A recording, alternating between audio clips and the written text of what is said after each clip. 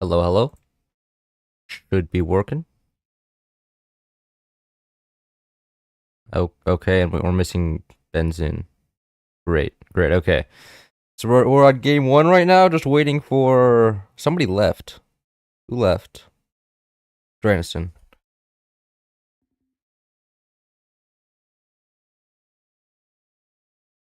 That's odd. Yeah, I pull up chat on my iPad.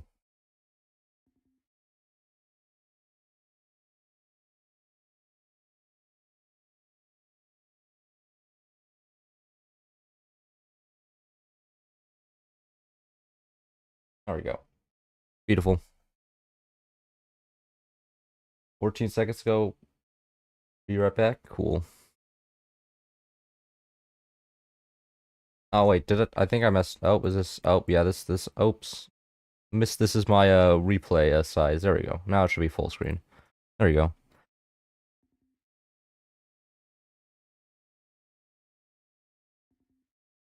Oh. Okay, is audio working? I think audio is working, right? OBS telling me audio is working. OBS telling me audio is working. Perfect. Eagle Eye. So Spook Eagle Eye banned. I think we should be good to go then. Right? Oh wait, no. We have to get VFX explosions on. Pretty mod first. Hello, hello, Robin. You guys doing whatever? Perfect. VFX. There we go. Pretty mod on. Pretty good. Tar doesn't have that mod. Hilarious. Oh, you think so? You think every single video is a masterpiece? Oh my god, that helped. That's really nice. A lot of the times when I like, you don't know how many videos I just throw in the trash. Like half of them, I just think the commentary's garbage. The content is garbage. Like so many games just ended like 6 minutes. Like, somebody just gets one shot by a cannon or by like mortars, and I'm just like, man, now I have to do the commentary all over again, tell the same story all over again. It's a rough time. I think we're good to go here. Oh man, I don't have a co-caster this time. Hey, this is gonna be odd a little bit talking to myself, but okay. And here we are, first game. So we have Poolboy and der Benzin Preisvergleiche versus Draniston and Tar. So this is, I think, left team is I Am Music, and right team is Tarniston. No. God, I really appreciate. Oh yeah, okay. So here I should actually turn on Obstacle. So Poolboy, Benzene versus Star, and okay, we're seeing Firebird versus Hurricane, which is actually really interesting. I thought for sure Firebird would be banned because Firebird is actually cancer to deal with, and if not banned, then both teams will be playing with it. But T1 going for a double sniper opening, that's gonna be that's a little bit cancerous. Oh, getting that first snipe off, that is huge. That's gonna leave the mines exposed and this turbine exposed. So now, because now they can shoot up at the mines, right? These mines are just free. Oh nope. Team 2 has figured out they are free, and Team 1 has also figured out they are free. But that said, Team 1 is a mine behind. You know, turbines cost them something, and it's probably gonna show off eventually. And deleted off the snipers. They realized that there was no value out of them. I guess they just wanted the resources. Did they build the turbine? I think this turbine is built a little bit too low. Because I don't know if they can build a mine under that. If I mean they probably can. I'm not 100% sure, but they may have screwed that up. And we may see that turbine deleted here in a second, which would be unfortunate. That would slow them down a lot. And then we have 5. So we have 5. Yep. They're selling off the turbine. Yeah, they messed it up. Okay, that's gonna hurt Team 1 a lot because now Team 1's a full 2 mines behind, and you know tech is equal. You're seeing red tech out of both sides, so it's gonna be interesting. Garbage commentary makes you relatable. Oh my god. Oh my god. Are you saying you comment a lot? New tournament? Yes. Yes, this is the I mean I haven't talked about this tournament on my channel because I was never sure if this was ever gonna happen. Like, you have no idea. Literally half the signups came up less than an hour ago. I was like, guys, please, nobody signed up. Please, somebody play in my tournament. And then literally half the pro players just showed up out of like fucking thin air, just like marched in. Well, why is this title? Because oversized. Because like the last one was the big pants tournament, so this one has to be the oversized. It's just gonna be endless synonyms until I run out, and then I'll come up with a new creative name. But until then, welcome back, Lemon. How you doing? So I mean, left side. I mean, we're not seeing much of anything. I'm expecting mortars to be placed down here. Yeah, but you know, I mean, I'm not sure if we're gonna see an upgrade center at all out of Team One. They may just be going fire mortars into 20 millimeters. That's what I'm expecting. And yep, those are storages. So I'm expecting fire mortars into 20 millimeters for Team One over here, and then for Team Two, I'm expecting we're gonna see straight heavy mortars. So that's gonna be interesting. But the top sniper is so dirty. Just getting the shot onto the mortars down there. This is Am I wearing leggings? No, I'm wearing shorts right now. But large pentaloons, pentaloons. That's one I never heard. New vocabulary word I have to memorize. Yeah, okay. So we're seeing fire mortars. I'm expecting them to place down a munitions plant when they get the resources. And okay, so the top sniper has been dealt with this sniper right here. It's gonna be really good, so the fire mortars here can actually like get exposed without just getting absolutely obliterated. And then I think Team 2 still hasn't upgraded to heavy mortars yet, interestingly enough, but they are lacking in energy production. They only have 2 turbines here. It was a little bit questionable, especially since they're going to go mortars which are super you know, super energy intensives. I think that's the word I'm looking for. Not exactly sure. Yep. Yeah, fire mortars are not doing much damage, and this is an insane gunner. What the heck? This gunner is just, you know, pro gunner over here, shutting everything down. Okay, there we go. And we're seeing the heavy mortars get unblocked. If the first heavy mortar shots land directly on the fire mortars, that may just be game. I could totally see it killing the enemy fire mortars, and then dropping the whole base. But if it's only if they hit the fire mortars. Which is a question of itself. Oh no, I'm trying to find like the perfect zoom here, and I can't decide between this and this. Game could be louder. You guys want the game louder? I can do that. I've been turning it down because I haven't been loud enough, and then like there we go. Now the game volume should be good. Or actually, let's turn up the music as well. There we go. Is that better? Hope so. But I usually, loudness scales with how far you're zoomed in, and normally on my videos, I'm, like, super zoomed in on my base, so when something happens, it's, like, blast the whole volume slider. But then when I'm zoomed out like this, you can't hear jack, and it's just kind of a little bit frustrating, maybe, but it's also is what it is.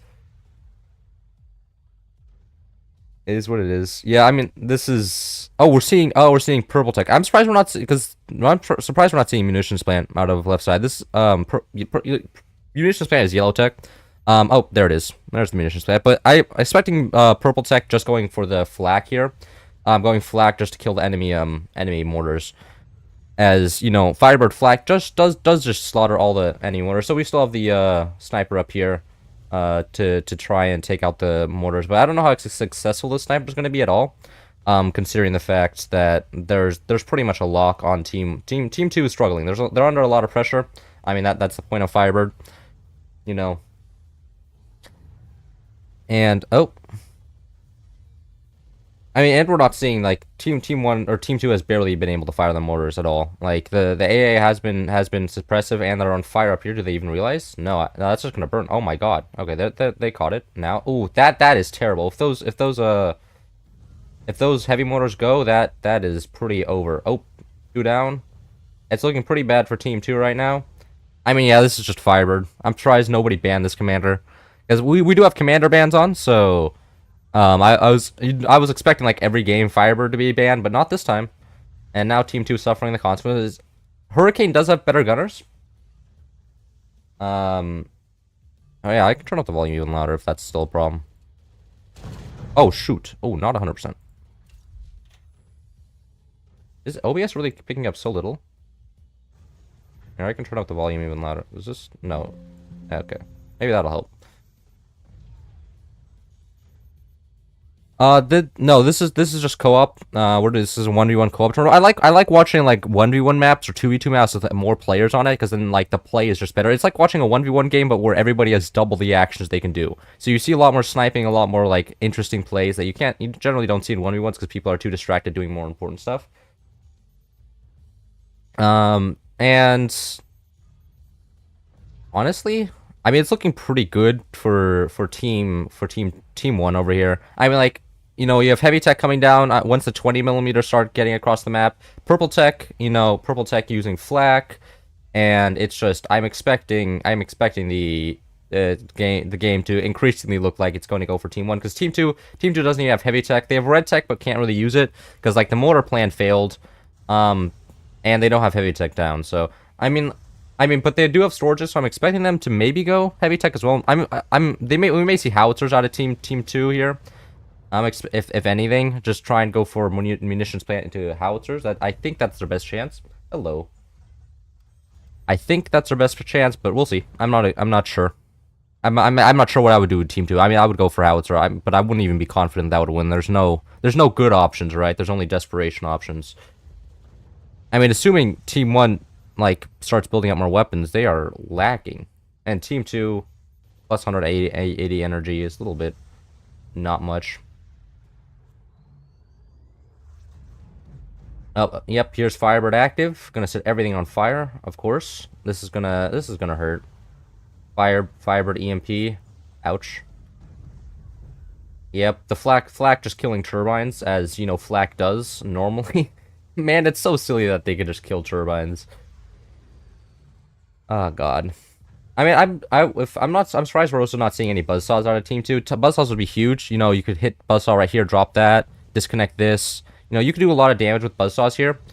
But we're not seeing that. We're seeing active use for double reload speed out of team two here. I'm not sure. I mean, I guess that can buff the minigunners, but you're using active on minigunners. Minigunners, as great as they are, don't do a lot of damage, right? Like, it's not how that works. Not how that works. Oh, yep, here's a 20mm. I just completely missed this being placed down. If this hits, I think that'll just be game. Because once they get active, they may just shoot without active. I don't know why they aren't firing. I'm assuming they're waiting for active here. Nope, they're not going to wait for active. Are they just going to go straight for the kill? Are they going to be successful here? No, okay. The team two survives the first volley. Yeah, and now they're building up more defenses. I'm expecting they do have team one. Oh, team one doesn't have a buzzsaw anymore. That's gonna make it a little bit odd because as great as 20mm are against a wall of wood, not really gonna do too much. So we'll see. But yeah, again, team two has just no weapons. Like they still don't have any heavy tech down, and they just don't have any resources. It is looking extremely not great for them. Going mortars against any Firebird is always questionable, just because, well, black. Like, it's just not great. I'm surprised we saw Tar's team Tar's team was the one that banned Spook here. And Spook is I would say the best counterplay against Firebird. And they banned Spook and then didn't play Firebird, so a little bit surprised by that, but. Yeah, maybe they just wanted to really play Hurricane. I mean, Hurricane's good as well, better gunners, but on this map, gunners aren't going to fire a second time. It's so close range. Better gunners don't matter very much because it doesn't really come into effect. If you were to nerf Firebird, how do you do it? Remove Firebird, fire projectiles from gunners and flak. I think he's balanced then. I think he's strong still. I think he's still meta, but I think he's balanced. Because fire mortars are very unique with him, because they make the weapon more than just a harass. Like, it's barely even a harass, because they can't really even kill turbines, normal fire mortars. But it turns Firebird to strong, but it doesn't mean you can just fire a flak and just slaughter an entire 50 gunners with it. That's what I find extremely silly. And I think, so I think the flak and the gunners is what I mainly have a problem. It gives you way too much map control for way too cheap of a cost. And but we'll see. That does have nerf Firebird in the last update, but it wasn't enough. It very clearly wasn't enough. He's still busted. And okay. I mean, Team 2 is getting this under control. It's just, again, no heavy weapons. Oh, extremely nice sniper up here. I'm very top of the screen. I don't know if you can see this. But sniper, did take out a fire mortar. Perhaps going to lower the stress on Team 2 a little bit. But double 20 millimeter with active. A lot of damage. And then, yeah, you see like the flak. The flak just set up a whole wall of fire in there. And it probably did like 300 metal worth of damage for practically nothing. Like, it's set that on fire, it's set that on fire, it's set everything that on fire. It's just way too much shred and way too much damage for the cost. Right? You know? I think so. Okay. Sniper war, and I mean team 1 is winning.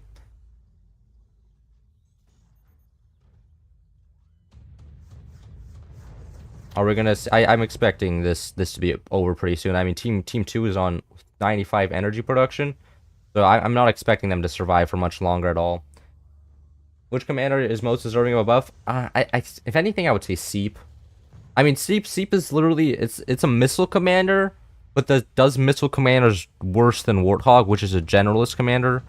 So it's like it does its stuff because like Warthog does missiles better and has other stuff, while Seep only has missiles. So it's just kind of why. I think they should move the 32% movement speed into a passive, and then he's balanced. Then he's good. Then I think he's strong because then it's basically if you use swarms and missiles, you will win with swarms and missiles, or you lose if they fail. And right now it's just you have Warthog, which you can use swarms and missiles into like lasers into basically everything because he buffs everything, pretty much, just more damage. And we're seeing another play with the sniper here, but I'm expecting actually energy shield may be huge, but again the bottom strut there may be just it for them. Oh, 13, 10, 9, 8, 7, 3, 2, 1, 0. Okay. GG. And Team 1 takes first round with Firebird. Well played to both sides. That'll put Team Tarnistian into the losers bracket, and Poolboy and Benzine into the second round. So actually I should go full I shouldn't go full screen with it. What? You can go negatives here? That's crazy. So, and then we have Schneckle and Skill Gap next, which are Butterdog Connectus and Schneckle, Skill Gap. Oh, okay, Schneckle, Butterdog Connectus. Oh god, this is a little bit. I have to also do all the cat herding. Meh. Who is Skill Gap?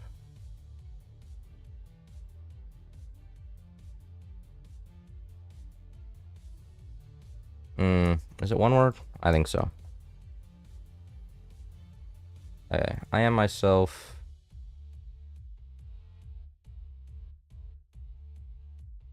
Cool. That should be everybody.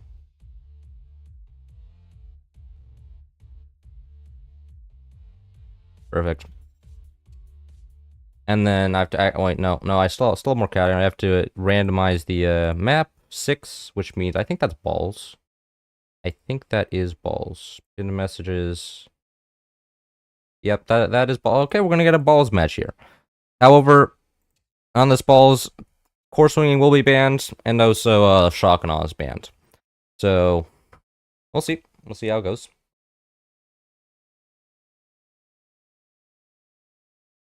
iPad turned off. Hi chat. Hi Cloud. Hello.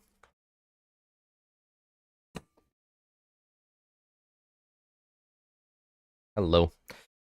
I just wait for the new teams to come in. Poolboy, I'm not sure why Poolboy is here.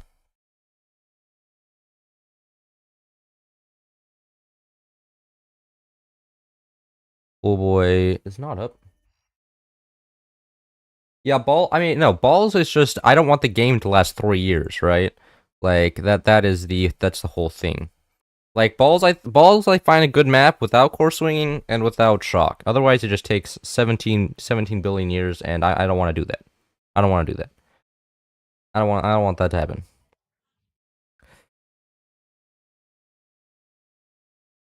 And now we just need to wait for. Yep, that's everybody. That should be everybody, right?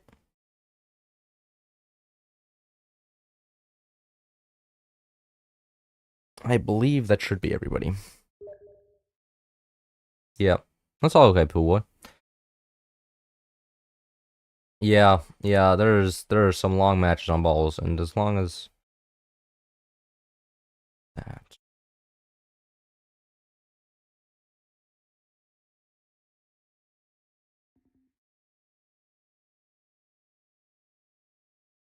Okay, we have a Taichu hater.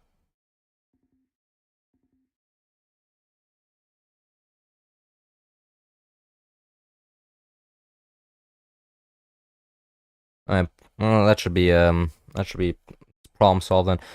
Can we? It should be everybody. Is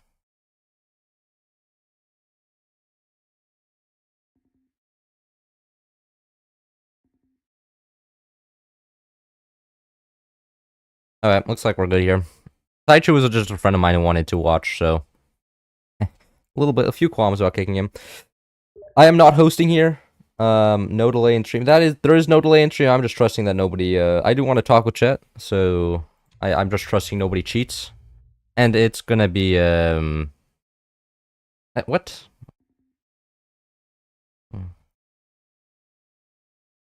But I know it's a little bit silly, but it'll be pretty obvious. A fire spread actually should stay the same, but fire spread is proportional to weapons. Yeah, no, I mean the problem is like one fire can spread. So I mean flak does not do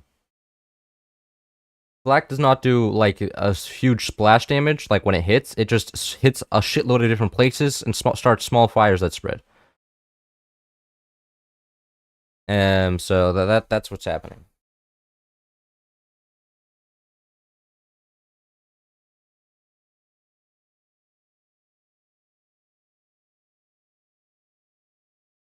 I'm not waiting for the bans here as well. A little bit taking a second.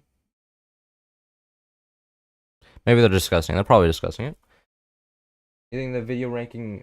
Would you think you would do? That's a little bit boring. I don't know, cause like it's just like like I would be ranking. All of them would just be like situational, and then because like if I had shock would be like D tier on every map, but then becomes SSS plus tier on on on balls, right? Like, and then Firebird, which is Firebird is A tier on most maps, but I mean like most like map situations. But then like a 4v4 becomes not so A tier because you can't really use mortars, and like people have smaller bases generally.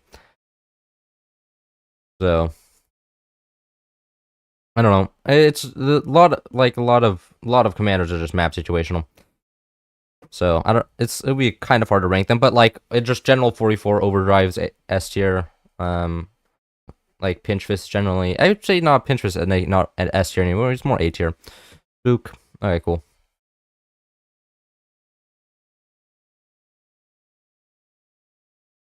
Book, overdrive, and shock. And I have a feeling we're gonna see a lot more Firebird this game. Because man, Firebird is good on this map as well. I think where both players gonna go. I don't see any other options. I mean, maybe Pinch Fist, but Pinch Fist is so awkward on this map because like this is generally a late game map, and Pinch Fist is only good in like the first 5 minutes. What time do you do your pub lobbies? I don't I don't do pub lobbies very often. Gonna be straight. Yeah. Everybody thinks it's Firebird versus Firebird. Okay, let's see. I'm putting a bet. I mean, like, I could do, I do, I mean, I occasionally stream on the weekends. The problem is often my family is like, hey, you want to go to hike? And then I'm like, no, please. My legs are too busy sitting in a chair all day. Yep, Firebird on Firebird.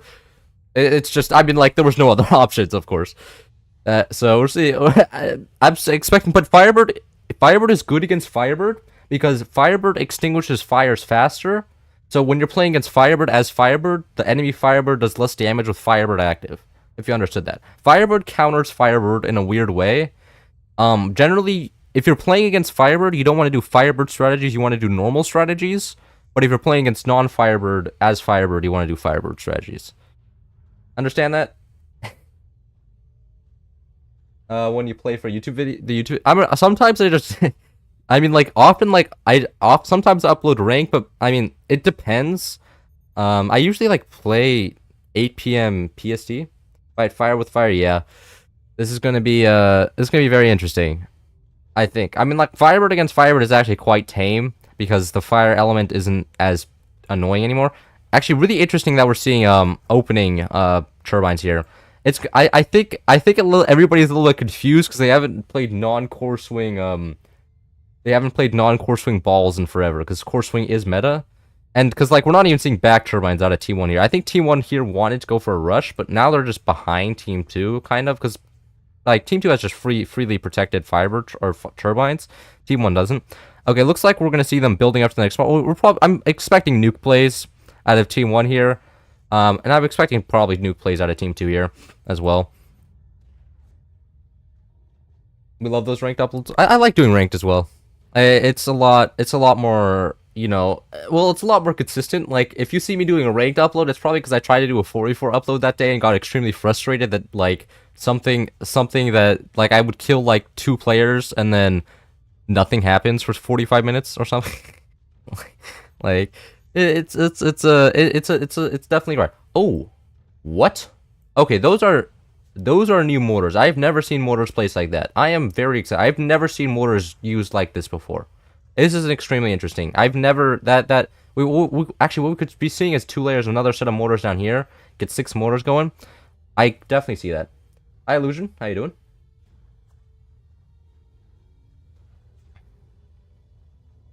Okay, we're going. So team 2 over here is opting to go to the bottom ball instead. But remember, disconnecting is a thing. So if nukes fire and you get disconnected, the nukes do stop firing. So if Team 2 gets nukes up here, they fire over, and then this connection gets disconnected. That's it. The nukes don't fire anymore. So we're seeing fire mortars. You know, no surprise there. But yeah, that is some really creative mortar placement. I think they are meant to target back turbines. However, because Team 1 does not have back turbines, I don't know if they even saw this coming. That's very interesting. That is very interesting. Well, of course, we're seeing the nukes go down here. I mean, yeah, I think those fire mortars were built with the idea of going up and over and hit the back turbines here, but sadly, no back turbines to hit, only frontal turbines.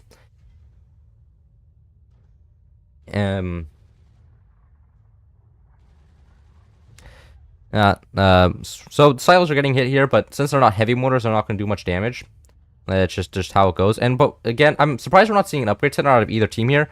Team 2 is behind or it's just in behind in general. I mean, they have the 3 mortars, but those swarms are gonna be a lot more dangerous than the mortars here in a second. If the swarms do damage, they can hurt the mines. They can even hurt the mortars back here. They can, I guess, even threaten the turbines a little bit, threaten the bottom mines. While the fire mortars can really just kill the gunner occasionally and not much else.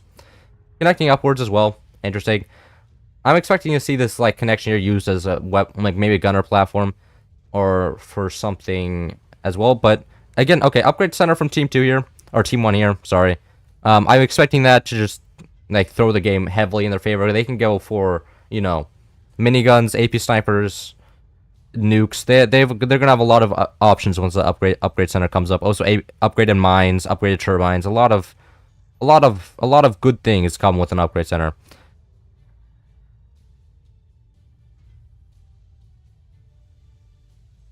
Have you seen how Termagna Beam play on vanilla plays? Yeah. No, I have seen those. I could do actually. That's a really good idea. Oh, yeah, thanks for reminding. Free content. Thank you.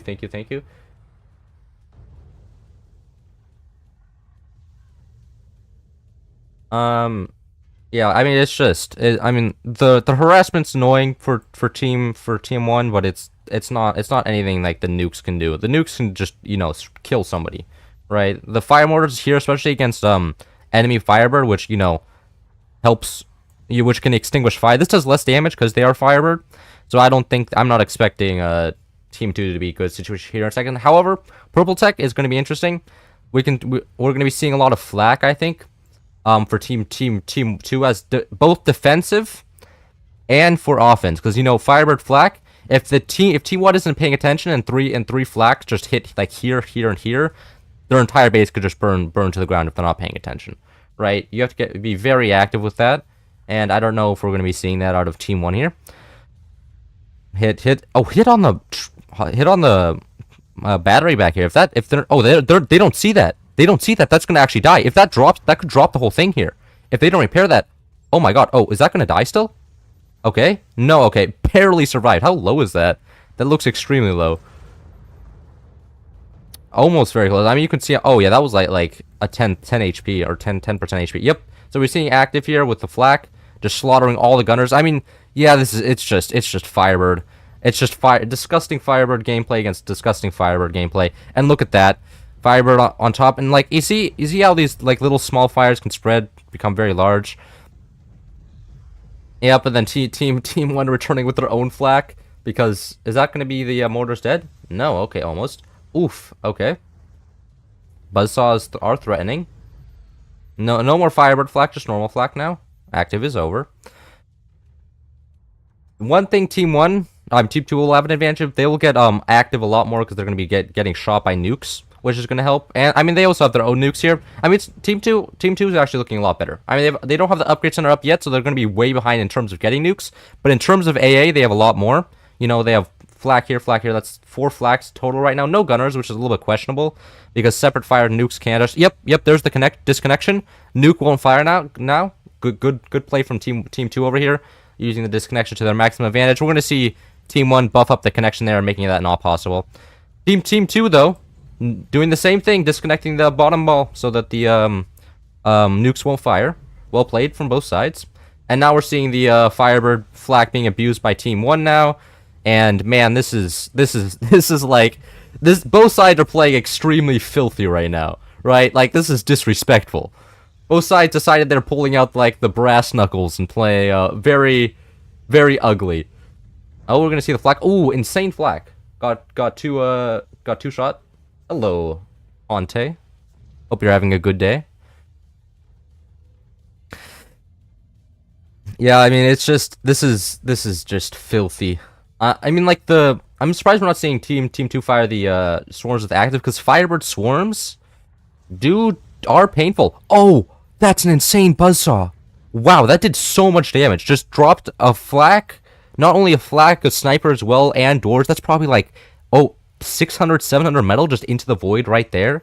That is painful. We're seeing, actually, like, floating-wise, only 400 to 200. I'm surprised we're seeing so much floating. With 2 players, I was expecting everybody to be using their resources, like, 100% efficiently, but not here. Nope. Everybody, I mean, 400. I mean, like, what's the timer? I can pull up the timer here. And 8 minutes is pretty fine, especially with plus 50 eco. Okay, we're seeing Team 1 not place mines up here. That means they're probably also going to go for nukes there eventually. A little bit awkward because they have a sniper on top, but I imagine that's what they're going for. I mean, they're mainly focusing on the nukes on the bottom ball. Okay, we're seeing laser tech. I'm expecting to see laser tech out of either side eventually, because laser tech fire beams will help a lot. Just help the weapons get through. You counter AA, but we're not seeing that. Oh, held flak. Okay, only 1 nuke. Oh my god, that's insane. One flak shot killed a nuke there. That means that's some very lucky RNG for team 2 over here. The fact that got shut down. But we're seeing 2 nukes go up a lot later than Team 1. But 2 nukes go up, but Team 2 is now actually I think Team 2 is in the advantageous spot. I mean, look at this is just an extremely beefy base. They're ahead in eco now as well. I mean, look at this. 7 mines, like 4 upgraded, 9 mines, 11 mines, and 4 of them are upgraded. Here we have 11 mines as well, but no upgraded mines. So Team 2 is also ahead on eco. They have a bigger base. They're a lot more tanky, a lot more sturdy. They have a lot more AA and clever spots, like a whole like AA trench down here. AA trenches up here, just AA trenches everywhere. Oh, is that gonna get shut down? Oh, 2 double nuke lanes. Oh, that hurts, and they were on fire as well. Yep, that's gonna be some damage. I mean, that's gonna be like, I don't know, that probably gonna cost like 1,200 metal to repair in total. So it's gonna put a dent. It's gonna slow down Team 2 here a little bit. I'm surprised Team 2 is not placing down tech. They have the resources for tech. I mean, I thought they would place down fire or laser beam tech as soon as possible. Get the fire beams out on the map, but we're not seeing that. Not seeing that at all, which is a little bit disappointing. I want to see this game. You know, I want to see some more. I want to see some expansion on weaponry. Both teams have kind of just stalled here. Team 1 has kind of just stopped building after the first swarms, and Team 2 is kind of stopped building after these 2 first nukes as well. I mean, that said, you know, they're still under a lot of pressure. Still a lot of things to do. Man, okay, this is so much like one well-doored sniper here, like here. If they change this to foreground racing, place a sniper here. This is so much free resources. Each one of those flags worth 200 metal. Smoke actually, smoke going down. Okay, we're seeing smoke. I mean, I guess Firebird smoke, is OP, is very strong. Are we seeing a laser beam tech out of the team 2 over here? No, not yet. Still nothing. A little bit. Still no. I'm waiting for the laser beam tech out of Team 2 because they definitely have the money to afford it, right? Like, Team 2 they are wealthy, and we're seeing double smoke. Oh, we're gonna see fire beam smoke here. Oh, that's actually really smart because that's all background bracing. This is actually like a well use. Oh, but the nuke just goes through. That's so unlucky. That is so unlucky for T1. T1 has just been screwed by RNG this whole game. That was such a perfect play, and now they're gonna get repair centers up to counter the smoke. No. Team 1 just got just boned by RNG. That is so unbelievable. Wow. Oh, we're gonna see double nuke land.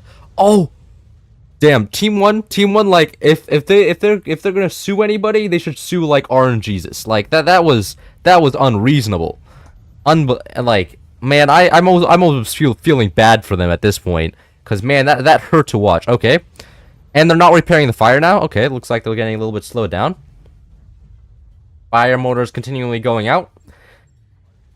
And we're seeing Butterdog and Nils. Butterdog and Nils are number 2 and number 4 respectively on the 1v1 ranked ladder right now. So these are really good players. They're arguably better than the players on the right, but Clout Allis, I know, has gotten rank 1 quite a few times, so he's a very, very strong player as well. But I was thinking at the start of this game that this would be going heavily in Team 1's favor, but no, Team 2 is somehow pulled it back very well. Repair centers are going up. And they're just getting everything under control. And the repair centers are also helping out put out the fires without needing of human intervention. Oh, that nuke. That nuke was insane. Just getting drunkified right here and then going right down there. Oof. That is unfortunate. And we're seeing the Team 2 try and just rebuild down here, but man, they just don't have the map control. They don't have the AA to just... They can't consistently stop the nukes. The nukes just are consistently getting through, and that's painful.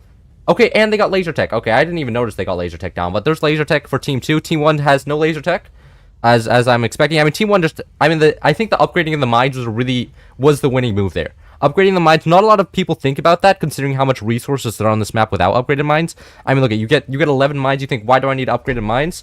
But I think with 2 players on both sides, you actually need upgraded mines to be able to spend everything efficiently, right? Because you actually have the APM and the ability to spend all the money when normally you just don't in a normal 1v1. But insane nuke right there, just curving straight up. That's going to do a lot of damage, killing a trenched flak there, which really sucks. But oh my god, Team 2 respawning with their own smoke. Jesus Christ, this is getting filthy. This is getting absolutely filthy. And the nuke lands. Oh my god, Team 1 struggling, doesn't realize they're on fire over there. Laser tech is up. I'm expecting some fire beams. Yep, first fire beam going down right there. Once that fire beam gets up, I'm expecting that the nukes are going to consistently land and maybe just end the game here. Because, I mean, it's just, if it's a base, more resources, bigger base, has fire beam. Less resources, smaller base, no fire beam, right? I'm not expecting Team 2 to be able to win this unless they get extremely lucky with some nukes or something. I'm expecting this game to go for Team 2. I'm sorry, did I say Team 2 earlier? I meant Team 1. Team 1's not going to win this. Because it's just, they are extremely far behind, and Team 2 is just really, really well designed base that's perfect for taking nukes. Like, they would have to get extremely lucky. Maybe, like, double nukes, like, here, just tearing everything off and dropping the whole base, but other than that, I don't see that working. Interesting sniper plays, but yeah, it's just, oh my god, it's just constant Firebird active. Because there's so many weapons on the board, and there's so much damage being done to both sides, that they can just, both sides just constantly have active, and it's extremely pretty. Oh, but double nuke land, I don't know if that'll make good enough of a difference though. I mean, once the fire beam gets up, I think this center, I think they can just kill the center here, perhaps. But yeah, the repair centers are doing really good work here. Really nice now that they have them down, because like again, the flak that are firing here will just get instant repaired by the repair center without the players needing to do anything. You don't see repair centers a lot in competitive gameplay, because you need oh my god, Team 2 just protected the enemy nukes there. Team 2 just threw. There's, oh my god. Holy shit. Holy shit! Team 2 just killed themselves. That is insane. Team 2 had that game, but they protected the enemy nukes. The fire beam. Who threw? Who threw? We need to know. It's not gonna show me the. Oh, it's not gonna show me the name. It's not gonna show me the name. Yeah, but this fire beam right here, protecting that nukes coming across the map. Oh my god, that was terrible. And then this nuke getting. This is such a perfect nuke. Look at that. Oh my god, that was so unlucky for Team 2. So unlucky. Such a shame, because Team 2 played so well there. They played so well. Such a creative mortar strategy and everything. That was... Oh, that was painful to see. That was painful to see. Well played to both sides. Okay, I have to cat herd the next group in. Who's next? Oh wait, we have to actually... So, who won that? Wait, no, it's not that, it was... Wait, I think it was Stecker? Stecker was Butterdog and Connectus, yes. Yes, Butterdog won. Well played, of course. And then we have Westwind and Burger Senioren. Who is Malme Geiger? And Geiger... Aska... I think that'll be everybody. Yeah, okay, cool. Cool beans. That was absolutely insane. That was crazy. That was just wild.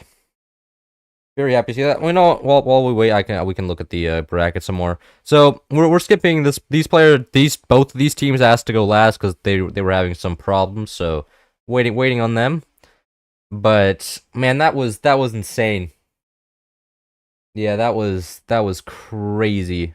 Like that was almost like I know I can't imagine how much guilt whoever fired that fire beam must be feeling, because like they had that game in the bag. That was their game, you know. But honestly, I think the nuke firing there was intentional. I think they fired with the idea that the AA or whatever the fire beam would be played by both sides, and I think that was intentional. And just Team 2 just played right. Like that was a desperation play from Team 1 there, and man, it worked out. Team 2 just walked straight into it, and that was it. It was a sad reality.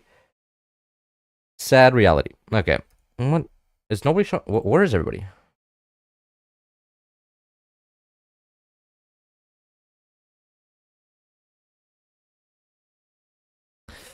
Where is everybody? This is crazy. Okay, there's somebody. All right, what are you, we're one now. Okay, what map is one? What map is one? Pillars. We're playing pillars now. Crazy. We have Malmayan. Now we just need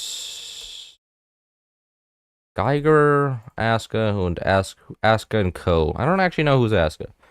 Probably should start. Yeah, yeah. Have a nice day. Have a nice day, Metal Words.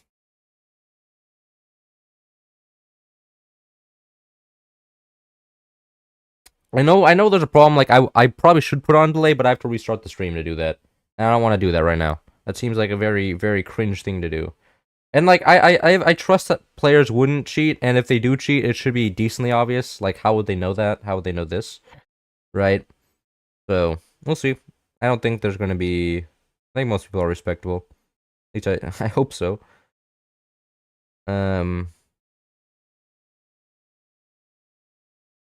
we? Are we not? Are we missing people? Are we just going to the next game? What's happening right now? No, this last group here. We can't. Is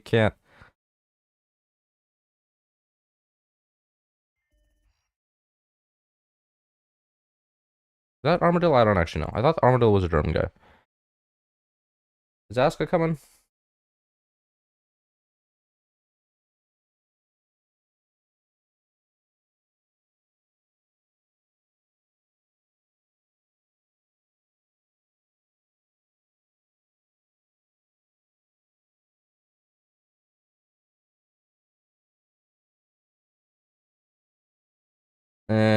Yeah, it's not. Doesn't look like like a team's not showing up. Okay. I mean, there was a substitute team. And I guess, well, that's what. If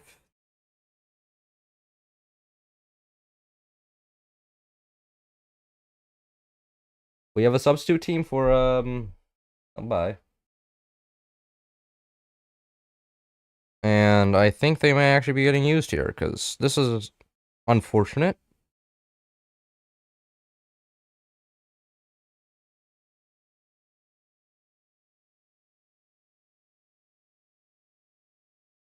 This is unfortunate.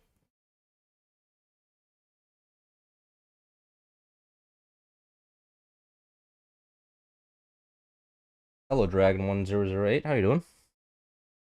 Team 2 also turned the defensive bracing front of their core into background because of sniper plays. Yeah, yeah, it was a very unfortunate series of events that caused that. Like that was super unlucky, super unlucky. I was absolutely stunned by that happening, but all in all, good game. Well, I'm good. Good thing Team 1 didn't. Uh, looks like the substitute team is coming in and are going to be replacing the senior whoever as a team because well they didn't show up.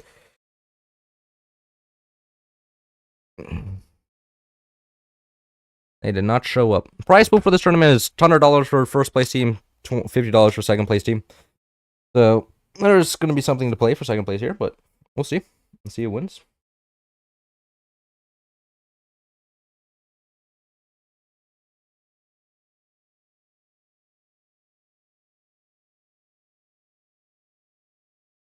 Yep, and they should be joining here in a second.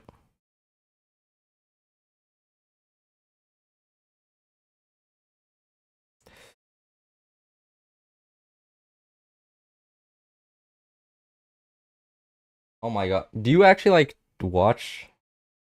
Why did you delete your last stream? I was not in a good mental place in my last stream. Um, I was not only drunk, it was 3 a.m.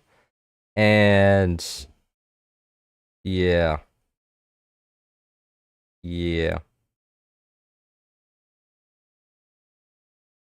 So, we just need one more person. So this is gonna be substitute team Mulva and Snake. They asked to be substitute team because they couldn't make it in the game, but somebody didn't show up, which happens like every time, anyways. So there we go. No, okay, that was not Snake. Yeah, drunk stream was not. I do watch the rank streams after stream. I mean, I do want to do rank stream. It's almost the end of season, right? But when does it see? Okay, actually, we have all the players here. I can't start talking about. They could easily watch it by putting. Yeah. Yeah. I mean, like the drunk stream wasn't even all that entertaining, brother. I was not talking. I was just drunk and tired. Like I wasn't. Uh, is it the third match? Yes. This is the third match.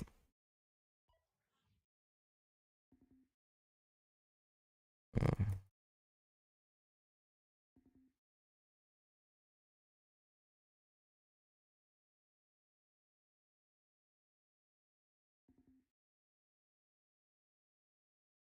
we be good here?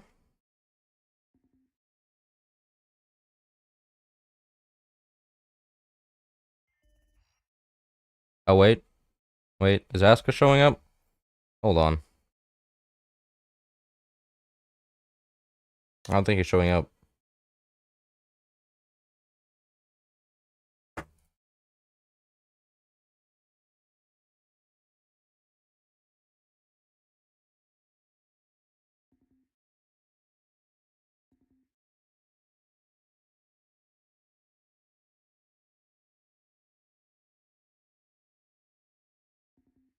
Okay, well, it looks like the substitute team. Okay.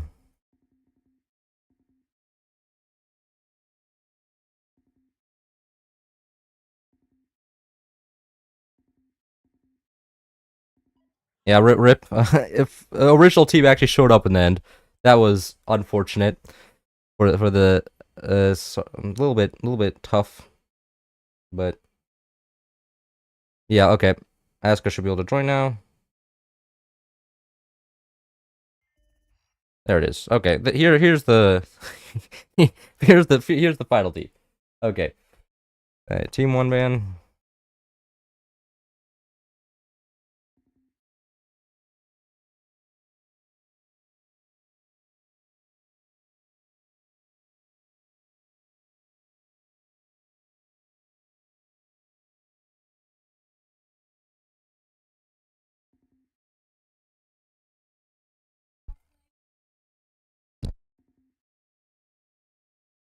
Sorry about that. My mother came in the room. My mother came in the room and was asking me about breakfast. I will not be eating breakfast. I am streaming forts.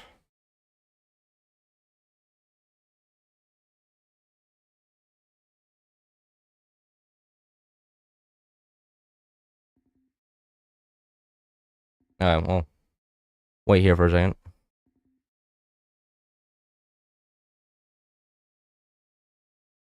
Mr. Translator, what is Asuka saying? Asuka is saying, as Asuka's complaining that the bracket said he was 4th, and then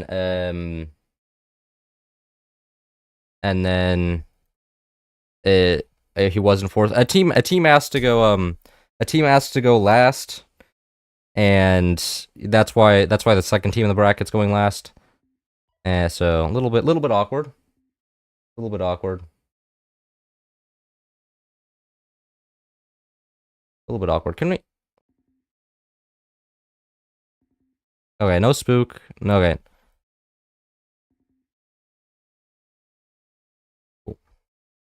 No fiber, no spook.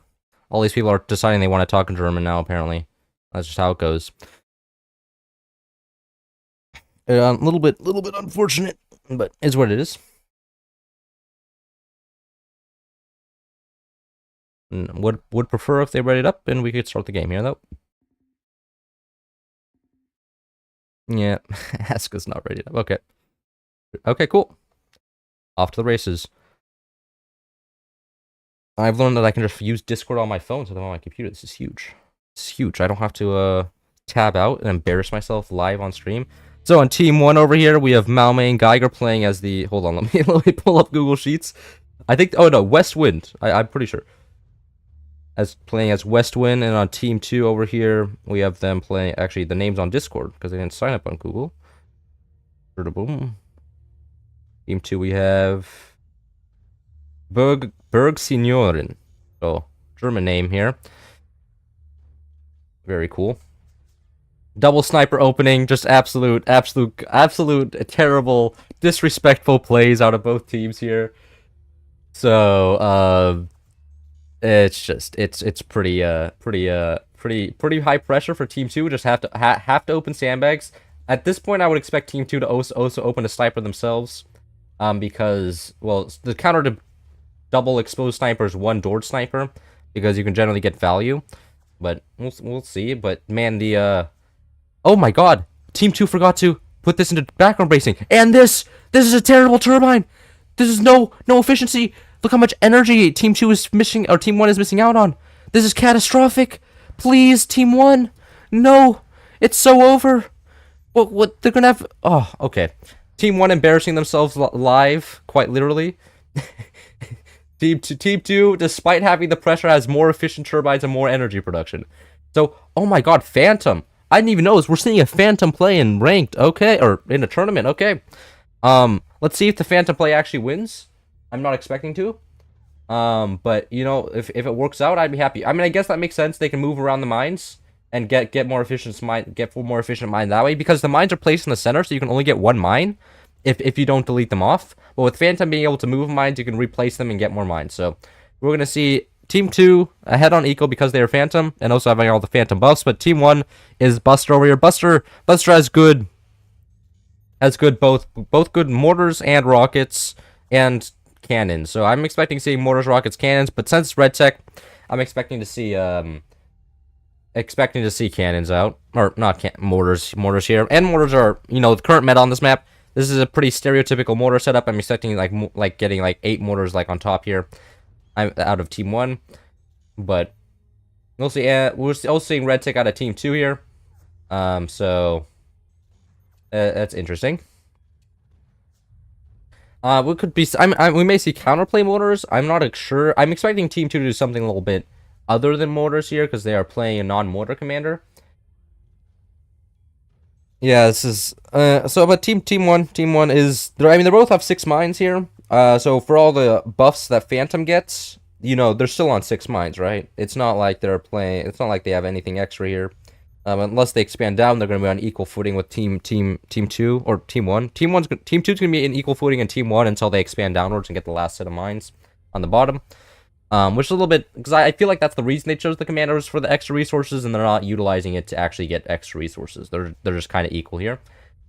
And we're going to be seeing, oh, okay, we're seeing mortars here. These are going to be surprise mortars. Team 1 cannot see the mortars right now. But that said, and team 2 does not have the upgraded mortar or upgrade center. Oh, we're seeing straight laser tech. Okay, interesting. And then we're seeing counter mortars out of team 1 here. So I'm expecting this to be just go. I'm expecting team 1 full mortars here. Oh my god, that was a very convenient timing. That the fire mortar hit right when the right when the buzzsaw landed, setting everything on fire, not being able to repair there. Very nice. But again, team 2 is still on 6 mines. Massive oversight. I would have expected them to expand downwards, especially because they have the resources now. I guess not the energy production, but they generally do have the resources here. To get the extra mines on bottom here. Fire mortars coming out of team 1, and the funny thing is, team 2 can see those fire mortars. Like, the team 2 knows, like, these mortars are just completely exposed. I'm surprised we saw no reaction out of it from team 1 here. Because you know these aren't bad players, right? I was because like, and so I'm surprised we didn't see a gunner or two. No, only after they're getting hit we're seeing gunners. A little bit concerning for team 2. Maybe they expected them to go straight upgraded mortars, which is, I mean, it's a fair expectation, but it's also like, if you have mortars, somebody's going to fire mortars at you just to kill your mortars, because fire mortars aren't good at anything except really killing other mortars, normal fire mortars, that is, you know, except that, I guess, I don't know. But team 2 utilizing the passive to move around stuff to actually move the turbine to a safer spot. Very nice.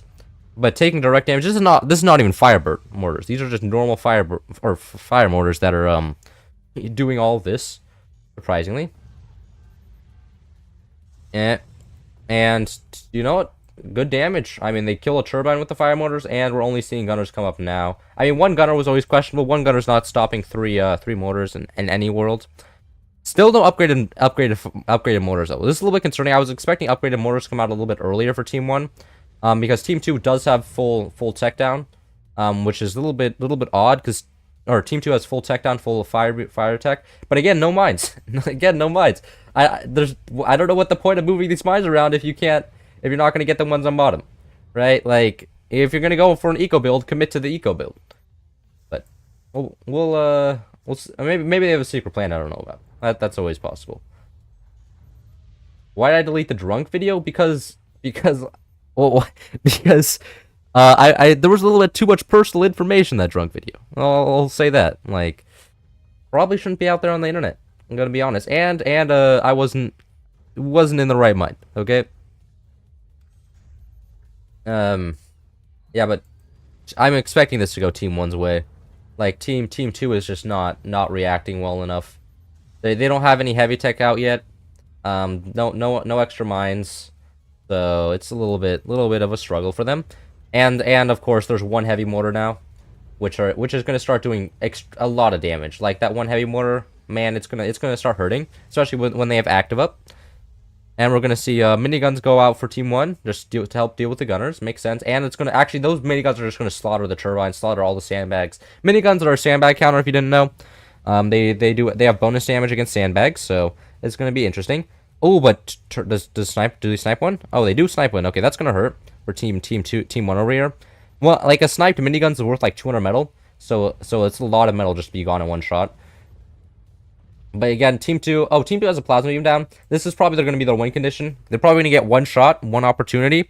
You know what they could hit? They could hit here, try and collapse them. They could also try and hit the mortars once it comes up. But there could be more defense. Who knows? Oh, they're expanding down. Oh, is that them dead? Buzzsaw gets team 2 here. GG. Man, that was A little bit, a little bit anticlimactic there. Did they just get right here? Yeah. I mean, that was a lot of frontal weight here. And, I mean, for all the stability tech, um, this was just completely exposed. Yeah. There was nothing protecting here, and that's what got shot. Makes sense. Like, that's one filthy, buzzsaw there, just cutting everything down there and dropping the whole base. GG. Man, that's three, yeah. Okay. GG, team one taking the victory here. Well played to both sides. Well played to both sides. Okay. Who do we have next? And next we will have... Pull up the brackets. The one here. Westwind. Like so. So, skill gap in the Burgess Union going into the losers bracket. Now we have... Okay. I mean, like, I probably should have asked him to change name, but you have Diddy's Cavalry against Infinity Nut. So, I have to ping all of those people.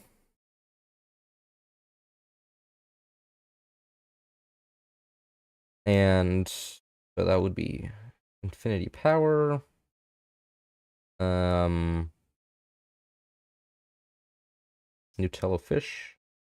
And then a few Russians. I'm pretty sure the other words are Russians, and I just have them saved. Saved in my DMs, direct DMs. What's the second one? It's just a bunch, like, it's a bunch of characters. Like, I can't memorize these names. Who do you think I am? Some sort of genius? And then we have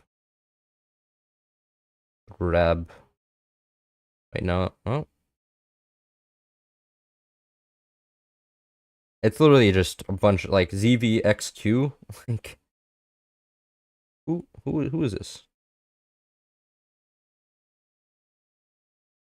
Who is this? Actually, I can watch as I can do this. Huge. And I can use Alt Tab like that. Lovely.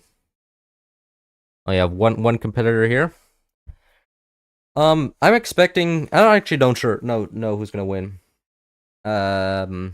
Because we have first of all we have the Russians, which I have no faith in, but the Americans are gonna have American ping. Like we have a German host here. I wasn't gonna host because majority player base are German. Didn't want to be didn't want to. Hey. No, I haven't actually randomized map yet. I do that as well.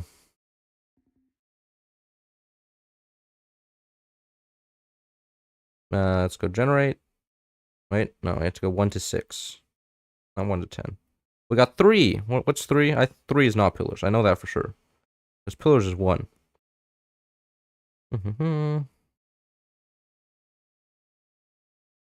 Pins.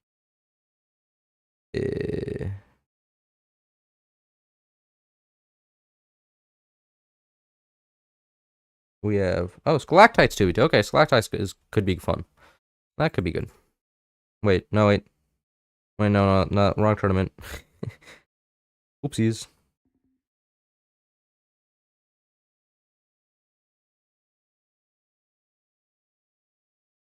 Elephants. Okay, we have elephants actually could be cool. Elephants could be cool.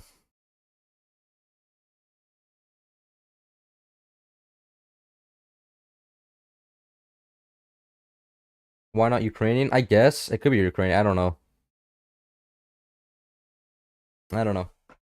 What's your second favorite food? I don't know. I don't what food do I like? That's actually a good. I like steak. I like steak. That's good.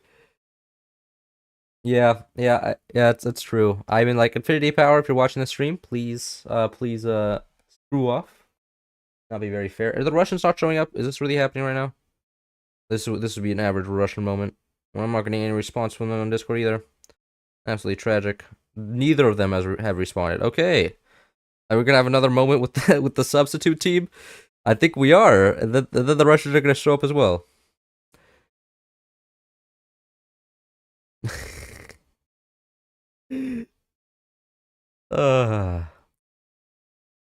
Yeah, this is what's happening right now. This is what's happening. Russians decided they wanted to sign up and then not. They literally responded a few hours ago. But but there was but apparently now they're gone. Now they're gone. Now they decided they're gonna go off into the Shadow Realm, do whatever the Russians do there. Um, so we're gonna, and you know, if they the Russians, no, okay, your joke. No, the Russians is not are not being there. They're just I don't know because one of them responded like I asked if they were prepared for the tournament and then they're gone.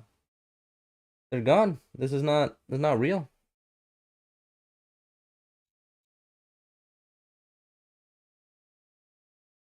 My steak is ready in 2 minutes. Are you making a steak?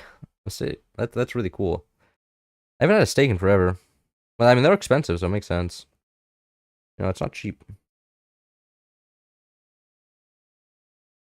Yeah, it looks like I mean the Russians are already they're not responding. They're both offline on Discord. Both of them. It's not even like one of them. Both of them are gone. And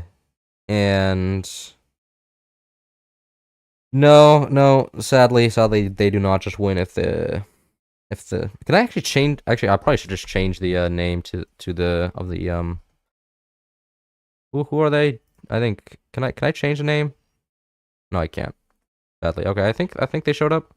Okay, cool. Okay, we have the substitute team. Epic versus the all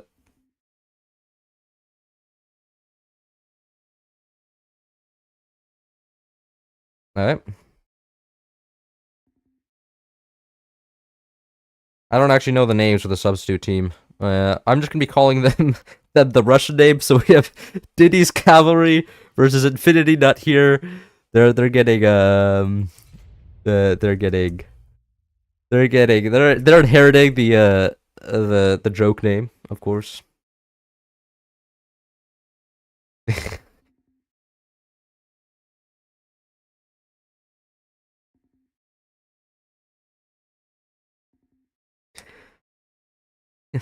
Now this guy needs the absolute Forts Cloud Show. This is me when I was so on the fence of even hosting a second tournament because because because the last one was similar where it's just everybody is disorganized. But I mean it makes sense. I mean this is very I mean but it's a very it's a moment. I'm not I know I should be expecting like perfect etiquette, but I mean this is even more clown show than the last tournament. Like the last one I was like, oh this is a little bit odd. But this one I that like people are asking should have been Diddy's reinforcement. Yeah, Diddy's lawyers. It should have been. Diddy's fanboys. Uh, I can't cook state. Trust me, no matter what advice I get, it's always terrible without copies. Man, Mirandering. Yeah, he said he was making a steak. Okay, cool. Okay, I'm expecting a spook on spook game here. If pinch, I mean I guess overdrive spook. I'm expecting overdrive spook here. To be the game plan.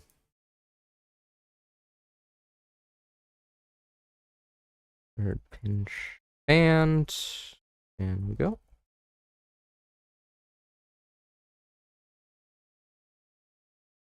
I mean, I hate waiting as much as the next guy. Like, I'm not having fun here. Then at 8, whether it's going to be oh god, Curse's streaming. Yeah, I actually, man, Curse's lobbies are always interesting. I mean, they're fun. Dragon 1108, 1008.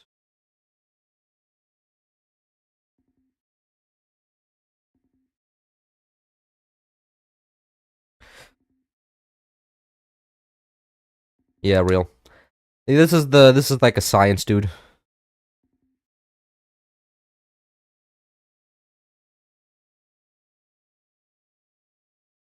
It's fine. I mean, if we have one guy spec, then nobody else can join, so it'll be fine. Don't mind 3v2, real. Can we get the game going? This is not real. I'm going to leave through soon. I mean, that's fair. brother. It's a waste of time, I guess. That is a fair assessment. It's a live stream. That's a tournament. Like this happens. This happens. I mean, whenever snakes snake apparently really.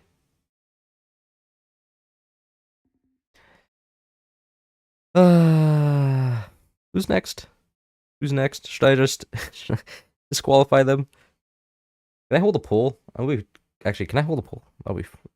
This no, I mean actually the Russians still haven't responded, so this is still a good move. They were not coming back. They were not coming back. Who's actually next? This is actually something that I should know. Yeah, yeah. I mean, like that's fair. I mean, like I mean it's fair because the substitute team, but I mean the Russians are a little bit odd. Turning. I mean, we're waiting. I could do skill gap and Bogosignon.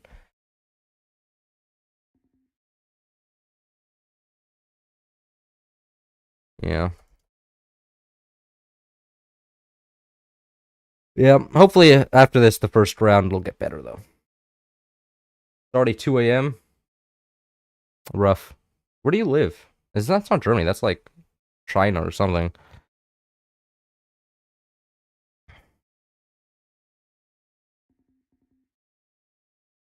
I could sub in. I could sub in. I could that could be a thing. I'd have Dragon sub in. That would be pretty happy. That would be pretty funny. I would think. No. Real shame. Okay. It's 4 p.m. for me. Germany is 19 right now. What is a substitute? This is a substitute team because I had a feeling that a team wasn't gonna show up, right? 4 p.m. Iceland. No, I think 2 a.m. is Asia. Germany 7 p.m. Make a temp truce. No. Like, maybe I'll just move on. Move.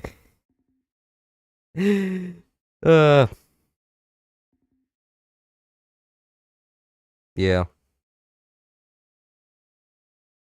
Nepal at 0 a.m. Oh, you live in Nepal? That's crazy. I think I've ever met somebody from there. Wild. Actually unreal. Okay.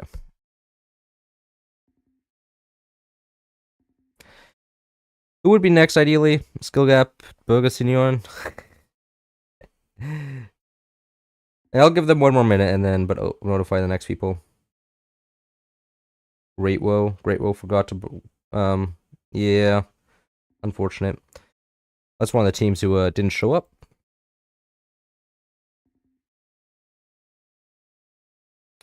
I'm gonna just I'm moving on. I'm pinging the next people if they show up earlier. If they can confirm earlier, then that's gonna be who's in skill gap? I actually don't know. Burger Senor. Oh, Aska, Armadillo.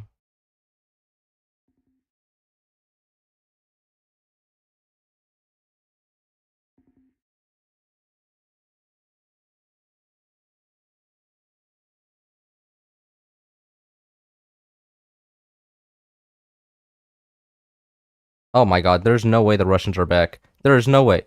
There is no. This is such a clown show. Okay, okay, okay.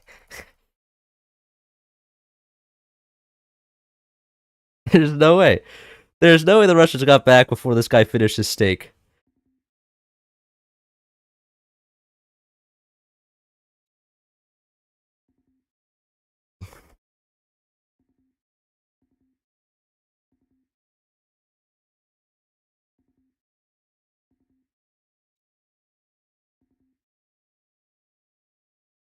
Can we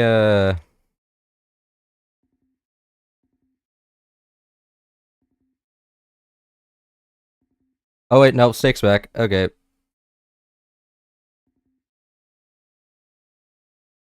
We're gonna play with the substitute team. I have no faith in the Russians. Gonna be honest, a little bit racist, but yeah, this is what's happening.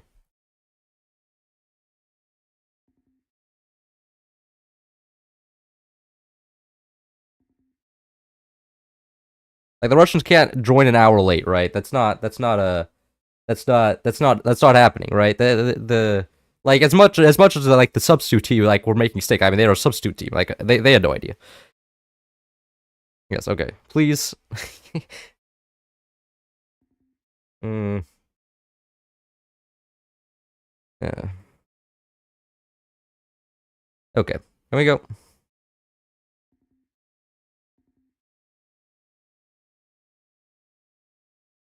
Yeah, and here we are, off to game 4.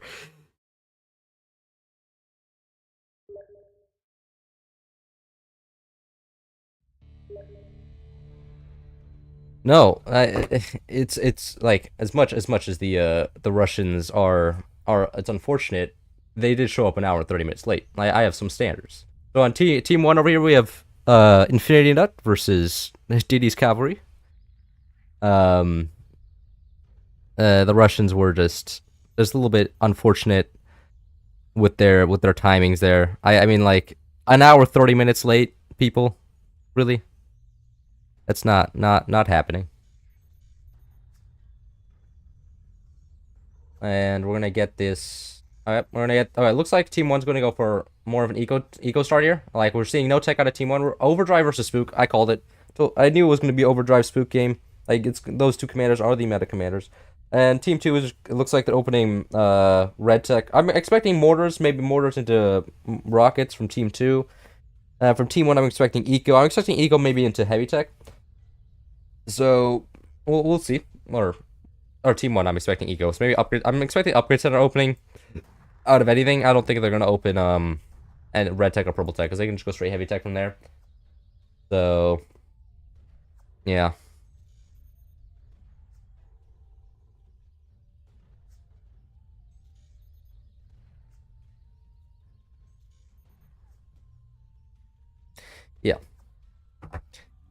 yeah, yeah. Just a sniper from Team One, like that's just being annoying. Team Two not reacting at all. I mean, like I guess it's fair. They have the sandbags up. They don't need to react. They're kind of just set. Team Two is spooked. They know that there's no red tech out of Team One here, so they can just not they can sell off all their metal confidently without worry.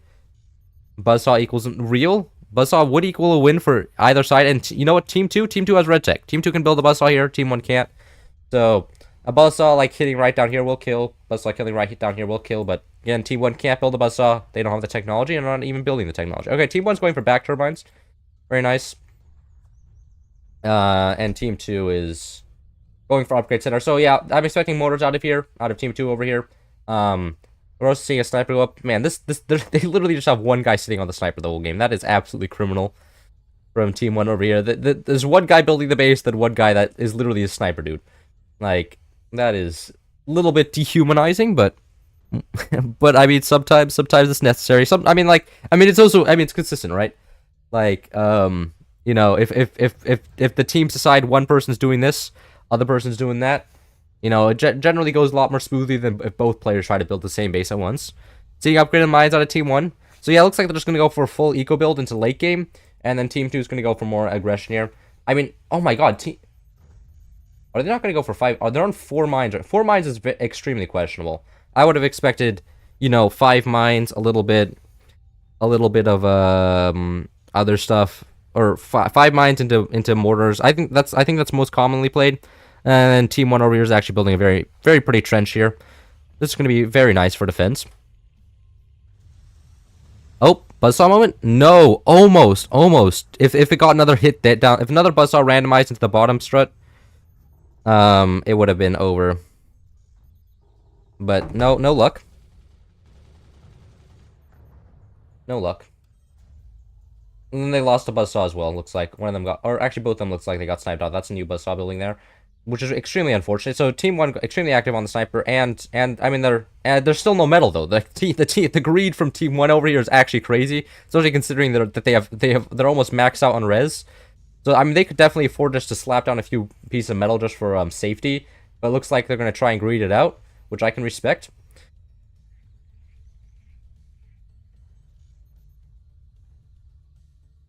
Yeah, I mean, like, Team 2 doesn't really have that many weapons. Like, they have 3 mortars. That's nothing, right? Like, I think it's looking pretty terrible for Team 2 over here.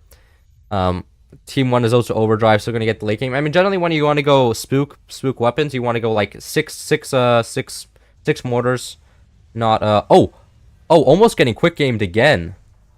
Jeez, team 1 is really getting greedy with this, and they're still not building. Are they building metal now? Nope, they just dropped some metal. Nice going, Team 1. Nice going. And we're seeing them. Mortars aren't. There's no shot those mortars are landing. There's six gunners. There's no bait mortar even for Team 2 here. I have no confidence that those mortars are ever gonna land. Anyway. And yeah. Buzzsaws are coming across the map, hitting that bottom part, but that's not integral. Especially with the foundation node in the back here, it's going to keep this base like not from falling. That's going to keep the base from falling forward. So I mean, it's generally just looking extremely bad for Team 2 here. I'm expecting there to be just like a few. Maybe they're going to go howitzer. They're not building any extra storages, so I'm assuming they're just going to go. Oh my god, that insane buzzsaw actually bouncing off the metal there, going downwards. I'm expecting to see. Perhaps we could see a howitzer. We could also see a few cannons, a few 20 millimeters. The fact that they're not building any extra storage makes me think that they're going to go 20 millimeters or cannons. Probably 20 millimeters. 20 millimeters are very popular on this map because of the close range. And, okay, yeah, I mean, Team 2's finally got that 5th mine down. I mean, it's not over for Team 2. They are spook, so they will be able to see everything that Team 1 does. But, yeah, I mean, the Team 1 base, like, Team 1 base design here, very, very nice. This very nice spot. Is that a cannon? Yeah, that's a cannon. So we're seeing is that a cannon? I think that's a cannon. I may be going, that may be a 20 millimeter. I don't actually know. So we're going to see some heavy weapons go down for Team 1 over here.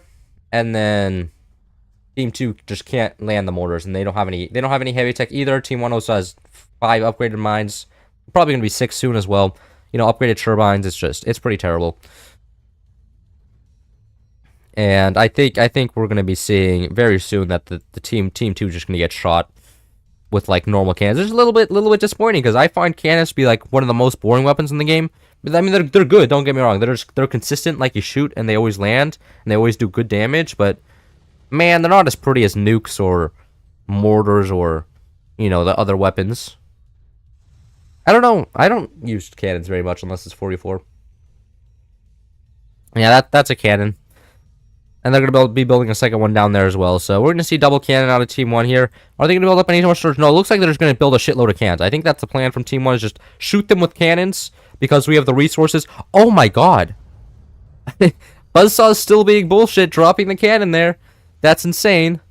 But Team 2, I mean, Team 2 is like being annoying with the buzzsaws, but again, they don't have a win condition, right? They're still on 5 mines, they're way behind economically. Like, the dropping of the cannon will hurt, but they also just got active. So they probably just got reimbursed for the dropping of the cannon just because of how many resources they'll get from active. I mean, you know, it's double 39 resources, so that's a lot of money. That is a lot of money they just got. And we're going to probably see another cannon go up here and down here, right? So it's going to be a little bit unfortunate. Little bit unfortunate.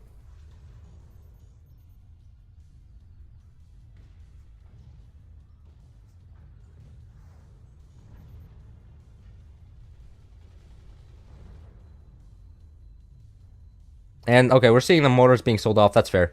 They knew the mortars weren't going to do anything. They're probably, I imagine they're going to armor up, yeah, they're trying to upgrade mines as well. They still have a mine down here, which is a little bit odd. I guess they could go for a nuke play, but that would be a little bit weird. I'm expecting them to go. I think the Team 2 game plan here is to go heavy weapons as well, as they are kind of, like, you know, lacking. I mean, they're just spamming buzzsaws. Never mind. Apparently, their game plan is just to build a shitload of buzzsaws and hope that that works out somehow. But I mean, Team 1 here has built metal everywhere because they know what Team 2 is trying to do, which is just, you know, cringe. Oh, okay, 1 mine down. That is actually huge for Team 1 here. That's gonna slow down Team 2 even more. Make it come back even harder. And I'm expecting like cannon up here. Oh, okay. It looks like they opted for a sniper down here, which I find a little bit odd. And they're gonna Another cannon up there. Beautiful. Drop. They're gonna go for here with the buzzsaws again. However, it's just a sniper. Nothing really too expensive to kill down there. And otherwise, up here is pretty protected against buzzsaws. Like, I mean, I guess they could fire it over down there, but I don't think that's happening.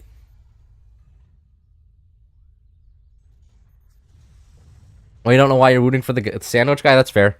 I mean, maybe because he's the underdog. I mean, this is the substitute team. Like, so they weren't exactly the best. They aren't exactly the best players. And but I mean, like I can't really blame the sandwich guy, right? Like it's like being called on at a random time, being prepared at any moment is a little bit high expectations there.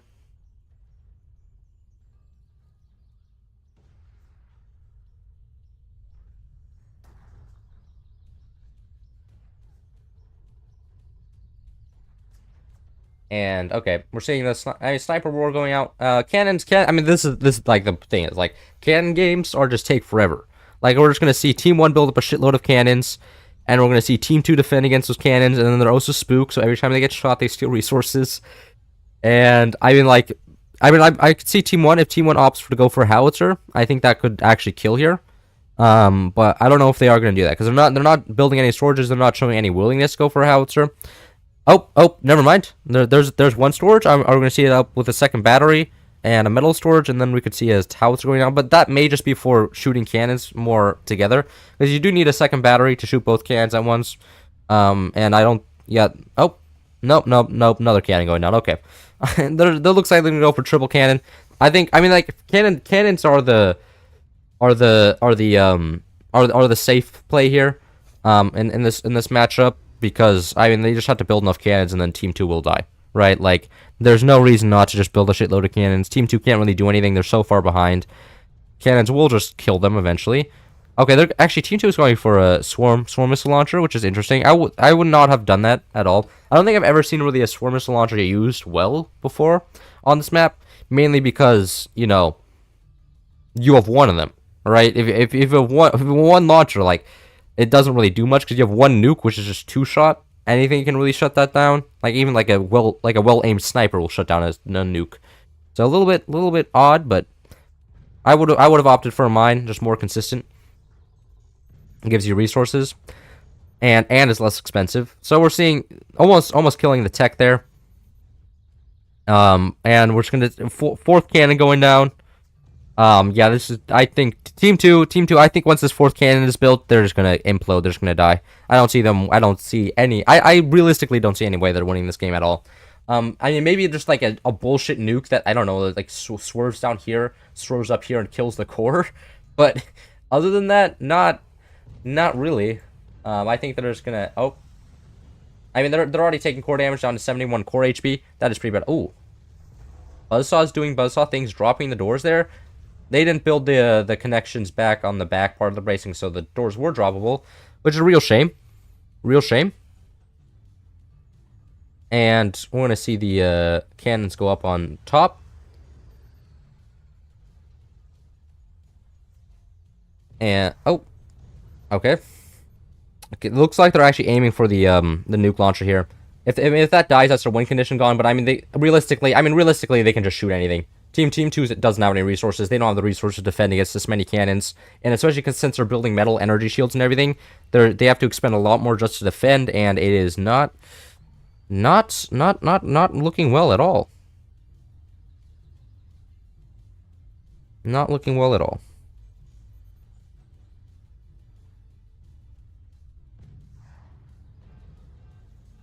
Okay, if we see a second like cannon go down here, kill the mine. Oh, I mean that's bad enough. All this metal storage gone, so they can't even. They're even farther from being able to build a plasma beam if they wanted to. I guess they could have gone for a door snipe as a win condition. Oh, and the mines are dying. They do have portals up though, so I don't think the team 1 here will be able to kill the core. However, I mean team 1 can kill everything else, right? They can kill the mines, they can kill all the turbines. They can basically shoot everything, and like. Team 2 over here has 139 energy production, 22 metal production. They can't tank this under no realistic happenings.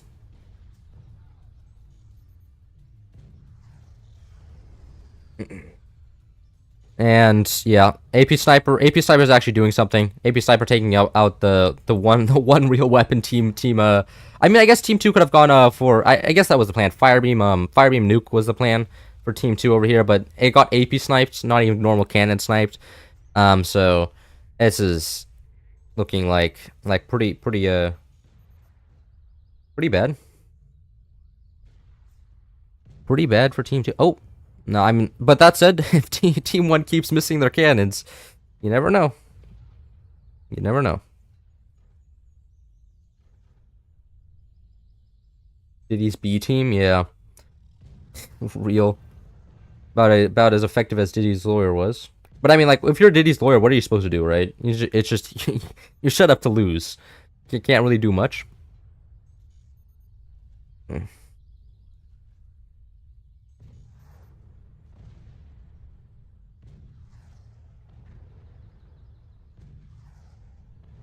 But the loser of this team is going to play in the next match as well, which is quite nice.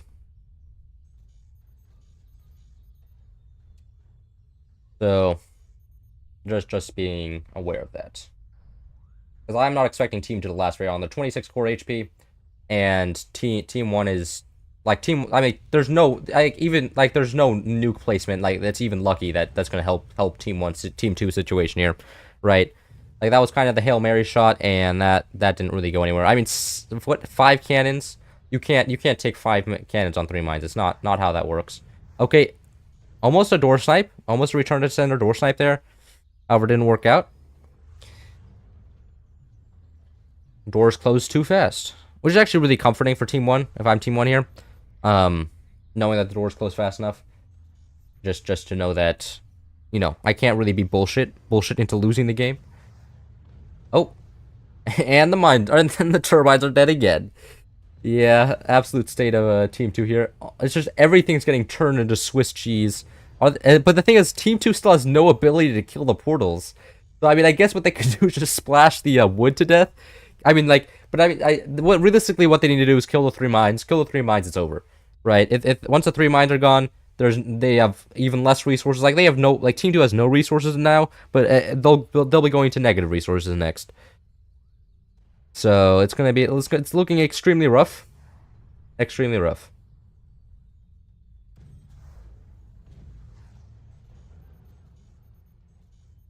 Yeah, oh, no, still missing the cannons though, which is unfortunate. For team 1, but I mean it's not. I mean realistically, it's not gonna matter. I mean, like at this point, they're practically playing with their food. They have 95. like them missing the cannon's not gonna change anything.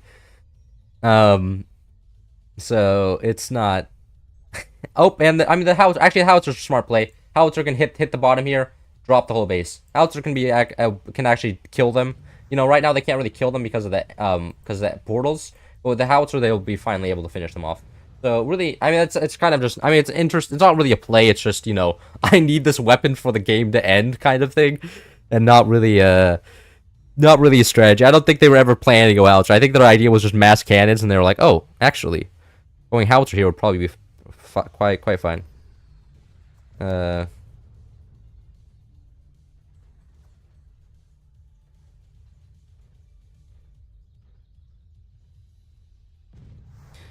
So we'll be seeing. I'm expecting we're gonna be seeing a game over here soon. But I've been saying that for like 5 minutes now. What's the timer? What's the timer? 17 minutes. Man, actually, it's almost impressive that Team 2 has survived 17 minutes against Overdrive fully upgraded Eco. Like I was expecting Team 1 to just roll over them within it was roll over them extremely fast, and it's just not happening. And there goes the mines, and that +4 metal income. They're gonna have to sell off everything just to get the mines back, and even if they get it back, it's not gonna matter because it can just be shot again. They're just building sandbags now. Makes sense. Sandbags are just purely you know pure energy, so that that's something they do have, right? And so we're gonna see a lot of sandbags. Howitzer's up soon. Once howitzer up, I'm expecting the game to be over. I mean, if they hit the shot, if they miss the shot, we're gonna have to wait for a full howitzer cycle reload for them to shoot again. Oh, no overshot. GG. GG. So, um,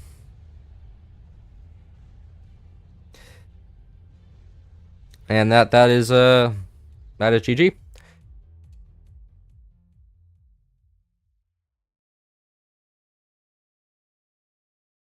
So Nutella Fish and Infinity Power shall be moving on to the next tournament, and next we're gonna have the Diddy Cavalry go on and play another round in the losers bracket to determine the first eliminated team here. So there we go. This current rating, and now we're gonna move on to game 5 and 6. Absolutely lovely.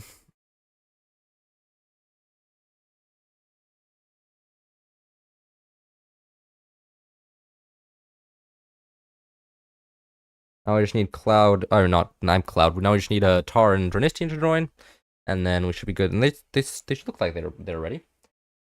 Ultra low volume on game. Is that really? I mean, that's the problem. Is that volume scales with how far you're zoomed in. So if I'm zoomed out all the way, you guys don't hear anything. So it's just crazy. You guys have best strat? Yeah, real. And now I just have to. What's the next map? I have to actually find. I have to do all the funny stuff. Next map is 2. What is 2? Hang time. Oh, hang time was actually gonna be fun. I think we're gonna see a lot of nukes on hang time. Hang time is a very nuke heavy map. What?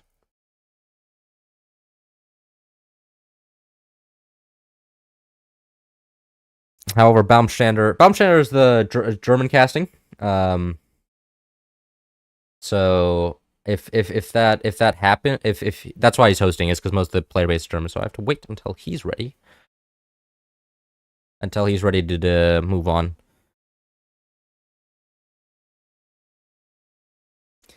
I'm waiting on Draniston, but it shouldn't be.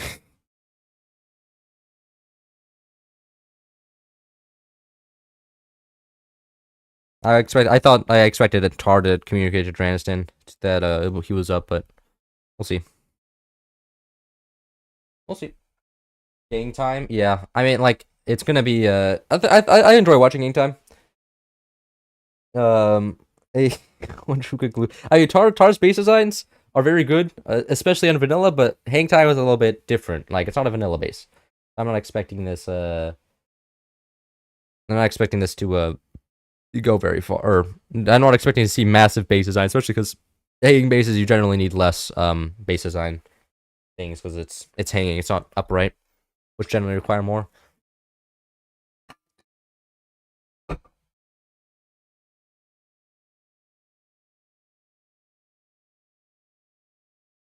I need Nim to leave here.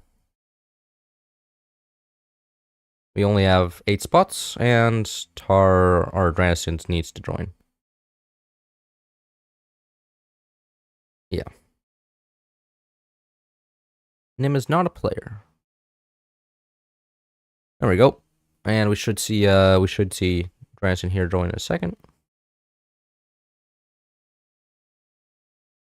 There we go. Okay, everybody's here. Very nice. Team. Get one commander ban. Hopefully, well, we'll see. I'll give them a little bit of time to discuss this.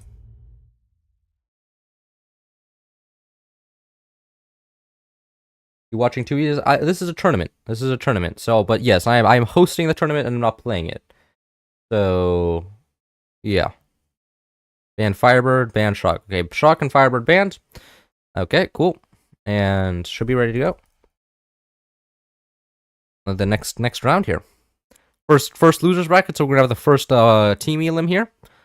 It makes sense that Tar banned Firebird. Tar's a very orthodox player, and Firebird can generally throw a huge wrench into his very pretty base designs and everything. Now we're gonna. Alright, there's the countdown, and we should be off. Lovely. Loud commentary, yes, it is. This is what I am commenting. Okay, so we have Buster versus Scattershot. Okay, that's interesting. I was not expecting a Scattershot play here from either team really. I was expecting like Overdrive. I'm gonna be straight. I was like, what, Firebird? What was banned? Forgot what was banned. And Shock and Fire. So I was expecting Overdrive. Overdrive Pinch is what I was expecting. I was expecting actually. I was just mostly expecting Pinch. I was expecting Pinch for the fact that you can get extremely fast nukes out, like triple nukes in front here with fire beams. But no, we're not seeing that here. So, and we're gonna okay, we're seeing also double sniper out of team 2. I mean, it makes sense. Trying to punish this open turbine here at the start. Team 1 was responding with a boxed off sniper. I'm expecting them to get a mini door on it and try and punish the double sniper from team 2 over here. Let's see if they get doors, but looks like they're prioritizing eco. This is interesting though. This is a mine placement back here, which is which suggests that we could be seeing a nuke play out of team 1. It could be a nuke play because you can get triple nukes up here. If you sell off these two mines, you can get nuke here, and a nuke here. And then you can get, oh, no, purple tech. Okay, I don't think we're going to be seeing a nuke play out of Team 1 here. And I don't think we're going to be seeing a nuke play out of Team 2 either.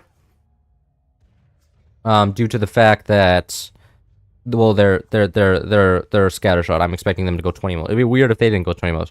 Really, they're really doing the sweaty insta protection sandbag strat there. That requires 2 players, one guy sitting on the sniper and one guy selling off and placing sandbags. It means it's basically instant doors, but it requires 2 people to function. So you won't see that outside of co-op. But it is extremely cool to see that. I mean, we have very strong players on the left side, Grandiston and Tar, some of the best players in the game. So it's no surprise that we're seeing them use extremely sweaty strategies like that. And Team 2 is just they don't even have storages. I'm a little bit confused. Team 2 is just floating off resources now. They're at max res. Yeah, they just realized they don't have storages. That's a little bit awkward for Team 2 should have heavy tech down right about now. They're gonna be delayed a little bit. And then are we seeing rockets? We're seeing rockets. Holy shit. This I was not expecting. I find like the only good time to play rockets is when you're playing Spook. I find that the only good rocket commander in the game. But seeing rockets played here, I am happy to see that. So we're going to see rockets out of Team 1 here, which is very cool. Very rare to see that, especially in 1v1s. I mean, there's stalactites 1v1s does give way to some rocket play. But mostly rockets aren't used very much. And it's very cool to see that Team 1 is going to be using Buster rockets here, and then Team 2 over here is just going to be spamming buzzsaws apparently. That's their plan. Oof. But you know what? Team 1 fully metaled up. They know that there's buzzsaws and they are defending, and they're defending well. Like it's an extremely well built base for defending against buzzsaws. Buzzsaws could still wipe out the turbines down here. Get a buzzsaw going like this. Could be extremely bad for Team 1, especially because of how much energy production you need for rockets. But if Team 2 doesn't realize that, Team 1 will be in a very good position. If Team 2 just doesn't... but Team 1's now defending against it. Team 1 realized what could happen, and they're not allowing that to happen. Very nice. And we're seeing the buzzsaws just get absolutely wiped out by the AP sniper, which is just unfortunate. And we're seeing a first rocket go across. Team 1 just seems completely like unprepared for this rush, and I think we're gonna get quick aimed here, which is just which happens. I don't think Team 1 will be able to defend against the rocket push here, or Team 2 is gonna be able to defend against the rocket push here. So.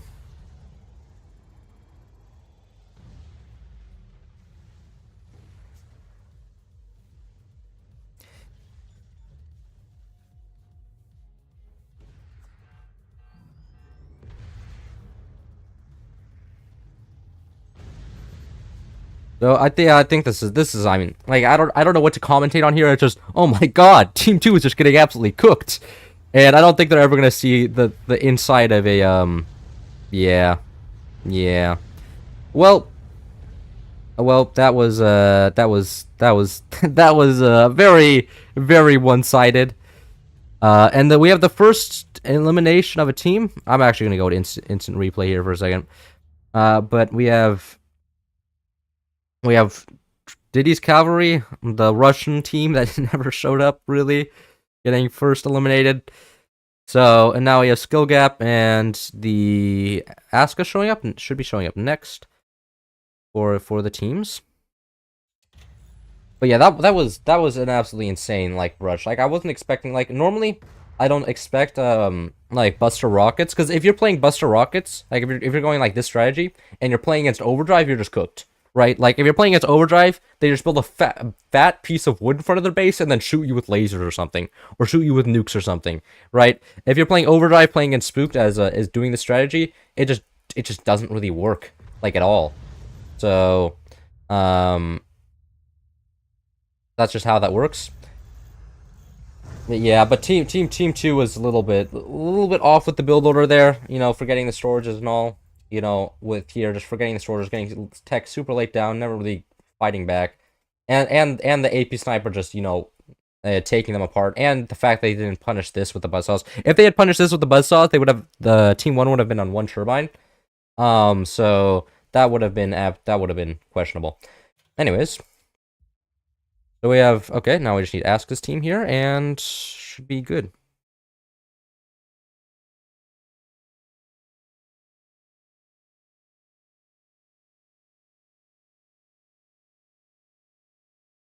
Okay.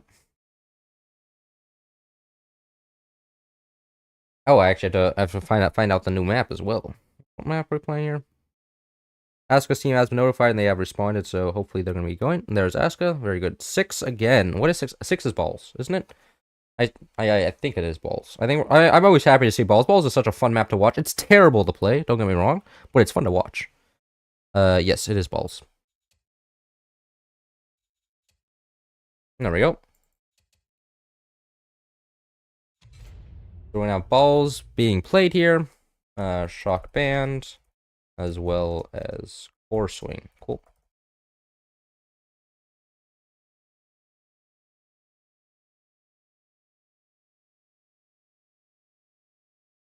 Nope. It's oh, one. Yep. No, I randomized. The number of generators gave 6.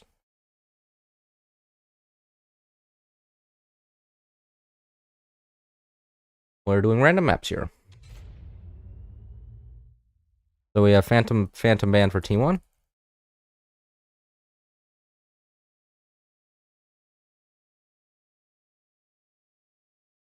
Phantom Band is a little bit odd. Not expecting that at all. Phantom is not considered meta or good generally. Generally, you wanna just ban something most people know how to use. Pinch Fist, Overdrive, Spook. Those are Firebird. I'm expecting a Firebird ban here. Otherwise, I'm expecting Firebird on Firebird again. If Team 2 doesn't ban Firebird, I do believe it will just be more Firebird gameplay on this map, as that is what always happens. Okay, Firebird is banned. Okay, Shock, Phantom, Airbird banned. We'll see how this goes. Get going. I ran out of water. Okay.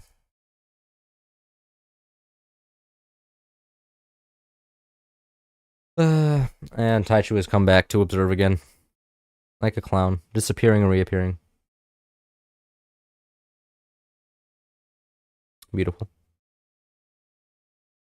Or I don't think I think we're gonna be seeing Overdrive. I think Overdrive Spook is what I'm expecting here. And nothing else. I think those are gonna be the 2 commanders we're seeing. Hurricane could be used, I guess. But it's just, why go Hurricane when you can go Overdrive? That's generally my thought process. But I'm often wrong.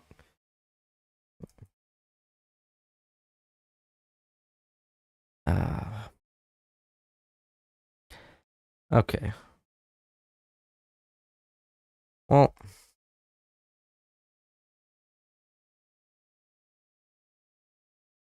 and hopefully we can get going here. Well, let's just need to ready up. Beautiful. Okay, and we're off. So Team 1, we have Skill Gap versus the what? Who are they playing? I have the bracket up here somewhere. We have Team 1 over here on the left side. We have Skill Gap versus Team 2 Debug Signorin. So, and we're playing Scattershot again. Okay, I was expecting a Spook gameplay, not Scattershot. Scattershot's actually really interesting. That's like, I'm actually excited to see what happens here because generally you don't go scattershot because this map is a nuke map. So if anything, I would have expected Warthog before scattershot, Seep before scattershot. Just any nuke buff commander I would have thought that would have come out first, not scattershot in any way. But I mean, like if they can figure out how to play scattershot, well, if they can win with scattershot, I'd be happy to see that. And then team one over here is playing Spook. Spook is generalist commander. Sees what the other enemy is doing and on active steals resources. So very flexible on team one over here. I'm expecting nukes out of team one. Nukes is just generally the play. We could also see mortars, I guess. We could see team one try to quick game here, quick game with mortars. However, I expect that they're just gonna go for more traditionalist nukes. And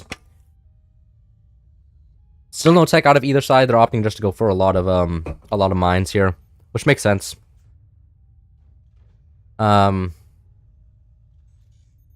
Yep. 7 mines out of both sides. Or 6 mines out of team 2, but 7 mines out of team 1. And then I'm expecting to see tech after the mines. I mean, it's generally pretty normal. You need a lot of resources on this map because you have to build like 17 silos and all the connections and all the AA. So this is a very high eco, high demand map. And that's why I like to watch it in co-op, because generally people can get more stuff done more effectively. And this is the map that Clout Wallace and I myself played so well on and lost on, which was an absolute tragedy because they deserved to win that match. And they played so well, with the end fire beam was so unfortunate. And we're seeing both teams over here connecting to the top wall, and team one opting immediately to go for that extra mine. Both teams have also placed out in red tech. Are we just gonna see nuke on nuke, but also scattershot? I think that may be the state of the game, which is a little bit odd. I wasn't expecting that because if you're just gonna go for a nuke play, why not go Warthog? Why not go Seep? Oh no, okay, no, they're going for eco. Okay, that is interesting. Okay, so they're not going for nuke play like normal, like meta. They're gonna be going for probably 20 millimeters on top. But the problem with just going 20 millimeters is that on this map you can just build so much wood everywhere. Like, right, taking 20 millimeters is not hard. Shock was banned, yes. I banned Shock. I myself banned Shock as the host because man, I do not, because like the problem with oh my god, that guy in the top right corner is a little bit of a clown. But yeah, I banned Shock myself because I didn't want to sit here for 40 minutes, because like Shock games can have a tendency to last years, as both sides just build up a shitload of AA and defenses everywhere. And additionally, if there's core swing, yep, Buzzsaw, no surprise there. However, this is an extremely stable connection. You can disconnect it for like a second, but they can just instantly reconnect. It's not a very bad thing. Actually, I probably should disable Steam chat before other people get ideas. Or even do that. That's good. Oh, disconnect, but that disconnection is not really gonna matter. I mean, what's that disconnection gonna do, right? Like, it's not like it's inconvenient, sure. But if anything, it's an advantage for team one, because you just spend a shitload of money on a buzzsaw that's not going to do anything. So, oh, we're seeing the first swarm. Let's go. Probably targeting the mines here. Mines are a good target. Oof, buzzsaw coming out just a little bit too late. And we're going to see the mines are super expensive to repair. As you can see, they have -4 metal production just repairing 2 mines. So just hitting mines in any capacity is huge. Like, that does so much damage over a long time. And we're gonna see more nukes going out for team one over here. Which, I mean, nuke protection first. Okay, trying to drop the whole tower is brave. However, oh my god, they're built on 1 logs. They didn't fix this. Critical base design flaw out of team one over here. Pro forts players that leave this in, unbelievable. These guys are imposters. You have to get rid of the 1 log. Look at the no, they also have the 1 log. Never mind. I was gonna use team 2 as an example of how to do it right, but they didn't do it right. So what what am I supposed to do? Just cope and seethe? I do that a lot though. I cope and seethe a lot. So upgrade center just for the nukes, I'm assuming, and then we're not seeing anything else out of team 1 outside of just an upgrade center. We're seeing actually purple tech out of team 2. Team 2 has no upgrade center, which is just odd. Okay, a little bit. Okay, it looks like team 1 had a little bit of connection issue there. Unfortunate. Everything good? happens.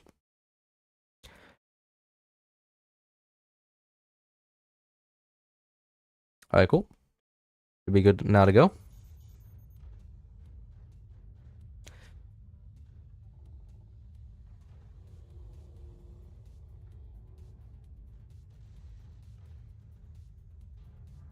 Yep. So flak, spam flak. I mean, flak is fair against nukes. However, I mean, like team two, I could totally see going for like laser tech, and then the flax will be kind of not worthless, but not very useful. But I mean, team two over here is gonna have a lot of resources. I mean, they're gonna have in total like they have what is that 7? They have 10 mines right now compared to the team one's 9 mines. However, team one is upgrading their mines, so now team two is always gonna fall behind economically. But what team two does have, they do have yellow tech or the munitions plant, so they can start slapping down them 20 millimeters and start hopefully putting pressure on team one over here. I mean, like if they get like 3 20 millimeters here and then get it going straight into the core, team one will probably die with active.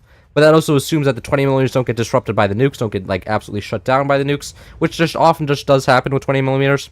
You know, a problem that can happen. Yellow tech. I mean, it is yellow tech. Or bottom ball connection? Yeah, that's a good question. I mean, like, neither team really needs the bottom ball. Team 2 still has to fully build up the top ball. They still have upgraded mines, so neither team really needs it. Oh, another pause? We get another disconnected? Another disconnection from Aska this time, from team 2 this time, instead of team 1.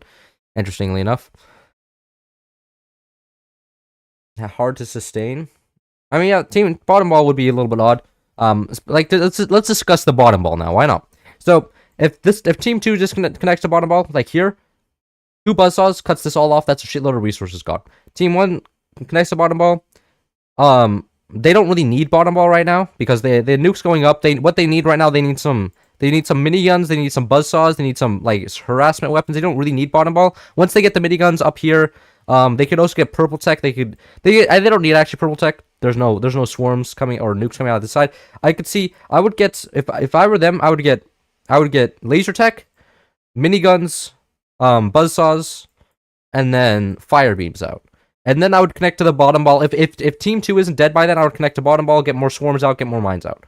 But right now, I don't think the priority is getting to bottom ball because they should be focusing tech, and they already have so much eco, like 5 upgraded mines plus 4 unupgraded mines. I mean, they have plus 51 eco compared to plus 40 over here, so they're ahead in eco. They don't really need the bottom ball at all. If I was team 2, the bottom ball is a little bit odd because you would have to build a few more mines. You have to put resources into defending it, and you're just about to get yellow tech down and start building up 20 millimeters. So they want to sink the resources in 20 millimeters, not into like more connections and protecting the connection. Is he rejoining? That's okay. I have no idea what's happening here.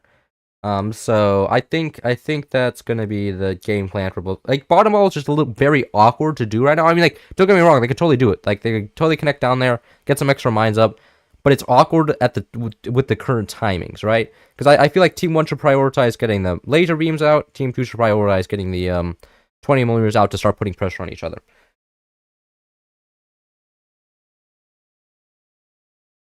With the difference, magenta. Why is it called purple tech, not pink tech? You can call it purple tech or pink tech. Does somebody have it down? Yeah, I mean this is pretty magenta. I mean, I would call it. It could be pink, it could be purple. I like calling it purple. I like the color purple better than pink. I'll be straight with you. I like pink better. No, Haska needs to restart his router. Average German internet. What can I say? Every time like a German comes online, I'm like, oh my god. German government. You know, it's actually crazy. Like the German has like some of the lowest bandwidth in the world. It's wild. Cool. I can use this time to remind the next team. What the I Am Music and Infinity Net.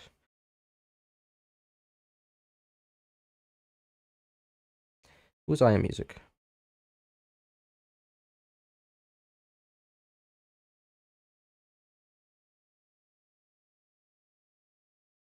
Cloud Casual giving floor plans. I'm assuming they're not listening in, right? Like, if they're respectful, they won't be listening in. I'm hoping that neither side is cheating right now. Yeah, I'm hoping that the restarting the router. I mean, I wouldn't want to end. I wouldn't want to do a 2v1 here.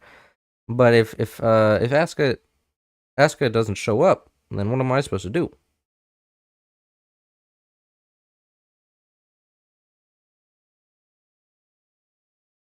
Mm,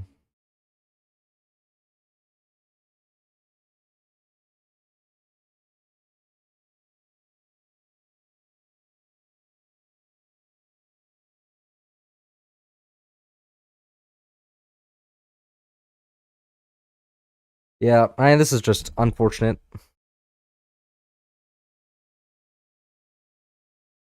Why is a tournament called that, by the way? Because I thought it was funny. Um, because I mean like oversized leggings. And it's just random, right? At what point in your life have you ever heard this term oversized leggings? Last time I used big pants, so I couldn't just call it Big Pants Tournament Mark II. I had to call it something else. That's where oversized leggings came from. I was like, I need two similes that are also just funny. Um, how can people join in progress lobbies while I can't? In progress lobbies. Oh, in progress lobbies. If you're on somebody's Steam friends list, you can just join. You can just join off Steam, and then if there's a spot open, you can just straight up join the game. You own oversized leggings, which I guess I own a few. I own a few oversized leggings, but I mean, like, this just like I have actually some like really sparkly pants that I use like sometimes like for like Halloween or something. I mean, what I generally do for Halloween is I just put on like heart-shaped glasses for Halloween and then wear anything else and then I'm Elton John. It's free. You should try it. Like, just put on any costume, put on heart-shaped red glasses and you're Elton John. It's so free. It's so free. Like, it's crazy. It's crazy. Like, yeah, like mm-mm.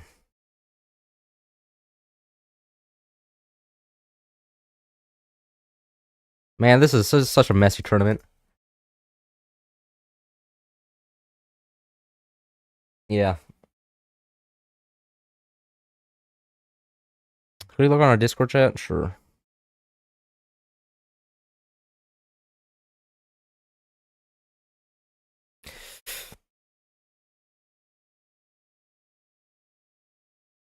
Yeah, actually, yeah, okay, it looks like we're going down to a 1v1. Armadillo versus Clowl. I mean, if if he's fine with that. Mm,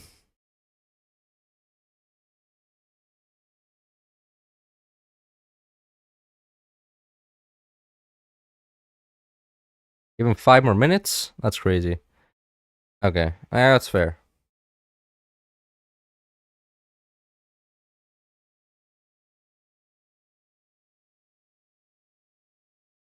You should call it next time oversized clown show. It should be. It should be really like. I mean, the next time I'm gonna be a little bit. I think I'm just gonna.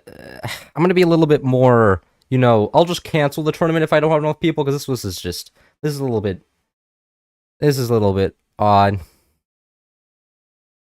I need to start a 5 minute. I'll start a stopwatch here. I'll start a stopwatch. Look, I actually can't see it on stream, but I have a stopwatch going. It's at 4 seconds right now. If it gets to 3 minutes, we're gonna do a 1v1 in the 2v2 co-op tournament because apparently somebody's internet went out, which is just a little bit odd. The salt must flow. It should. Who is Elton John? He's a singer. He's like, I'm pretty sure he's pretty famous, right? He's. I've also seen him like he's a celebrity. What? Hello, someone. I'm doing quite well. Nothing too much is up. Okay, my patience is coming to an end here. You should call it the average German word. Average German word. Oh my god, that Rindfleisch is that an actual word? Holy shit. Well, me and Nick were super surprised we called twice, so we weren't mentally. Yeah, yeah. I mean, like, I really appreciate you saying. I understand what the problem there. Mm. Oh my god. Okay, okay. Hello. It's 1 minute.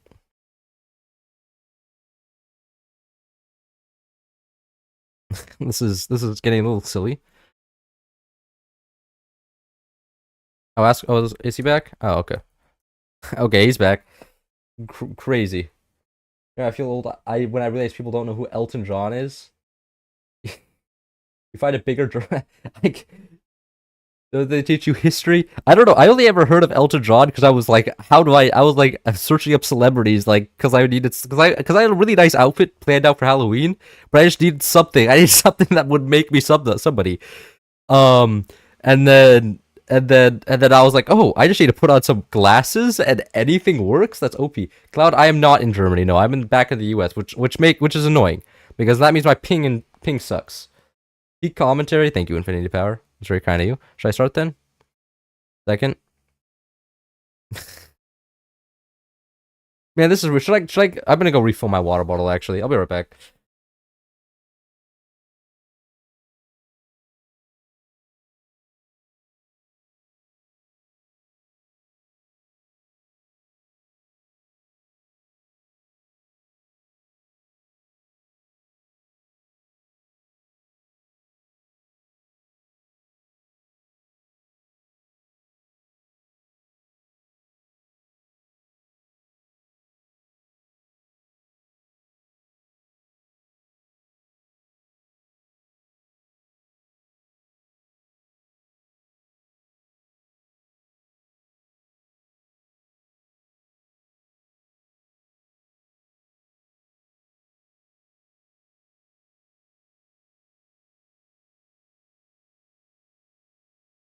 Oh no way!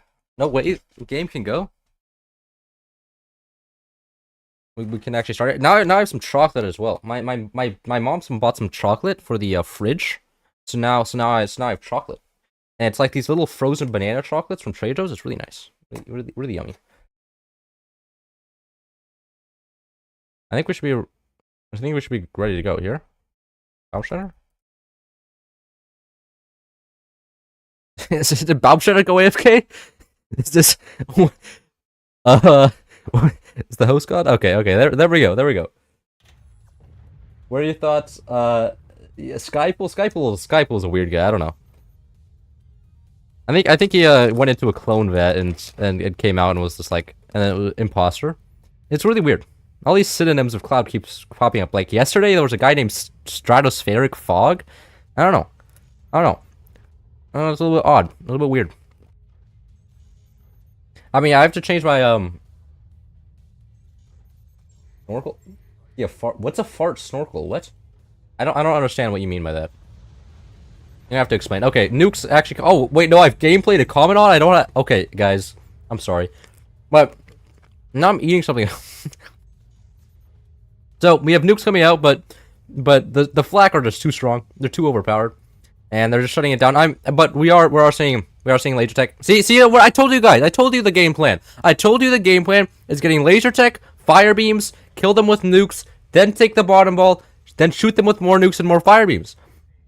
I'm telling you, with the fire beams, they're going to be overpowered.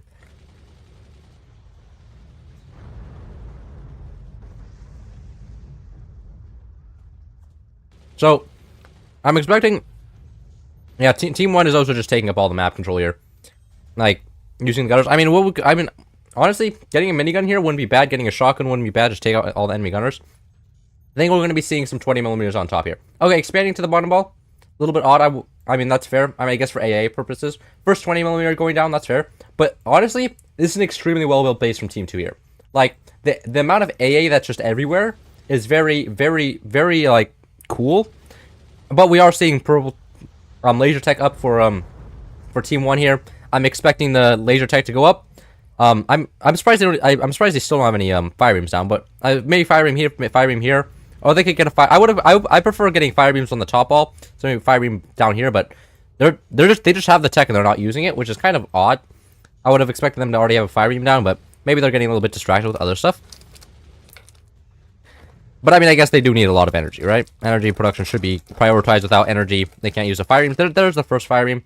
They have fire beam 1 coming out of here, and then the first 20 millimeter about to come up. Very nice buzzsaws there. Almost dropping the connection. Oh, mortars. Oh! Oh my god! Bullshit nuke, I guess. What the heck? That was wild. That was actually just crazy. What? What? I need to see that in slow-mo. That was what, like, that nuke was not only dodging everything, but it just went in the perfect place. That was crazy.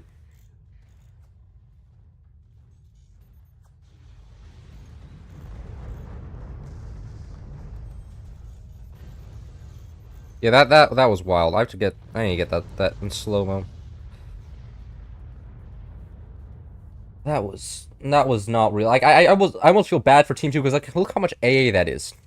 Look how much AA that is. Just look at this amount of AA. Look at all of those flags, and not one of them.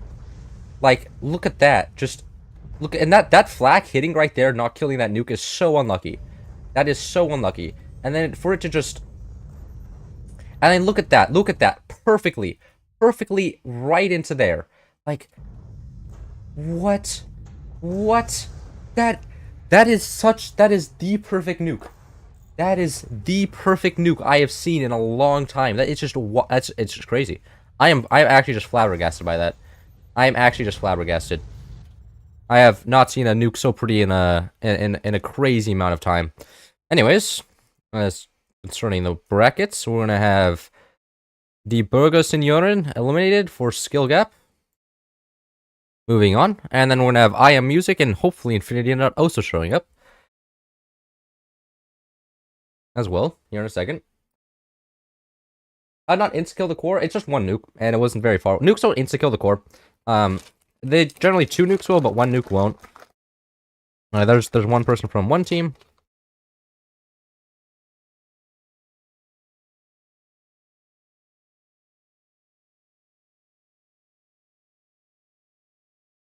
Don't tell me Tar is 1 AFK. Alright, there's a... Oh, wait.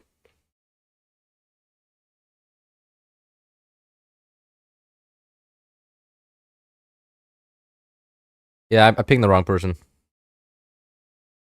I pinged the wrong person, that's complete, my bad. Infinity power and... Yeah. There we go, okay, cool.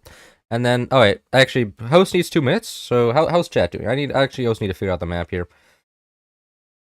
Alright, generate one more time. Well, we got 3. We got 3 as the new number. What does that mean? We have elephants back. Okay. Elephants here to go.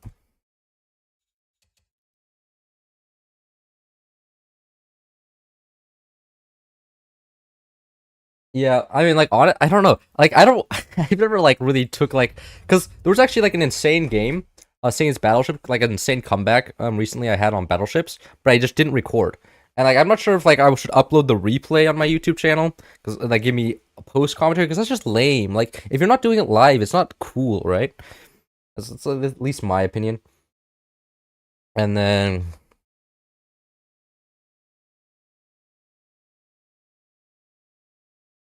let's get the commands going.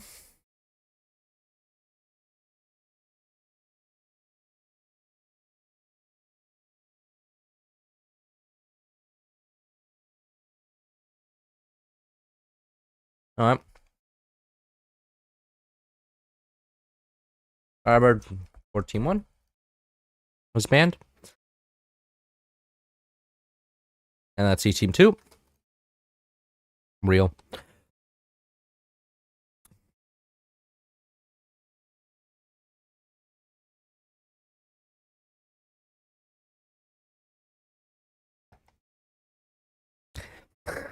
Benzene is hungry. Okay, Pinch and Firebird banned. Cool. And now I just have to wait for Bounce Shine to come right back, and then just be ready to go. Who do you think will win, Team 1 or Team 2? This game I'd be betting on Team 1. Like, I mean, like, just look at the badges, man. Like, MVP, last Pro League, you know, got 1v1 first place last season, got in second place a shitload of times. You know, So I'm expecting Team 1 to absolutely just roll Team 2 here. But I'm always open to an upset here. Baum Shatter's back. You can tell because of the map change. You just need to ready up, and then should be good. Firebird goes crazy. Firebird is awesome, man.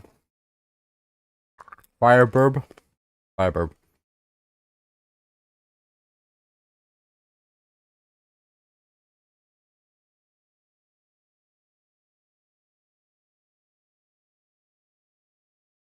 And Benzene is refusing to ready up. There we go. There we go. And we're off. So, left side, we have team pulling up my phone and checking the bracket because I have a memory of a fucking goldfish. Team I Am Music versus Team Infinity Nut. I'm expecting I Am Music to roll Infinity Nut over here, but, you know, could go either way. However, Overdrive, if Team 1's going to go Rockets here, which is completely possible, Overdrive is an extremely good choice here. Overdrive is very strong. I think this is a very solid choice to play. If Team 2 is going to win anyhow, it's going to be with Overdrive just doing cannons. Right, just doing the basics, not trying anything fancy.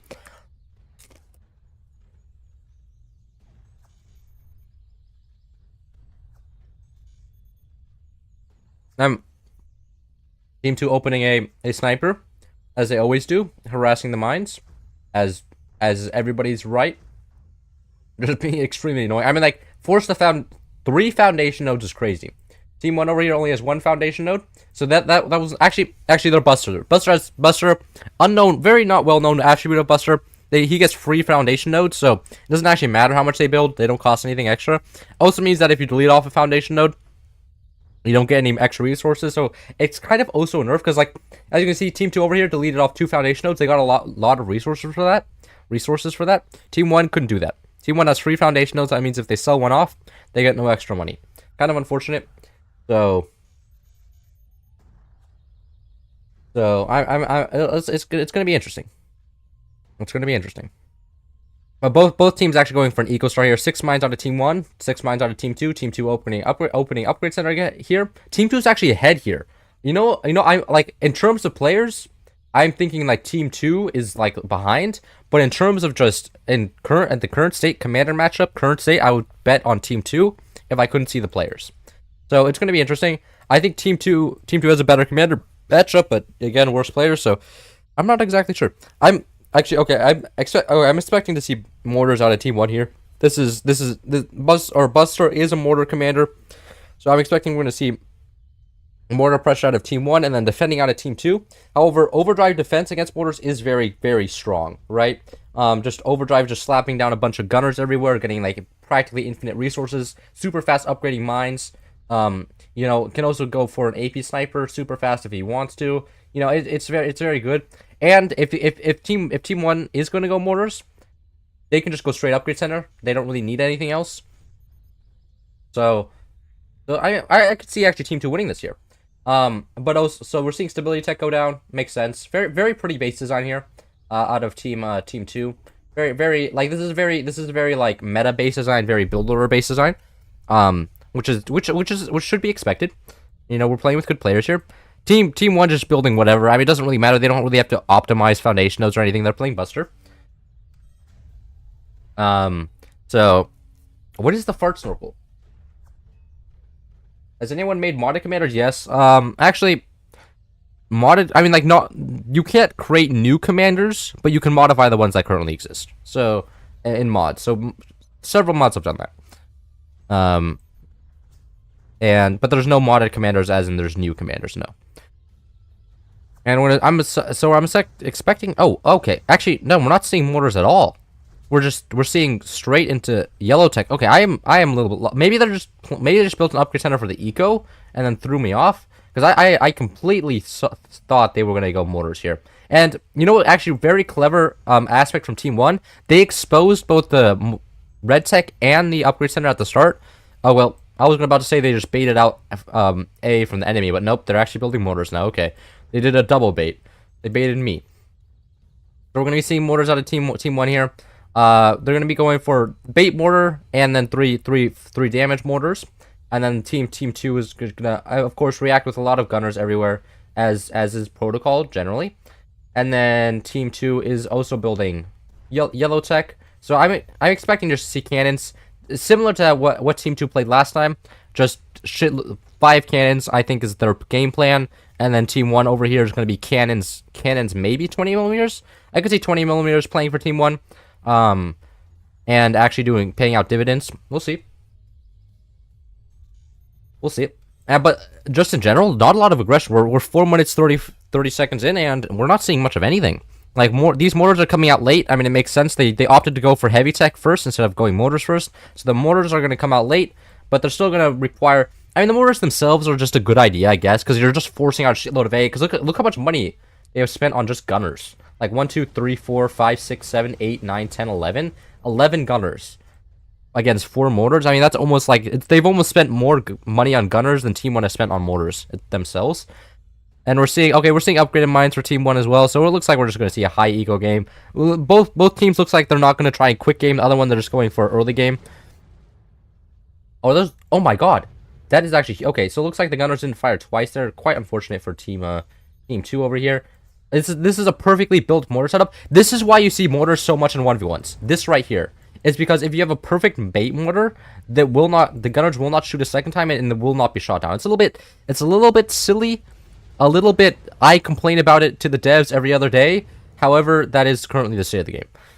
And that's why you see so many mortars in 1v1s and why you really don't see them outside of that, because they're kind of bound. Oh my god. Is Team 2 about to get quick gamed by just a couple of mortars? That would be embarrassing. Come on, guys. You have such a good base in your overdrive. But that said, overdrive active is being charged. A few more hits from the mortars, and Team 2 will have a shitload of resources. We're seeing minigunners go up.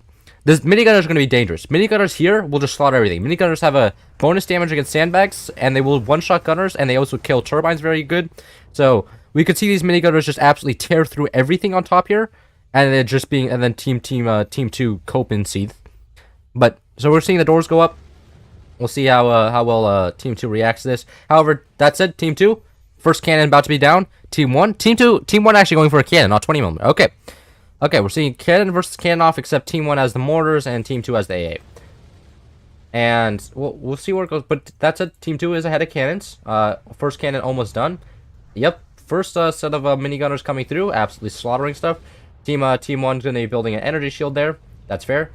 More core damage, 62%. We're seeing the... oh my god. Yeah, the minigunners are doing absolutely great. Like, the value they're getting out of those minigunners is crazy. Team 2 needs a sniper here just to punish the minigunners. And actually, they got one. Okay, they killed a minigunner there. I didn't catch that. But they are sniping out the minigunners. Sad that I didn't catch that. That would have been cool. But, man, they're 42%. Core is not looking good, especially since they're playing against Buster. Because with the penetrating rounds, it's very easy to shoot at the core and get free core damage. Team 1, I could totally see winning this if they just go straight for the core. But that's if they go straight for the core. You know what would be a good team reaction from Team 2, I think? Going for mortars. Get some, like, 3 mortars down here and get them firing out, because that would put pressure on the enemy mortars and force them to build a shitload of gunners everywhere, which would force them to change base design. I think going for some bottom mortars, and you just need to slap down red tech. But, you know, I don't think Team 2 is going to do that. I think they're just going to go for a shitload of cannons instead of, yes, you can turn gunners around. You can't place weapons backwards. That is a thing you can do in this game. However, it's just generally, you don't see it very much in 1v1s. Like, I guess you could see it for for building an accelerator or large team games like battleships. But in 1v1s, not so much. Alright, Team 2, Team 2 are landing the cannon shots. They are coming through, and the gunners, I mean, like, look how bullshit that is. Like, four mortars versus nine gunners, is that? I think that's 9 gunners. And I'm not counting the gunners up here, because those are constantly 9. Like, 9 gunners, 4 mortars are consistently landing. Like, what? What is this clownage? And where's the balance? Where's the gunner AI? I mean, they've been tweaking the gunner AI, the devs have, for a while. But right now it's just not going well. Oh, extremely close to death there. That is wild. One piece of wood away from that cannon just being exploding, and probably Team 1's chances of winning this game are gone. Using active, firing off the mortar, or firing off the cannons. Oh wait, Team 2 is going for a howitzer here. They have the howitzer storages. Okay, we may be seeing a howitzer out of Team 2, which would be really cool. As if they get a howitzer down, that could be like an actual threat. Because keep in mind, Team 1 over here has no AA. Like, I guess you could, maybe you could count the miniguns, but other than that, they have no AA. So if Team 2 over here gets a howitzer down, and then they could easily really put up the pressure on Team 2 over here, or Team 1 over here. If Team 2 gets a howitzer down, Team 1 will be really feeling the pressure. Get a howitzer right here, double cannon, that's all dead. So I'm hoping we see a howitzer, but yeah, I don't never know. I don't know. I mean, right now it's kind of stale. Oh, okay. Actually, smart idea going for the minigunners with the cannons. It's value and it takes you off a lot of pressure with the mortars. So that is true. However, Team 2 over here is not expanding their weapons. They've been sitting on 2 cannons for a while now, and look at their floating hit resource. Oh, that's one shot. A cannon right now could hit right here, and then Team 2 would be dead. We'll see if Team 2, if Team 1 realizes this.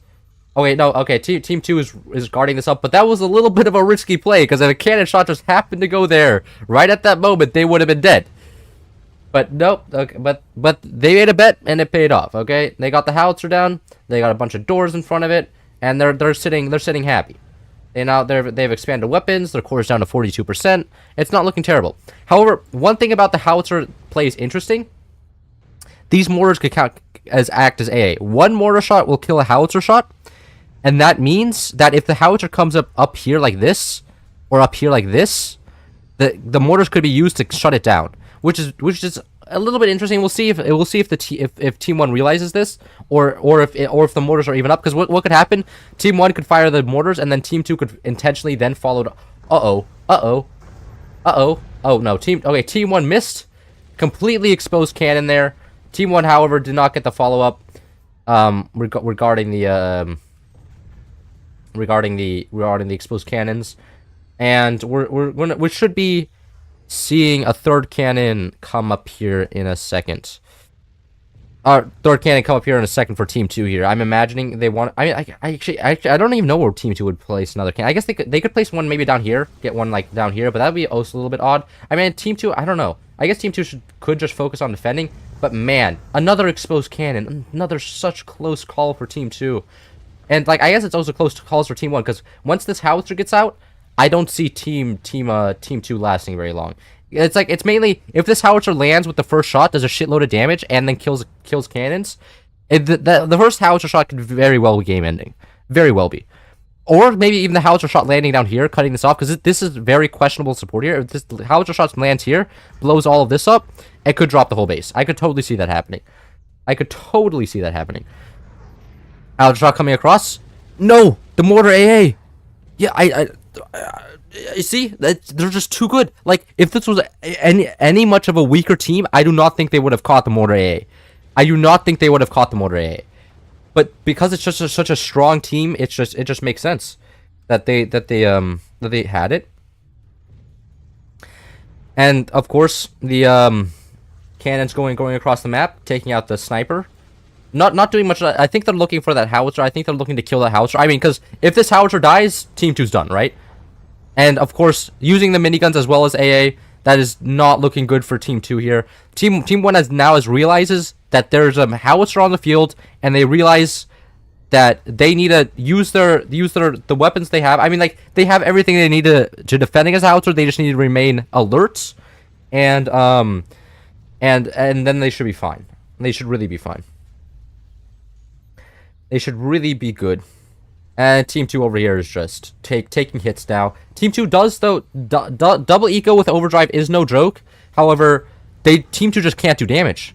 Like, Team 2 is they just can't do damage here. They're just, everything they try is just getting shut down, tanked easily, tanked for cheap. It's really rough. It is currently extremely rough.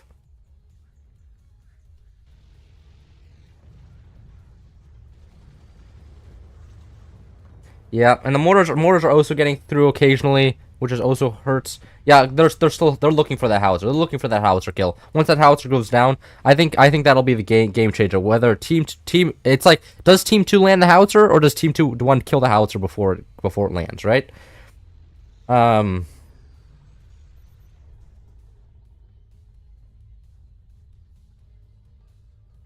So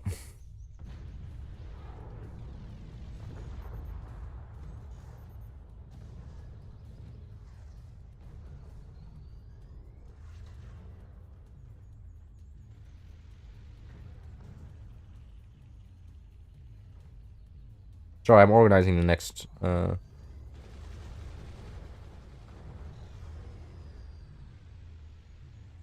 I was organizing the next round. Just saying, because like I have a feeling this round will be over. I have a feeling that that I think that'll be game there. Like that is terrible. That is actually just that I think that'll be game. Because without the double cannon, even if a howitzer lands now, it's not gonna matter. Like look how much howitzer defense there is everywhere. Like team 1 is completely prepared to take a howitzer as well.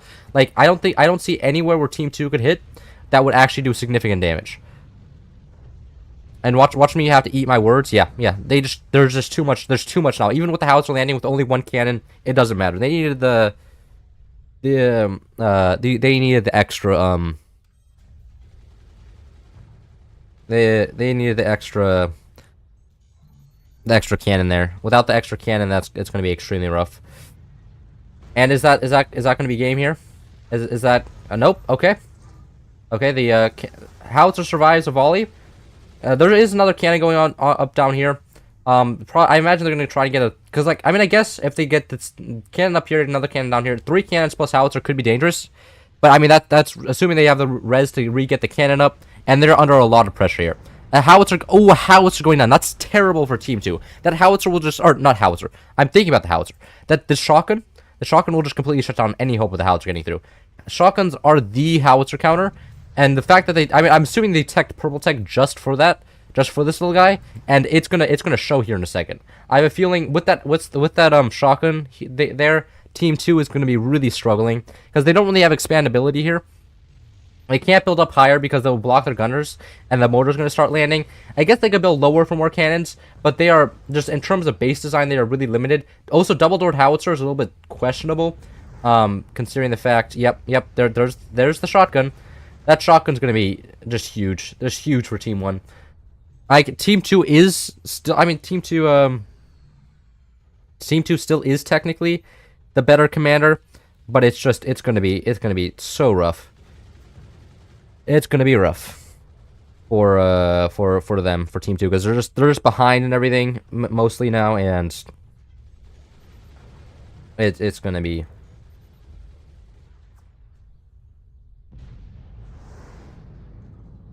Is that howitzer? Nope. Howitzer fails to get land again. However, cannon did go through the base there. Very lucky for Team 2, doing no damage. So that was very nice. Very nice. And we're gonna see the. I mean, mortars are still getting shut down, but the fact that the mortars exist are enough because, like, I mean, it just forces out so much gunner and like so many gunners, and so much of the base is dedicated to gunners. Just like, because, like, I mean, look at, like, they could build another can down here if there were no gunners. They could build more cans up here if there were no gunners. Like, it's very constricting to have to defend against gunners. And we're seeing that come through, and the fact that Team 1 is just kind of consistently able just to build up more cannons. Like, they've just consistently gotten more cannons. Like, the mortars are kind of the delay the enemy tactic, and then we build up cannons and shoot them. I think that's what Team 1's going for here, and man, it's working. It's working very well.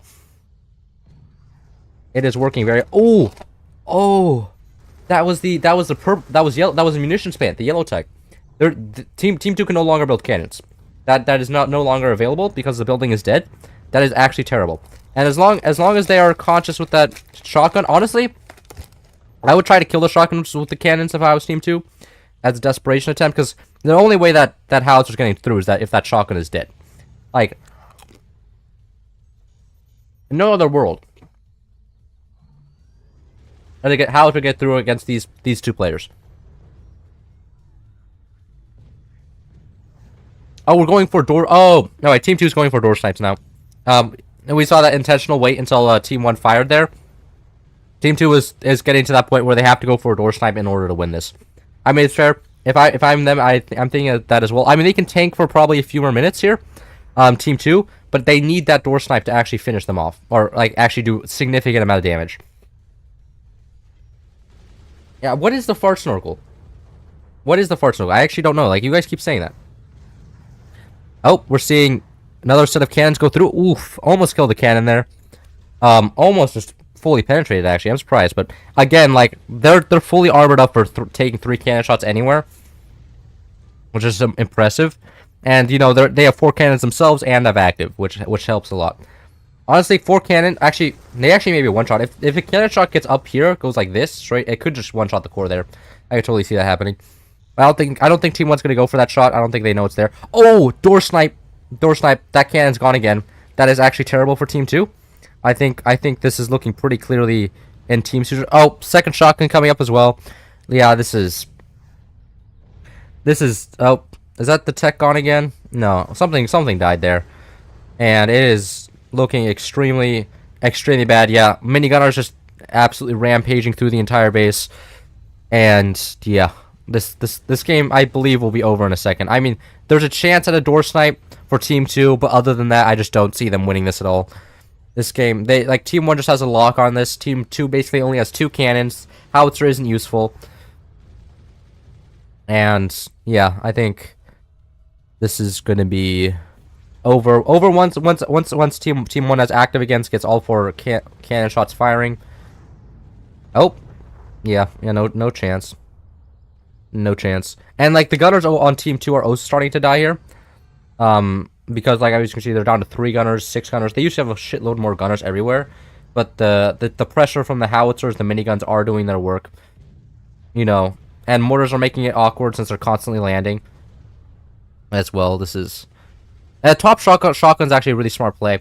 Get some nice angles on bottom base, slaughtering more of the gunners from top. Yeah, this is. Yeah, Team 2 are not firing their cannons. Take note of that. I think they are waiting for a door snipe here. They need to wait for a door snipe. That's their only shot. Yep, shotgun takes out the howitzer again. I like every time. Oh, one shotgun's down. There's still a second shotgun up here, which is still going to be a problem. And of course the mortars, and of course the miniguns. And yeah. I mean, the turbines are also just exposed right now. That's a little bit questionable. I mean, like, it's really impressive. Like, Team 2 has 6 upgraded mines with overdrive, and Team 1 is just blasting through all of that resource production. Like, they're doing more damage than, like, resource production can have, which is just really impressive. And, oh, are we going to see a game end here? If Team 1 goes for all core shots? No, okay. There's actually enough defense there. I mean, there's one piece of wood here, right? Like, one piece of wood. I mean, heck, even a mortar. I could see a mortar ending the game right here in a second. I could see a mortar going straight into the courier and just killing him, especially with active on. Team 1 has active again, but yeah. I mean, Team 1 is struggling a little bit for resources, but it's just they have so many weapons, so much damage. Oh, okay. That is looking extremely bad. Oh, is that it? I think that'll be... Oh, just nothing in between? What? There we go, okay. And Team 1 takes the victory there. Okay, GG. Benzene and Poolboy moving on to the next round, and Infinity Power Nutella Fish getting knocked into the losers bracket. Very well played from both teams there. And then we have Schneckel and Westwind up next.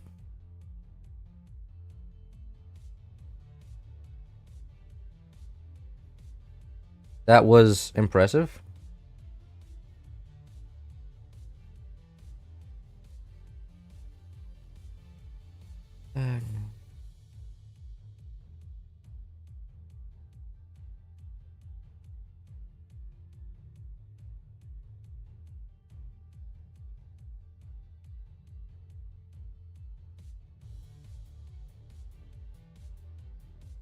Alright.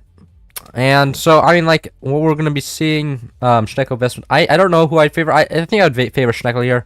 Westwind is a lot of old players that I haven't played in a few years. I mean, they're strong still, but I haven't seen them around in the last few years. I don't think they're going to be too strong here. There's a... Yeah, okay. Let's check out the instant replay on that for a little bit while we wait.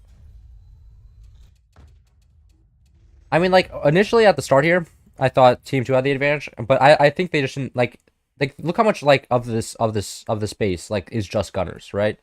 Like the amount of like sacrifices you have to make for so much of your base to become gunners. In this situation, I think you have to go mortars. Against mortars like these, you have to go mortars just to force a reaction out similar like this. Because if you build your own mortars, just build your own, like even just 2 mortars. Like build 2 heavy mortars, slap down red tech, build 2 heavy mortars here. You force them to build gunners everywhere. You force them to react. They also have to build gunners everywhere else. And they can't just have free building and just have a base with no gunners like this. Like, cause like they could just build straight upwards. They could build all they wanted down here just because they didn't have to build gunners. They didn't have to worry about that, which is just very, very strong. So, yeah. And we're getting some. Okay, we have one.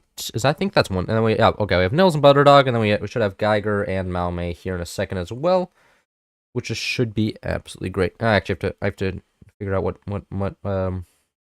map we're doing. Okay, map 1. What is map 1? I think that's pillars here. Yes, it is. Lovely. I like pillars. I like to watch it. I hate to play it. Hopefully we don't see a quick game like last time. Or it's just you know, one buzzsaw. What? Holy hand job? Yeah. I mean, this is a very strong team here. Nils and Butterdog. Nils is Butterdog here is gonna be Ethan's teammate for the next FBL.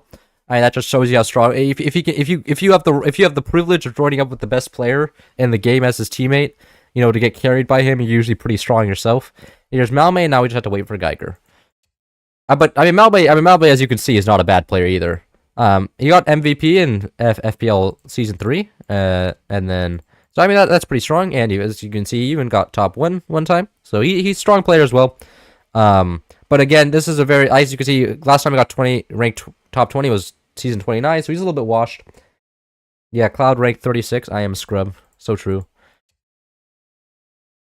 I could do a rank stream tomorrow, I guess. That'll be fun.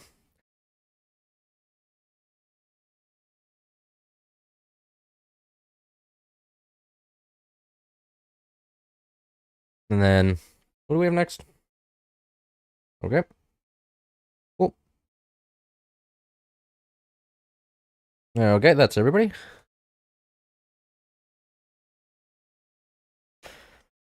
Get Team 1 combat, and then let's go on.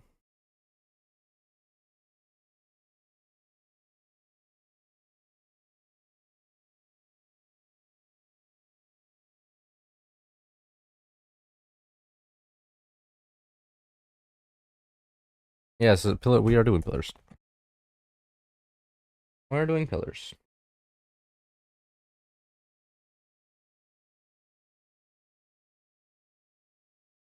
Looks like they're probably discussing. That's fair. What to do next? Alright, we have Firebird bands from Team 1. And we have Team 2 next.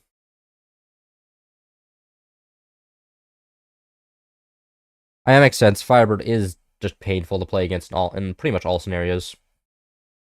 Team 2. I'm expecting like expecting a Spook Overdrive ban here, though maybe even Pinterest. Actually, it's really interesting. We haven't seen Pinterest once this whole tournament. It's like Pinterest got like just slid out of the meta kind of. Nobody's using him. Like I haven't used Pinterest in ages. I'm always playing Firebird or Spook. Buster ban. Huh. You know what? Not expecting that at all.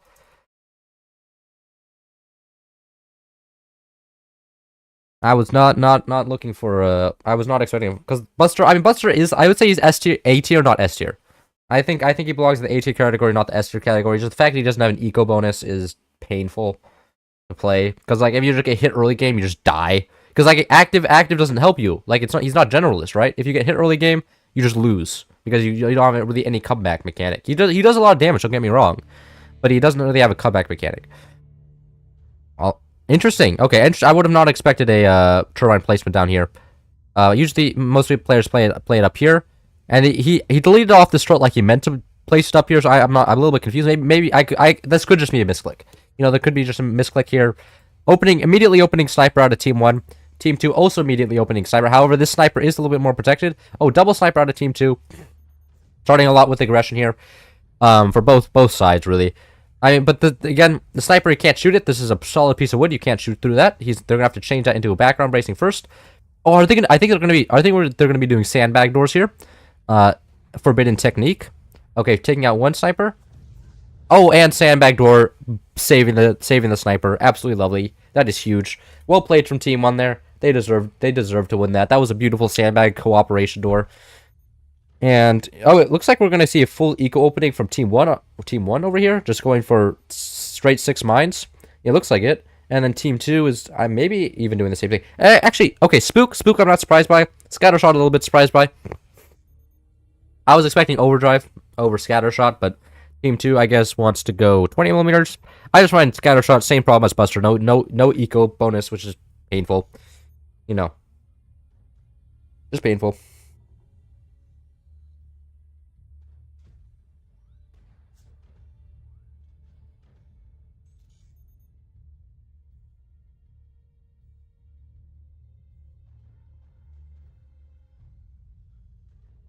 And now, oh, we're seeing red tech out of both sides. So this may be a double mortar game.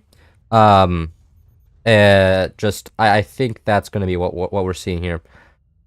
I think we're going to be seeing both upgrade center, and these are both kind of mortar setups, maybe. I mean, I could see a mortar setup up here and then getting turbines back here. And then that being the game.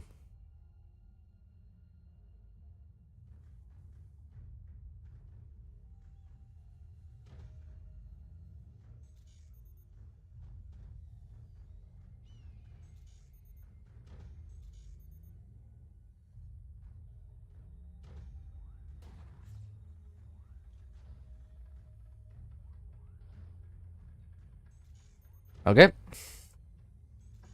And upgrade center out of Team. Okay, so we're seeing storages out of Team 2. I don't think they're gonna go mortars. I think that what they're gonna. I mean, I guess they could go fire mortars as counter mortars, but I don't think they're gonna go heavy mortars. I think they're gonna go straight munitions plant into a 20 millimeters here, and then Team 1 over here is just gonna go straight mortars.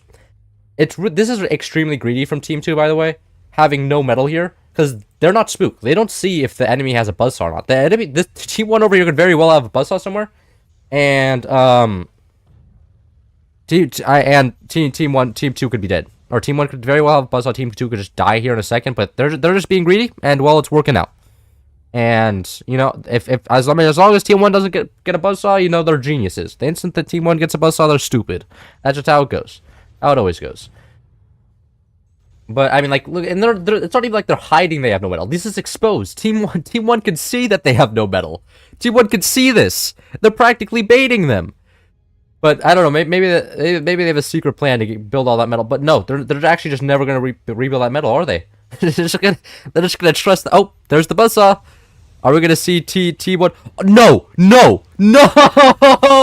What? Not again! Not again! No! That was an insane buzzsaw. Wow. Okay, I mean, you know what? I can't blame. You know what? I can blame. That's not even unlucky. Team 1 sold off the foundation node here. They didn't get stability tech. They deserve that. They deserve that. They got greedy and they got punished. Okay, like there are certain points where you're like, okay, maybe that was a little bit unlucky, but you're also like, maybe that was them being unlucky, but them also getting greedy. Because keep in mind, you start with this foundation node. This foundation node you start with. They deleted it off for extra resources. And they died because of it. If they had that foundation node, I do not think they would have collapsed. Not with the base balance. I think that was a little bit well deserved. You know, they got greedy, and man, they deserve to get punished. Because this is what happens. This is what happens. You can't do that. You can't do that. I don't think the enemy. I don't think Butterdog was very happy about that. I was expecting. I am completely flabbergasted that Westwind won that game. Because like in terms of recently playing, I was expecting Schneckl to absolutely roll them, but Schneckl, they got greedy. They got greedy. They got greedy. You know, and now we have Infinity Nut and Skill Gap up. Um, so we'll see how that goes. But this bracket's looking. This is a lot of upsets. I was not expecting this bracket. I was expecting Tarnistian to just absolutely roll everybody, and they got set into the losers bracket first round. I was expecting Westwind to get eliminated round one.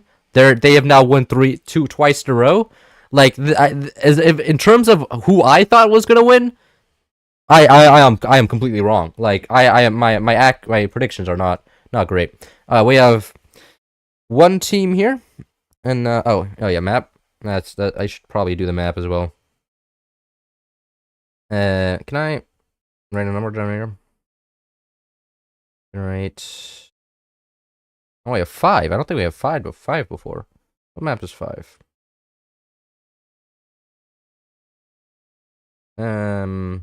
Abyss.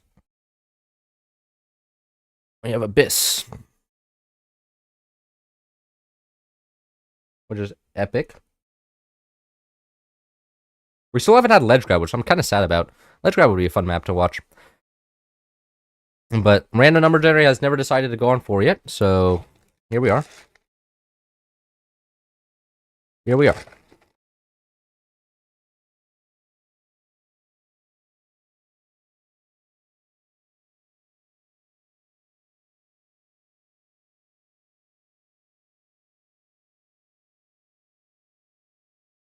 I went up to rank 1, yeah.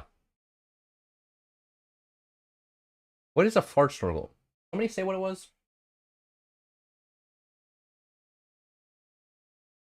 What is fart snorkel? I'm sorry if I'm away from my mic, but I'm looking at my iPad right now because what is that like fiery smoke? What is?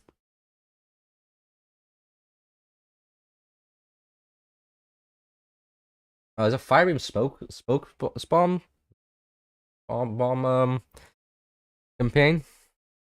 How do you not know? How do I not know? Because I'm too busy. I'm too busy just you know casting a tournament. I guess I don't know. But Far Circle is a funny term. Like like you can't tell me that isn't funny. Like it's pretty cool. Streamer doesn't know what the stars. Yeah, it's over. I'm getting canceled. Career's done. You know, it's over. I don't know what the fart snorkel is. Average Force YouTuber real. Real. It's got to be bait. Heartbroken. Yeah, maybe. It probably is bait. I mean, that would be so internet people, just people saying random words and then pretending like it's a thing just to fool the streamer, make him look stupid. Like I do. Come on. Pinch ban. We haven't seen. I'm surprised that we're seeing a pinch ban. Okay, so Firebird.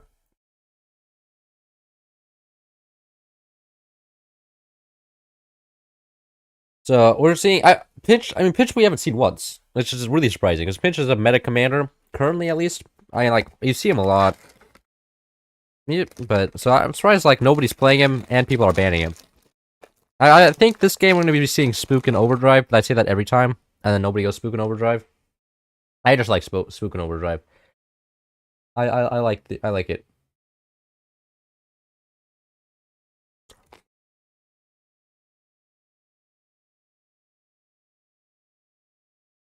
Yeah, really. Having to wait for the people to ready up here. No Firebird's gonna be good though. I think I'm gonna like this game. No Firebird means no Firebird mortars and no bullshit. Real. That was such an angry slide against Baumstander. Oh my god. Ugh.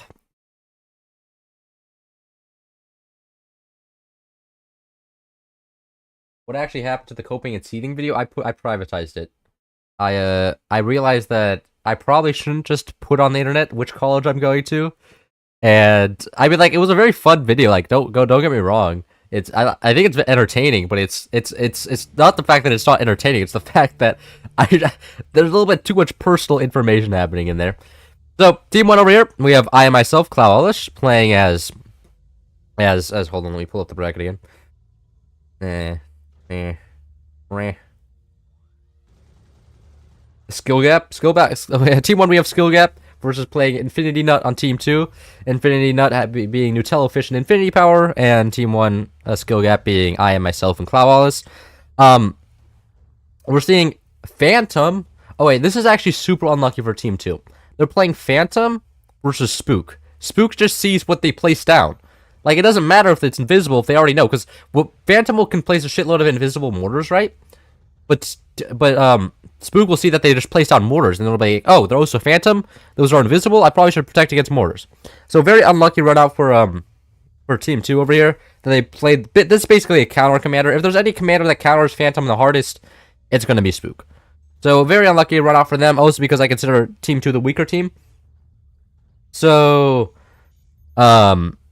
it's kind of unfortunate. Oh, nice sniper trade for Team 2 there actually. Killing a Doored sniper with an undoored sniper is super good, because, you know, they invested in a door, Team 2 didn't, and then they just traded snipers. That puts Team 2 at a small advantage, but I don't think that's we're really going to feel the effects of that. Purple Tech. We're seeing Purple Tech opening. I am extremely surprised by Purple Tech opening. Normally, it's mortars, right? Normally it's just everybody just like turns their brains off, plays mortars, and then game's over, right? But this time we're seeing Purple Tech. If we see rockets, I'd be extremely happy. Spook rockets. I consider Spook to be the most powerful rocket commander. So if they win with rockets, that would be extremely cool. I'd be extremely happy by that. But man, they are getting annoying with the sniper here. Like, this is just harassing the turbine all day. It's very mean. Very mean. And then we're seeing the mines get hurt here as well. It's just bullying all around. I mean, honestly, Team 2 should have thought about that, and now they're gonna bully the top sniper, just moving up. Which thing they can bully? Oh man.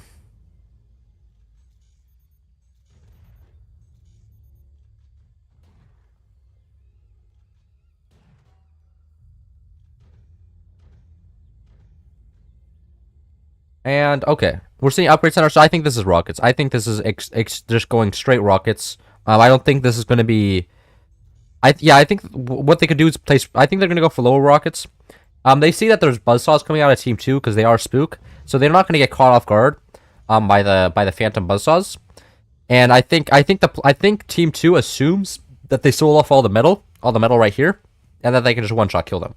That's not going to be the case, and I think that's going to be terrible for them.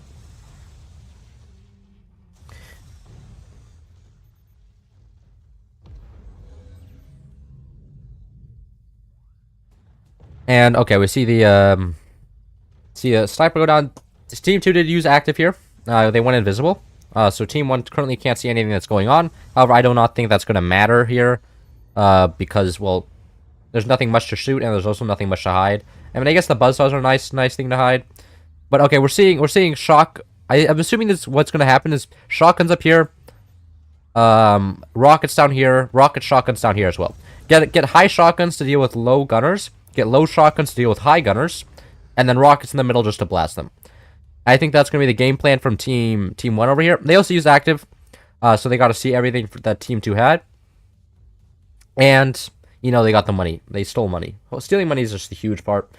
And they can start charging the active consistently with rockets. But that said, we're seeing one shotgun and not much else. Like, it's 4 minutes and we're not seeing anything real out of either side. Like, Team 2 is obviously just building buzzsaws for the sake of building buzzsaws. You know, as clowns do. Team 2 is pretty much the clown team over here. And then Team 1 is just not building rockets or anything. Nobody's being serious. They're just building up mines, and they're happy building up mines, right? And then Team 1's trying to fancy buzzsaw game them, and it's not working. So it's just, they're just staring at each other, right? And it's just like, will one of you please shoot the other person. I mean, like, the buzzsaws aren't gonna do. Buzzsaws are kind of just moot point now. They're gonna have to move on. Okay, moving on. Going for mortars. Mortars are a questionable play. This shotgun will. These two shotguns, I'm assuming they're gonna upgrade to the second shotgun here, are just gonna be absolutely detrimental to those mortars' existence. Like, expecting those mortars just to exist and then just not. Like, the instant they saw the sandbag, and unblock that. I mean, I guess what could happen, what the mortars could do if they upgrade these to heavy mortars, what could happen? They could one-shot everything up here. If they one-shot everything up there, that'd be huge for Team 2. If they don't, all the mortars die. Oh, no, they just shot the mortars. Why? Why did you just shoot the mortars? They know they're unblocked now. Team 2, you know they're unblocked now. Please.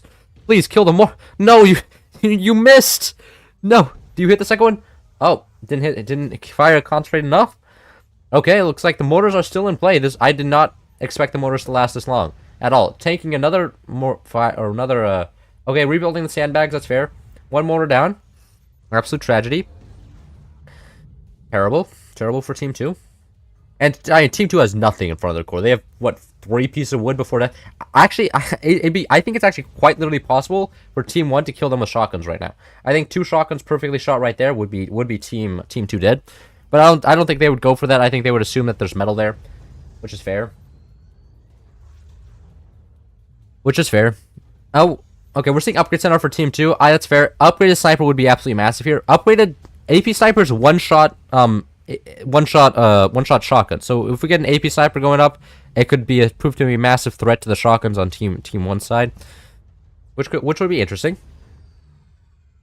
Yeah, but they kind of gave up on the mortar plan here.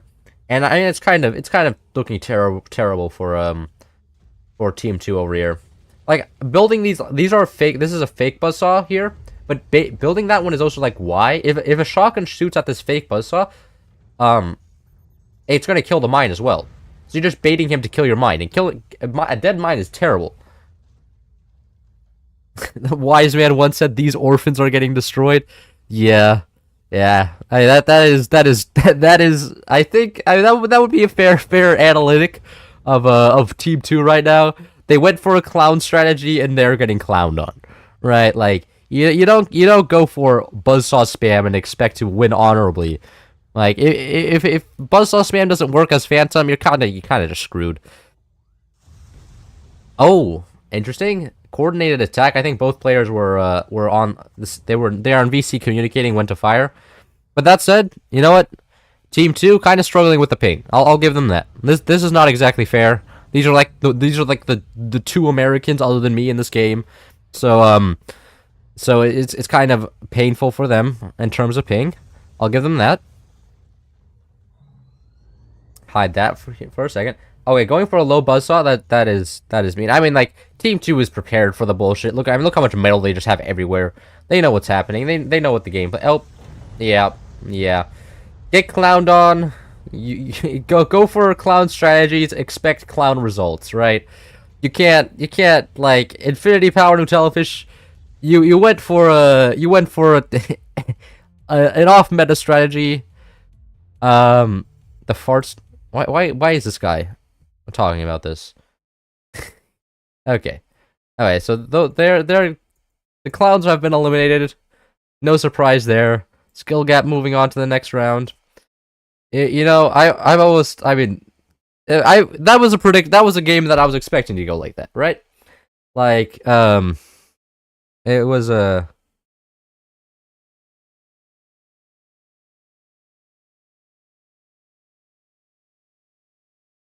that was not no surprises there. But honestly, good run for Infinity Nut. I'm surprised they didn't kill him. I mean, they got 1-2, right? They got 2 games and then got eliminated. And we're gonna see the game 11 here, or game 10, Schneckl and Tarnistian here in a second.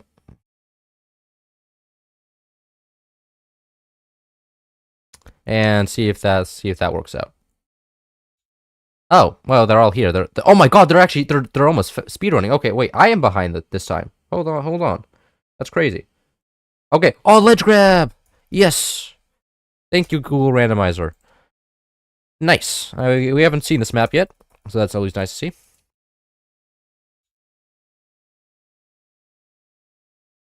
The Commander Band Team 1.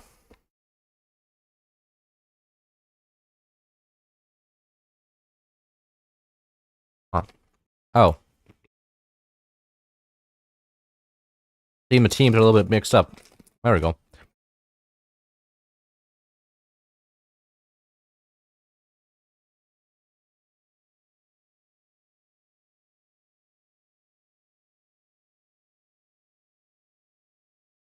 Yeah.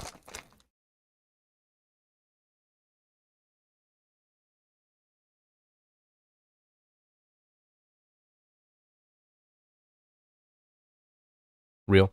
I mean, I guess it's a fair criticism, but it's not perfectly fair because the team man. I mean, I don't know. Commander Band order matters too much. I mean, like, it's global. Like, neither team can use Hurricane now. I'm expecting Firebird Band. Otherwise, I think we're gonna be seeing another Firebird round. Your Discord isn't actually just a So many people have been having problems with my Discord server. I don't know how to fix it. Oh yeah, Firebird Band, Hurricane Band. I think you have to be in like the Discord. I don't know. I didn't set it up. I'm gonna text my one moderator and ask him to fix it. Because I don't even know if he would know how to fix it, but there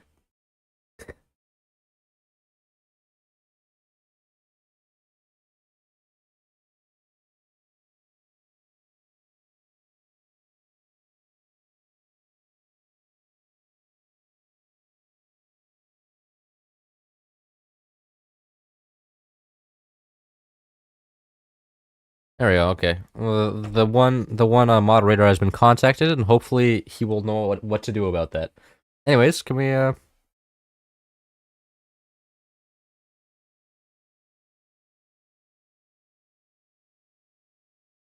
Yeah, one of the observers here isn't ready, but we can force start if necessary. Okay, and we're off. So with Firebird Hurricane Band, I think we're gonna be seeing. I hate predicting Overdrive and Spook every game, but I mean like Overdrive and Spook. I think is what we're gonna be seeing, and it's not gonna be. No, there's Bust. Okay, I was half right. There's Spook, and we're gonna be seeing Buster out of Team 1 over here. Actually very interesting. I could totally see Mortar Rockets out of Team 1 here. I would see Mortar opening into Rockets. I enjoy that strategy, especially on this map. However, I find that Spook is just the better Mortar Rocket commander. I think that if it came down to it, Spook would win if all else is equal. If they played equally, I think Spook would come out on top. Okay, Team 1 going for a little bit more aggression here, opening red tech before getting the 5th bind down. So Team 1's going to be a little bit head on weapons. Team 2 a little bit purple tech. Okay, that's actually really interesting. So we're not going to be seeing Mortars out of Team 2 at least until they build red tech, which I don't know if they are. But we could be seeing rockets, and we could also be seeing just defensive flax. Maybe. Oh, we're seeing rockets? I'd be so happy to see rockets. Rockets would be a godsend. I would be happy to watch a rocket game. A rocket game against mortars, especially with these are all very strong players. Like, I know all of these players, and I know that they're all extremely good at this game. And I'm going to be very excited to see mortars versus rockets. I think if it's just pure rockets versus pure mortars, I think mortars going to come out on top. At least that's my prediction. However, I do favor Team 2's commander here. Because as they take damage and as they deal damage, they're going to be siphoning off resources out of Team 1, which is going to hurt Team 1 extreme amounts, right? Like, if they get hit, its resources gone for Team 2, and then they can put it into the rockets, which then they can shoot them more, and if the more damage they do, the more resources they can steal, so on and so forth, right? But that said, Team 2 does have stronger mortars. They have stronger mortars. They have stronger rockets. So they will be more consistent. So I think if the mortars don't do a lot of damage early game, Team 2 is just screwed. Or not. If mortars don't do a lot of damage early game, Team 1's just screwed, and Team 2 is going to win this. Otherwise, I think I think this big favor of Team 2. They're also going for upgraded mines. So it looks like they've decided they're gonna go for late game here, going for upgraded mines, not sinking their energy into firing weapons. Perhaps not even going for they may not even go for rockets here. I just assumed rockets because I saw purple tech. Oh, beautiful flak there. Oh my god. That is perfectly. What I would do here, yeah, defend that up a little bit more. Beautiful. Is somebody what could be happening here? I don't think that. I think that the flak there is not firing at the fire mortar because somebody's holding onto it. You can't see if somebody's holding onto something right now. Like, you can't see what somebody's selecting. But I think what's happening here is somebody's holding onto the flak so it doesn't automatically fire, and waiting until the heavy mortars come out. I mean, that isn't exactly a play I would exactly expect out of Butterdog and Nils.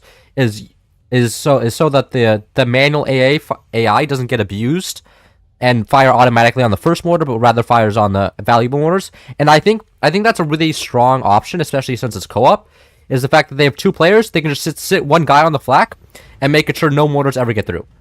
Because as you can see, like the flak just isn't firing on the first mortar. And I think that is exactly because somebody's holding it. I think that's what's happening, and I think that's a genius play, and I think that's going to shut down Team 1 a lot.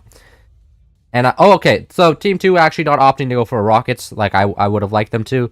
They're actually opting just to go straight cannons, looks like. Or straight yellow tech. That could mean howitzers, that could mean cannons. Could mean 20 millimeters, could mean a lot of things. But it's not, but I don't think we're going to be seeing rockets at all anymore. Because if they're gonna invest in yellow tech, they generally just go, most people just generally just go straight for yellow tech. Which makes sense. And team 1 over here, I mean, going for yellow tech themselves looks like they're quick to transfer out. I think this is a similar strategy they showed off in their elephants game, where they go for mortars, like 4 mortars straight into cannons. And over here on Team 2, they're just going straight cannons. Similar actually to what we saw in elephants, where instead of spook it was overdrive, and this side was on the defending side. We could see the same run out where Team 2 just runs out of space to expand and build weapons, and then just kind of falls flat and dies. I could totally see that happening. But that's a Team 2. This Team 2 is much stronger than the American Clown Show that was Infinity Power and Nutellafish.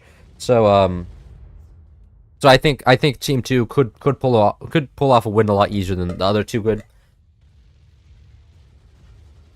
Just to the fact that their game knowledge is much greater and they've been playing for a longer time.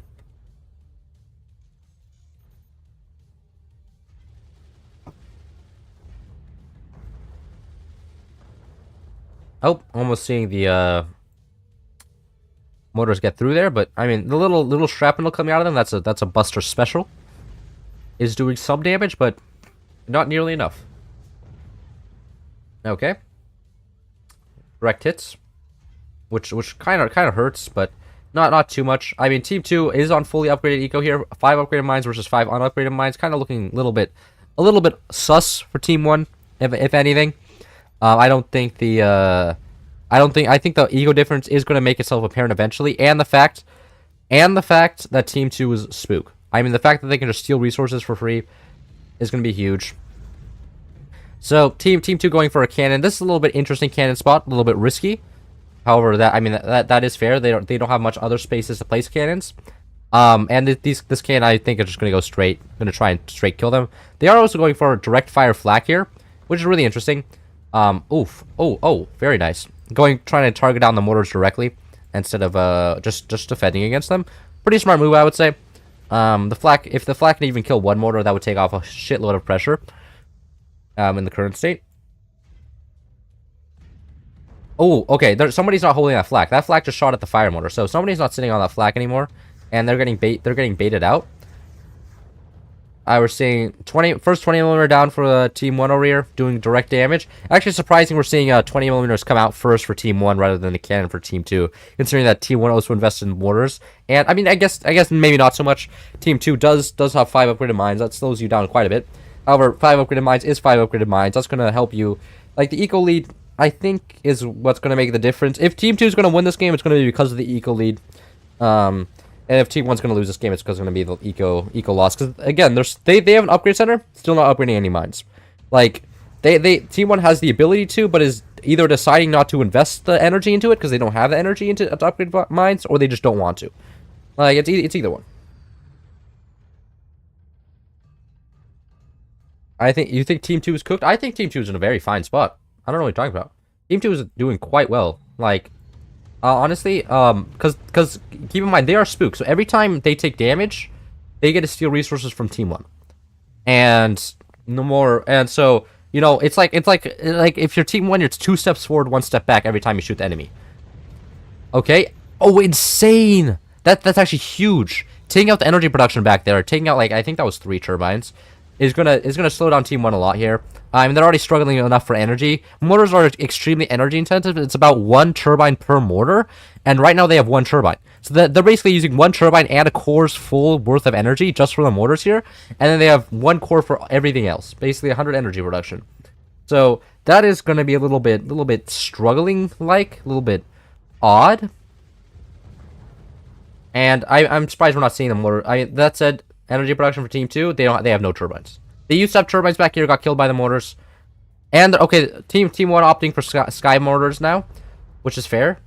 And man, they are perfectly fired. Those sky mortars for the first shot are perfectly aimed. I'm gonna see another gunner go up there.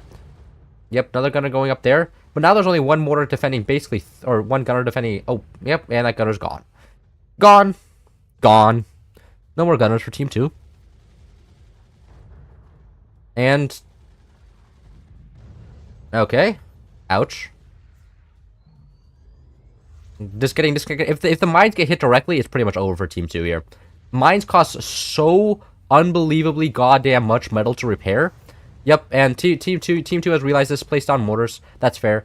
And okay, looks like they're actually aiming a little bit forward. Maybe they're going for direct fires on the core. That's fair. If it directly hits the core, it may just be over for Team 2 over here. Team 2 going first does have a second cannon. Oof. Second cannon down, but will it matter? I don't know. The DU is doing a shitload of damage. And Team 2 is struggling here. And I mean, like, honestly, what would I do if I was in Team 2's position? I don't know. I would go for mortars myself, probably. Playing at mortars against mortars, I think, is the right play here. Getting, like, 3 mortars back here, firing them over, trying to take out the enemy mortars would be, I think, the best shot, or the most consistent way that Team 2 can win. But, I mean, going for more cannons is not a bad idea either. And the mortars are getting decently shut down now as well, so, I don't know. A little bit odd. Uh-oh, that is a little bit unfortunate. Oh, is that over? No, okay. Team 2 still surviving through the volley of Buster. And, oh my god, there's so many red struts in Team 2's base. So much weight on everywhere. That is just scary. If a mortar hits here, I'm pretty sure they're dead. Like, if a mortar hits this gunner and kills the strut below it, I think Team 2's dead. Which is a very real possibility here. Okay, it looks like Spook Team 2 over here is going for the 20mm. But man. Oh, actually, energy shield going up for Team 2. This is huge. This energy shield will reflect all the 20mm, rendering them basically useless, doing 0 damage, which is just massive. Yeah, I mean, like, if Team 2 can kill this spot, yeah, that's true. If Team 2 can door snipe this, snipe it out either normally or with a cannon, door snipe the bottom 20mm, or even shoot it with 2 cannons right here would kill this 20mm. That would be a huge setback for Team 1, and I think that would make them fall behind for the rest of the game. Because, I mean... Yep, oh, failed door snipe again, though. Team 2 went for the door snipe on that 20mm, failed. That was apparently not happening. Oof. Oh, that's going to be painful. The fact that it's just that those mortars are hitting direct metal is going to be terrible for Team 2. And none of the gunners can shoot that far forward. No. Uh-oh, that is not good. If the 20mm come up with uh-oh, core damage, 40% core HP, not good. And the mortars are hitting directly where the cannons are. Yeah, that are the 20mm. Yep, that's GG. That is GG. Insane game from both sides here. But the mortars into 20mm is so strong. It puts pressure everywhere. I think you have to play mortars against mortars. If somebody does mortars into 20mm, you have to respond with mortars. Otherwise, they just run away with the game. Like, the mortars did so well there. And, like, look how much, like they had to dedicate all of this space to defending the mortars, and it just still didn't get shut down. Mortars are just so strong, and I think you would just have to play mortars against mortars. Like, that was insane. That was insane. Well, very well played from both sides, GG. Just to organize the next round. Well, can we go back to the here we go. So who won that? Wait. Team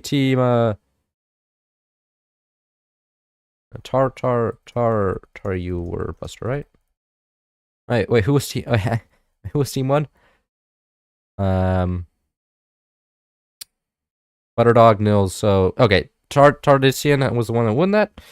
Very lovely, lovely.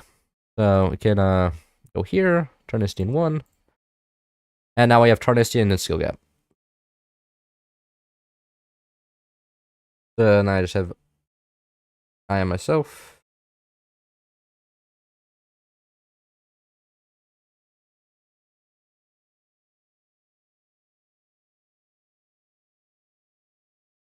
Right. Yeah, okay.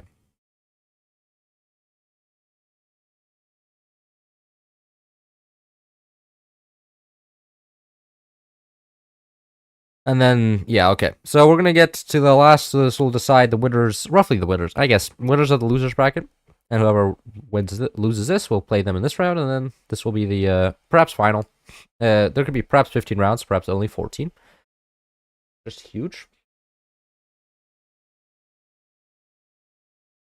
All right, we have okay. Most people are. Oh, I don't know why I am myself left. He was up,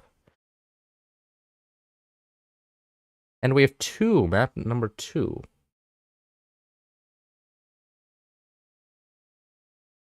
Hang time. Interestingly enough.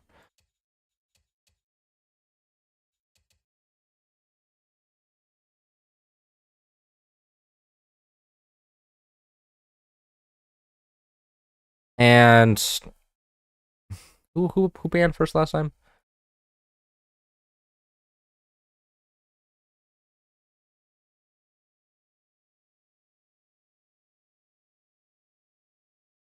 Baumstein needs to put the teams are mixed up right now. One team is with the other. A little bit odd. I can fully see chat master because of this heart emoji thing. That's true. That's actually really weird. Like on like I can't see the bottom right corner. A little bit odd. Yeah, I mean like team two. I mean team 2 was playing Spook. Spook is such a good comeback commander. Like you should never underestimate a Spook player.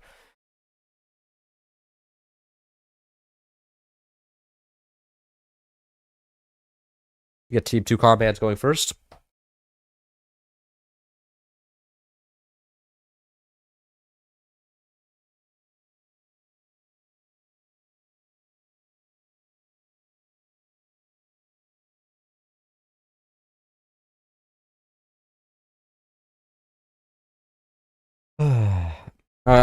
I'm literally just getting bullied.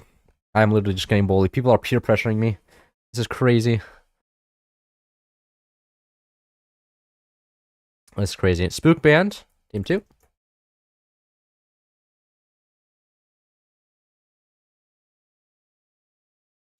Is we gonna see team 2 ban something here? Hopefully. I would be surprised. I think Firebird's gonna get banned. I think even though we can't see Firebird mortars here, Firebird is still just cancer to deal with. And yeah, it looks like they're really deliberating here. Char with 200 ping, yeah, that's kind of unfortunate. Should have been born in Europe. Yeah, I like Team 2 also, like, last game, Ledge Grab game, Team 2 had a really good chance there. Just shot both cannons at the right place, door sniped one of the 20mm. Either of those would have been perfect. Okay, another pinch ban.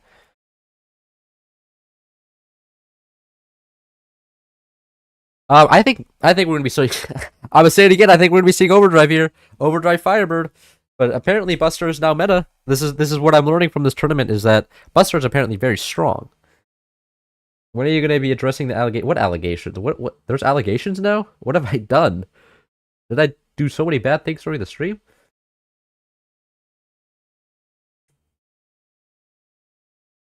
Oh, that's wild. That's wild that there's allegations. Okay, and we're off. See who wins this one. Oh, shock? I am shocked. Get it? Anyways, that was so bad. Oh my god. That is not what I was expecting out of Team 1. I'm not sure exactly what. I guess you could get a barrel down here. I think that's what we're going to be seeing out of Team 1 here. Is barrel play down here on the bottom. Get a few swarm missiles, nukes going, and and get nukes going. I think that's the plan for Team 1 over here. Team 2, though, I don't know. Going Firebird without Fire Mortar is kind of awkward, not gonna lie. I think we could see them play Swarms, maybe? Play Swarms, play 20 millimeters. Play maybe, I don't know. It's a little bit awkward playing Firebird on this map. I don't know what you would go for. What? Talking with kids? I don't know. Most of the good players in this game I know are adults, like are in college or stuff. Like Tar I know is in college. I don't know the rest of the people, but most people I think most of the people I know that play the game are college people. Yep, and here they are building down. Oh my god. Look at that. Look at that efficient building. That is so typical of Tar. This is just absolute Tar, but like look at that. 4 logs everywhere, and then struts to save money. Gonna get the barrel back here, of course. Defended. Nice defended, so can't get disconnected. Wait, we're seeing Team 2 do the same play, but just Firebird? The problem with doing this is that this can get disconnected, right? There's a barrel here now. This barrel is forever. I mean, unless you can drop this barrel is gonna stay here. So I'm not exactly sure what like this is an extremely early time to expand. Especially, I mean, I guess they could go for early nukes, but generally you want to go lasers into nukes, not nukes into lasers. The order matters a lot. Because lasers, oh, they're going for mines. Okay, are they going for mortars? Okay, I guess they're going to figure out a way to ham fist fire mortars into this match. Very interesting to see. That's gonna be something there. It looks like they're gonna go like 4 mortars here, but it's a little bit odd. I guess for team 2 can just get it. Team 2 is also going for mines. Buh?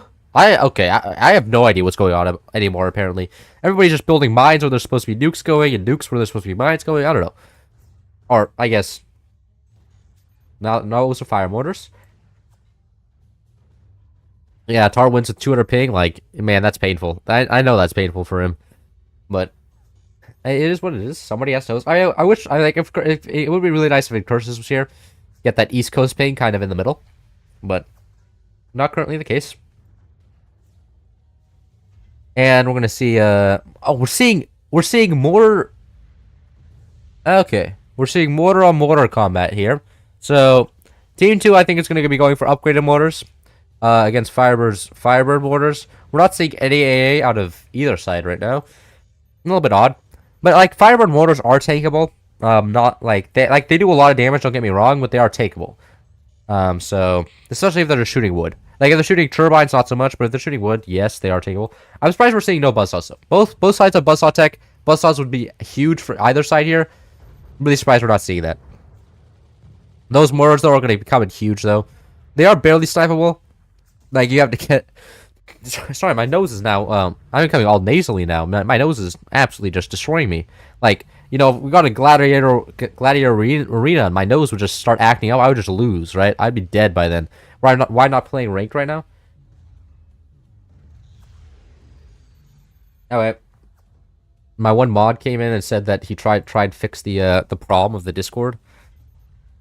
I have no idea what's going on with that. Anyways, what's happening here? Right, so we're seeing Firebird mortars, or we're not seeing upgrade center out of Team 2. We're seeing rather purple tech. It's probably for flak. Get that Firebird flak going, and like absolutely filthy. Firebird flak is. But that's it. That means no upgraded mortars down here. No upgraded mines, which is actually huge. I mean, Team 2 we're gonna be seeing upgraded mortars, perhaps even upgraded mines, which is a lot of money. Yep. So, and okay, here we are seeing the buzzsaws out. That makes sense. Like hitting this here will drop a lot, I think. Hitting meh, I don't actually know. It actually looks pretty stable down here. So I don't even know if it would drop it. And this is pretty well built here. Is it? Oh my god. Almost the momentum almost killed it. Will it still die? That's actually surprising. Like one strut broke, but it didn't fall apart. Okay. This is looking still alive. Very close though. What we even saw one mortar die. Buzzsaw almost got it. Team 2 I think is going to proceed to stabilize this even further. To make sure that doesn't happen. But that said, heavy mortars are coming out, and but Team 2 does have flak. Flak is an interesting play though, because flak is going to counter the mortars completely, isn't it? Flak, oh my god, that is so bad for Team 1. It's such a bad matchup to go mortars, because the flak are just going to just slaughter every mortar that ever existed, right? Get a Firebird flak going straight on the mortars, you're coping, you're seething, you're dead. There's nothing you can do. The only thing you can do is just change into a different weapon, perhaps go lasers. Yeah, at this point I would just fully commit late. No, they're committing even harder into the mortars. Okay. I mean, I guess they could get doored mortars, but that is so weird. It is so weird to get doored mortars. Like, if you're going doored mortars, like, you know something's weird. Like, it's just so expensive. It would just double the expenses like per mortar, and they can still door sniper, right? Little bit odd. There's a lot of sniper play from both sides here. Kind of interesting. Right? No, okay.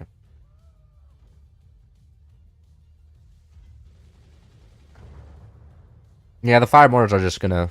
The fire mortars are getting through kind of consistently, but they're not really doing any real damage.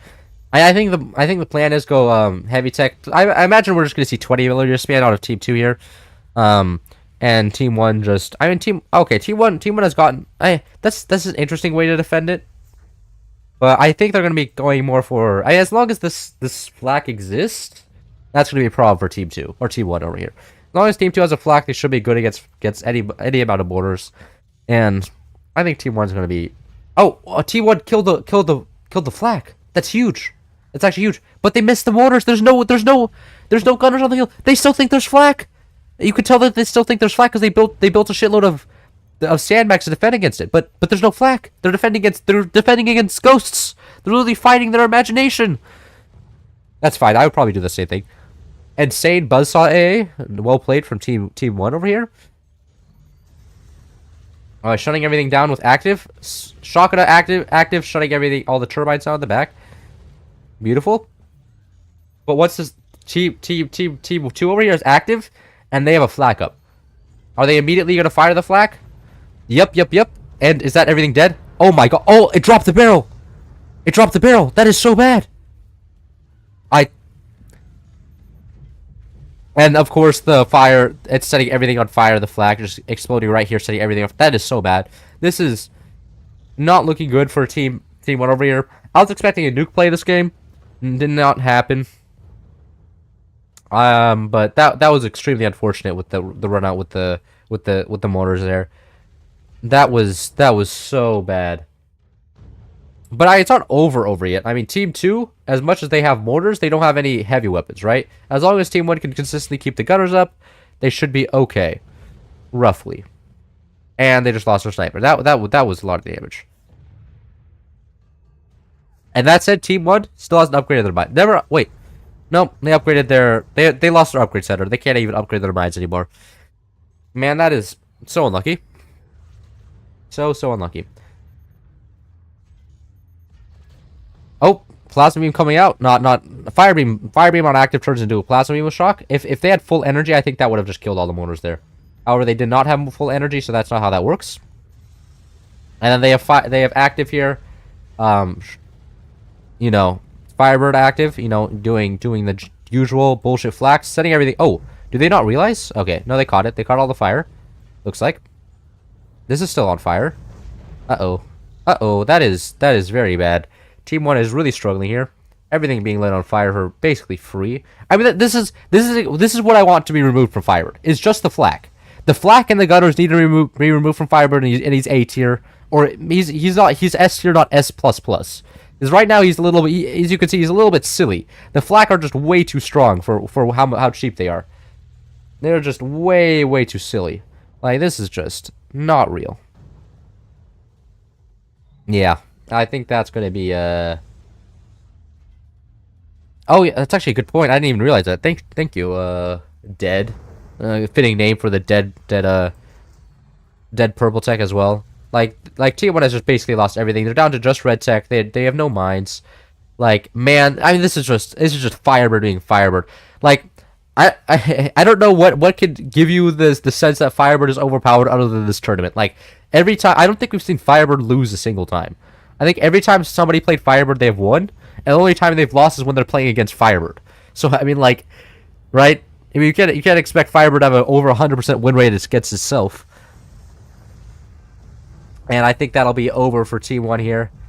27%, 25%, 20%, 18%, 15%, 13%, and they're letting themselves burn. They're letting themselves burn. They know it's over. 8%. What? How is it? Wait, what? How is it not taking damage? What? There we go. And Team 1 is dead. And Tarnistian, well played. You two, you guys played extremely well. However, Firebird will be Firebird. And they went mortars against Firebird, a little bit questionable. Generally not a good idea. Generally just want to blast Firebird with like cannons or howitzers or something, not mortars. So let's see. Let's see the brackets. We're getting okay. And we have Tarnistian getting eliminated and Skill Gap moving on. So now we have I Am Music and Westwood. I Am Music hasn't played in forever. Jesus Christ. Who is wait, no. Wait, no. Did we already have this? Did I skip somebody? No, no. Oh, no, no. I Am Music Westwood. Okay. I know that's Geiger and...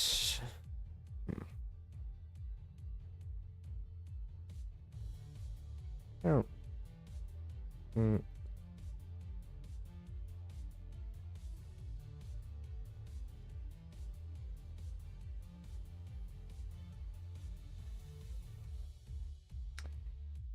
And then Benzine's team as well.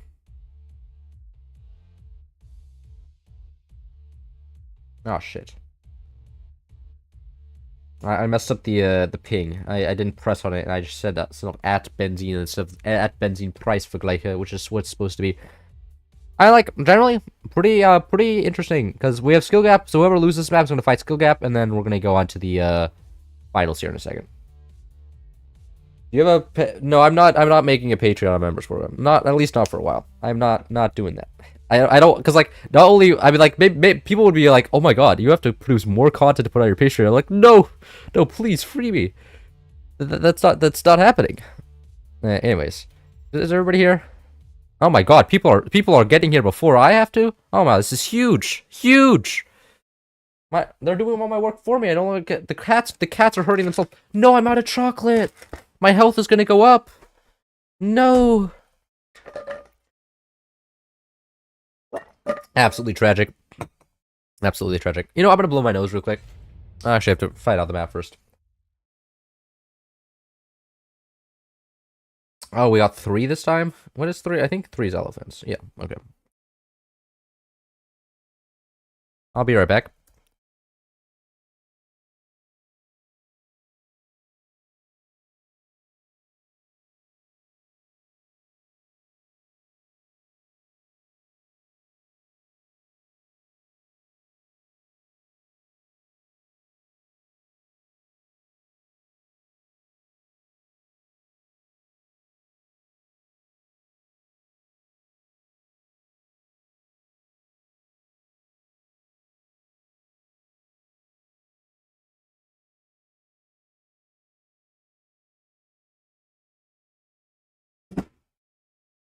Nose is fully cleared?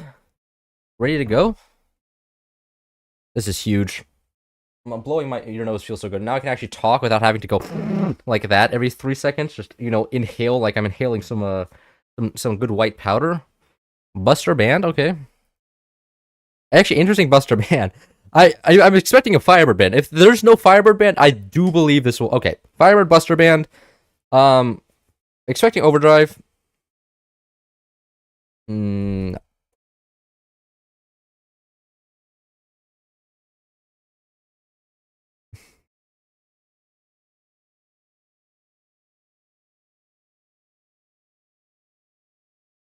I think they're a little bit good on pillars.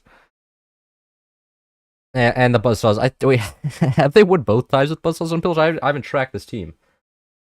What's your favorite Colombian brand? I don't know.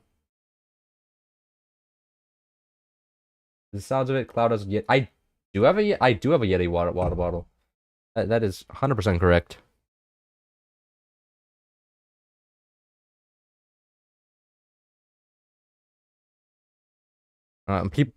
Players are not being being very they really want to play pillars, but no.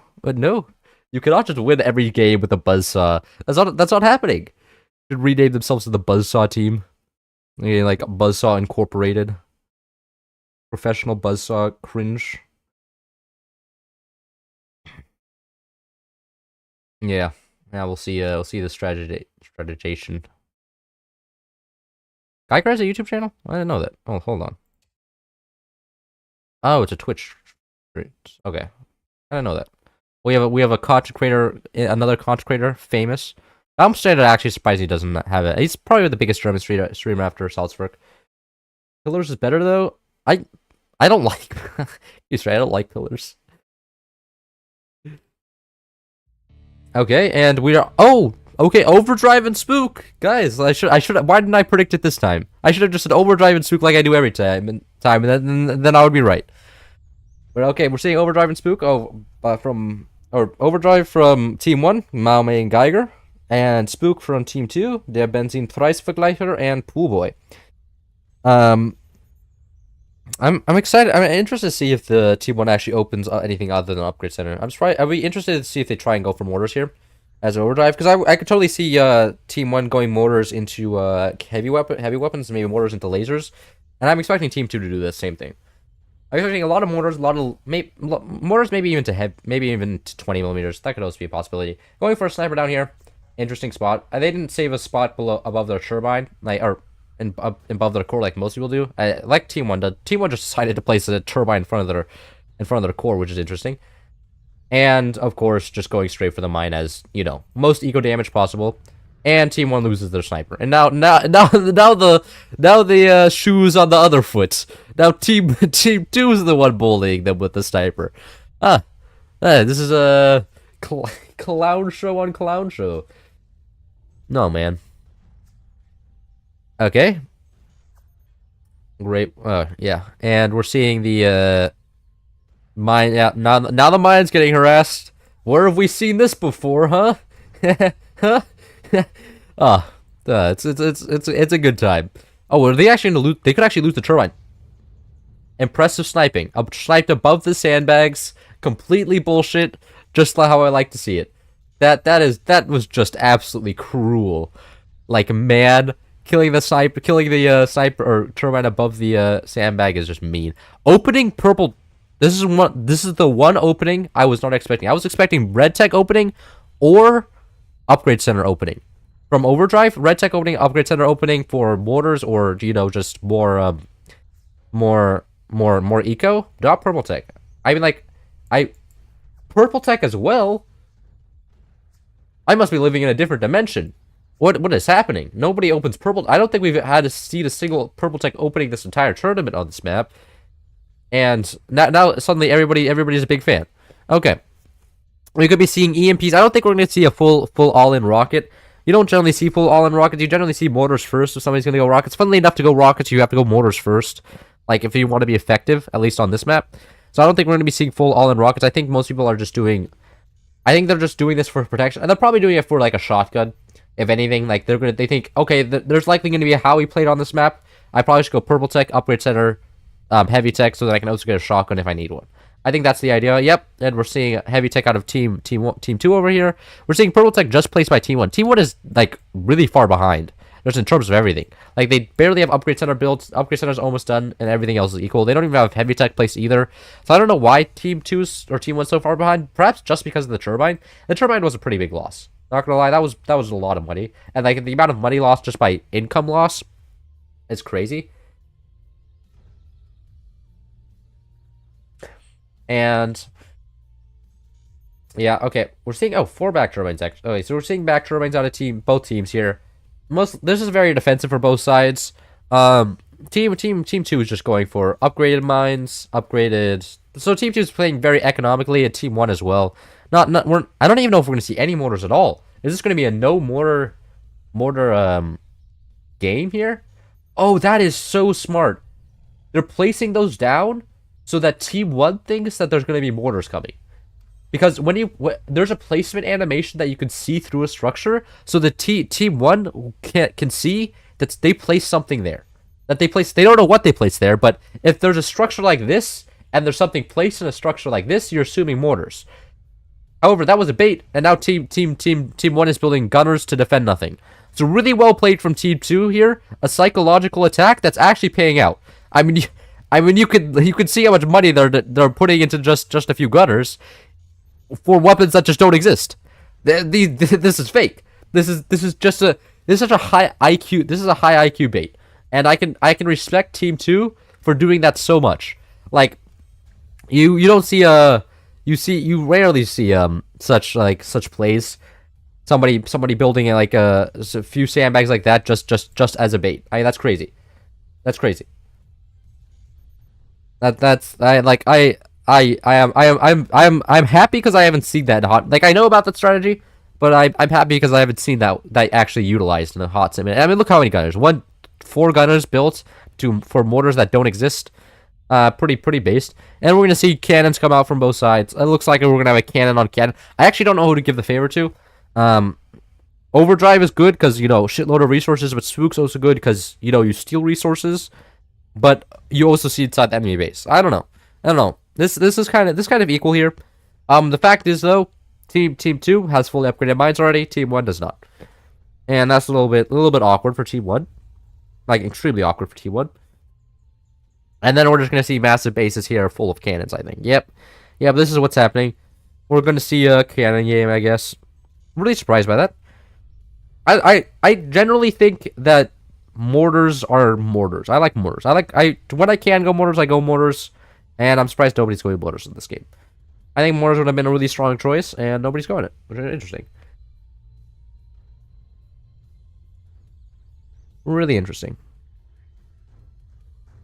Do some in-depth analyzation. Okay, purple. Yeah, I mean, like, interestingly, I think they're going to build storage. Oh, there could be a howitzer play from team 1 here. I'm assuming they're building the space for storages, which then they're going to build a metal storage here for a howitzer. I'm calling it. There's going to be metal storage placed here. I'm saying that there's going to be a metal storage placed here. I think that's what that space is going to be used for. That's what I'm saying. Or they could just be batteries for the cannons, but I think that's going to be a metal storage spot. I think so. That's my prediction. And then team 2 over here, yeah, just building cannons. Team 2 has their life figured out. They decided cannons are their choice of weapon this game, and they're gonna build cannons the whole game. I think that's their idea. I think it's a good idea. I mean, like, you could see the use of Spook here. Team 1 doesn't know what's coming. Team 2 sees that they're just building cannons, so they don't need a shotgun. They don't need anything. Team 1, however, needs to build a shotgun because they don't know if there's going to be a howitzer coming out. There could totally be a howitzer coming out. They have no idea. So there's a little bit of a advantage that way, that Team 2 actually has the information of what Team 1 is doing because of the commander, and knows that they don't need to build a shotgun, they don't need to build A, they don't really need to react with anything because it's just cannons. Well, Team 2 has no idea. Team 2 had no idea whether those were mortars or not, or whether there's a howitzer on the field or not. So there's a lot. That's another benefit with Spook. You get to see if the enemy is Spook. So, like, if you're Spook and the enemy isn't Spook, you know, oh, okay, I can't play mind games. But if the enemy is not Spook, then you're like, oh, they don't know what I'm doing. I can trick them here a little bit. I can build this structure that looks like this, right? So very, very well played from Team 2, really utilizing their commander to the fullest ability.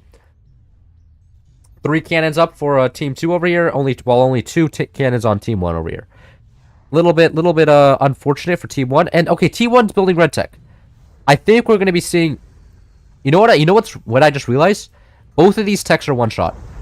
Oh, that is extremely bad for Team 1. Both these techs are one shot. A cannon coming in here could kill both of these techs. If both those techs die, I think that's game over. That's game for Team 1. I think that's it, because without those techs, no cannons, no mortars. I guess they could still build rockets, but rockets are awkward without mortars as well. So I think that's a little bit okay. Looks like we're going for a mortar play down. I was just thinking. I was like, it looks like we're going for a mortar play down here just to be like bombarded by a rocket placement. Okay, I can respect that. Team 2, however, they know there's rockets coming up. They see that Team 1 has built a rocket, and they are reacting, building their own mortars. Getting their own motors up, building a bunch of gunners everywhere, and both the techs are gone. Hey, you can't say I didn't see that. I saw that. Both techs with one sandbag for defense. A little bit not advised, I would say. So and EMP also gone. Man, this is just T1 getting absolutely bullied here. I mean, like T1 still has a chance with like a door sniper or something, but with the mortars coming out here as well, I think the mortars are just going to be a finishing touch on Team 2's masterpiece of a game here. Like Team 2 played, I would say, perfectly. I have never seen a side play so well before. Like this is insane base design, insane mind games, and just perfect snipes, perfect shots. Just Team 2 is just playing perfectly. Like, you can't even blame T1 for losing. Like T1 is not playing bad, but Team 2 is just playing perfectly. Oh my god. Perfect mortar shots as well. Oh my god, Team 2. Team 2 is playing so unbelievably well. This is crazy. And is that Buzzsaw going to finish them out? It's just everything Team 2 does is working. And like, I mean, that's the power of Spook, right? You know what's going to work and what's not because you know what the enemy's doing. And they're going straight for the core now. That's fair. You know, if one of the mortars hits there, it's going to be game. Like, this is crazy. And is that game? Almost. 10% core HP, almost dead. Like that is painful for team 1 right now. And then the mortars, and that's going to be game, isn't it? GG. Wow. Okay. Well played, Malme and Geiger. You guys got a lot farther than I expected you to, but man, Poolboy and Benzine, they are probably one of the favorites to win this tournament. Honestly, they are both very strong players, very in touch with the meta. I mean, as you can see, Poolboy got rank 1 last season, and then Benzine has been playing for a while and got rank 2 recently as well. So GG to both players. Both played very well, but Westwind is out now, and I Am Music moves on. And then we have Westwind. Oh, Westwind and Skill Gap now, which is just lovely.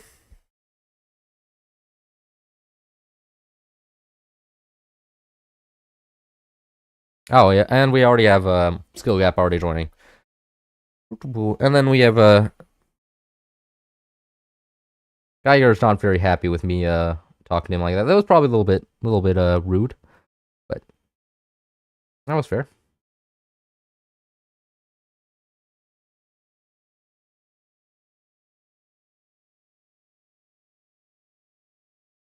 Pins. Oh. And what map is that? Okay, we have Abyss.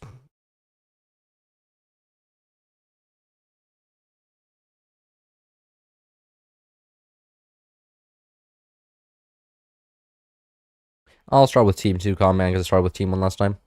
Give Malme and Geiger a break.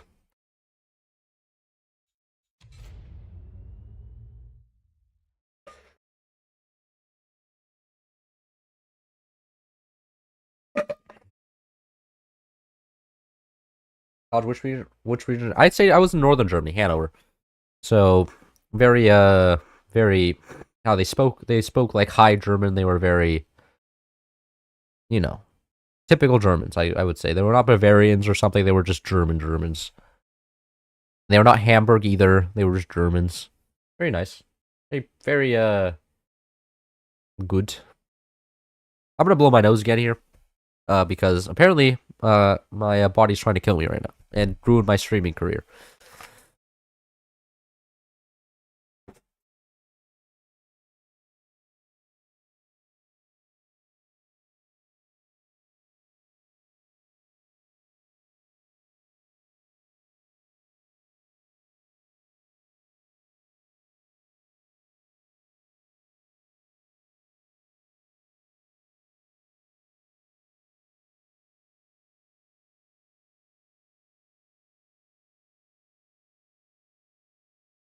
Oh, another pinch band. That's odd. Um, it's just we haven't seen pinch once this whole tournament, and he keeps keeps getting banned despite nobody playing him. Right? Like, okay, Firebird banned, no surprise there. Pinch also banned, no surprise there. Or I guess there's a surprise there. I don't know why people are banning Pinch if nobody's playing him. Right? He's not overpowered anymore apparently. Baden-Württemberg? Isn't that where Hanover is? I don't know. Or is that Schleswig-Holstein? I don't know.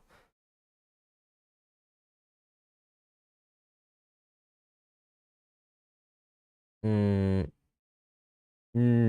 I think I was. Oh yeah, actually no, that's where my mom's from. My mom's from Baden-Württemberg. Right. So I've been there visiting my grandparents. Is this gonna be the final round? No, second to last round. This is the finals of the losers bracket. So we're around 13 here. Winners of this will go to play the finals, and if they win, then they will go to this one, because then IM Music still needs to lose twice to get eliminated. But this is the second. This is potentially the second to last round. Everybody's rated up. We were set to go. Kind of Schwabish? I don't think so.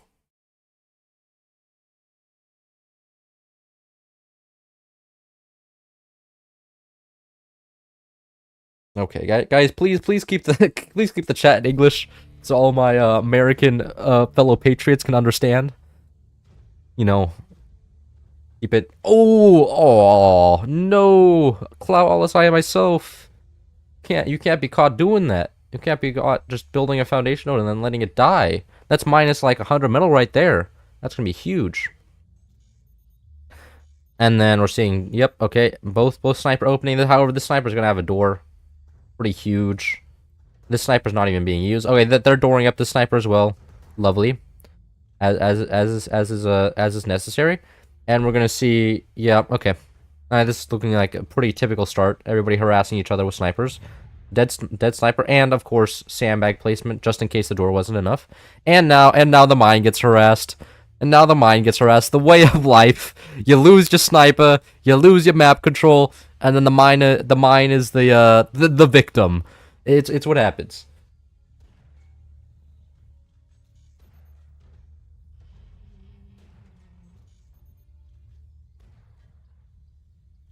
And now people are talking in Spanish. This is great. This is great. No, my chat. No, the foreigners are taking over. I need the who was the new administration or the new department that Trump created to get rid of all the people? Was it ICE? I think it was ICE. Need the ICE to come and take away all the foreigners in my chat. It's free. You use the true American patriotic. Actually, I don't even know if they would. They might actually deport me. Like that's actually yeah, that's actually like it's like a really like a weird like a timeline is like a timeline where I get deported for having a German citizenship. Like that would be interesting. Oh my god. Oh my god. I can't even read chat anymore. This is tragic. But no, I live in California. Gavin Newsom will protect me. Oof. Nice sandbag block from Team 1 there. I would repair that turbine. That turbine is looking very snipeable. Like, extremely... I think that's one shot. Okay, okay. Team 1 decided to invest the resources in repairing their turbine. Absolutely lovely. And they're also... So, okay, we're seeing Purple Tech, Upgrade Center, Red Tech, Upgrade Center. We could be seeing rockets. We could just be seeing shotguns out of the top here. Well, from Team 2, I'm expecting we're going to see mortars. And see what happens there. So we're expecting we're going to see shotguns up here, and then maybe rockets down here. Is this rocket boxes? These look like rocket-sized boxes. I'm expecting rockets down here, shotguns up here, and that'll be the game plan for Team 1. And then Team 2, I'm expecting mortars here, and then maybe gunners up here, snipers up here, AP snipers to deal with the shotguns. I mean, yeah, I'm expecting a good back and forth. I mean, like, oh, Spook versus Eagle Eye. Oh. Eagle Eye is interesting. Eagle Eye, I think... Oh, I didn't even realize that... I didn't even talk about the commanders yet. Eagle Eye is interesting because I think we're going to see actually a lot of flak spam. A lot of shotgun spam because on active, Eagle Eye gets explosive flak rounds, which just tear through everything and do a shitload of damage. So I'm expecting just a shitload of shotguns and just, you know, them just tearing through. With...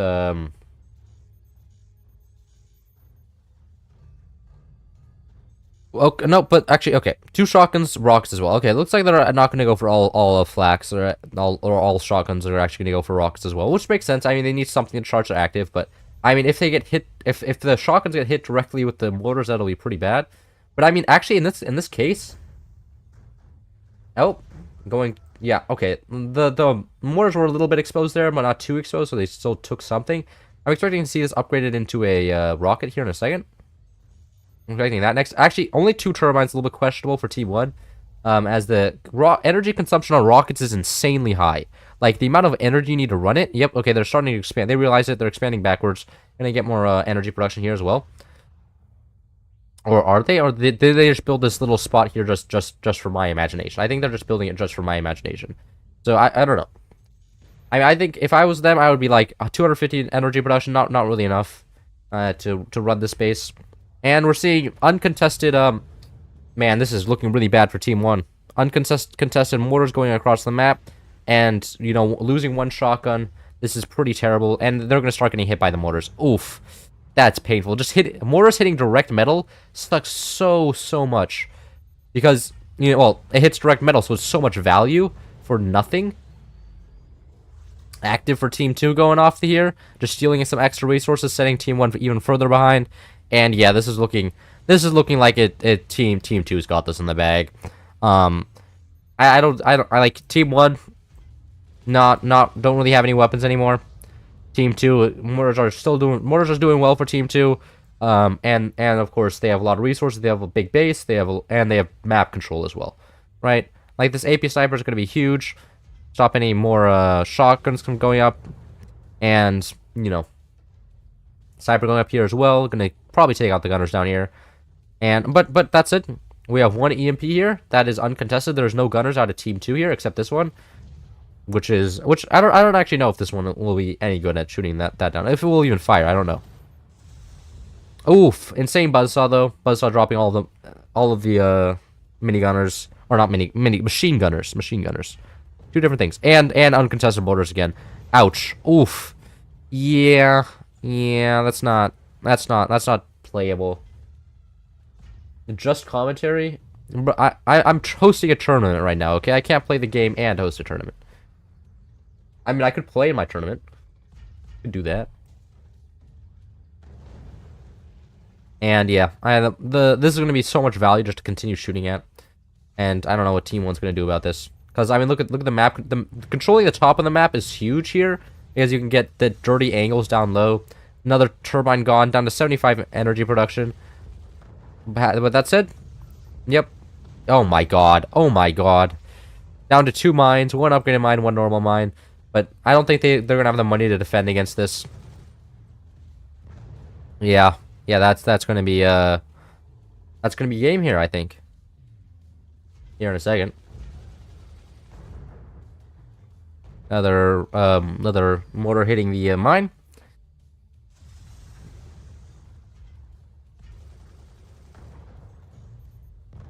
Okay, missed again.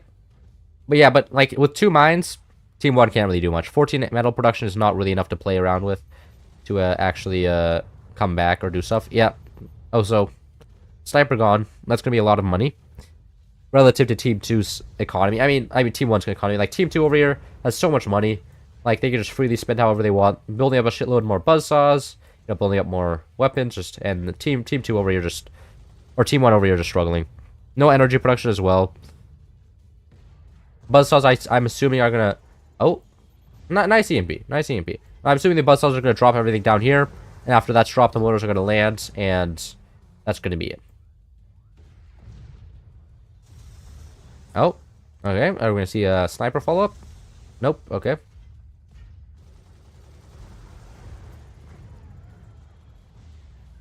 Okay. Yeah, we're seeing once the sniper gets up, I'm expecting this sniper up here should be able to hit this guy, and this guy.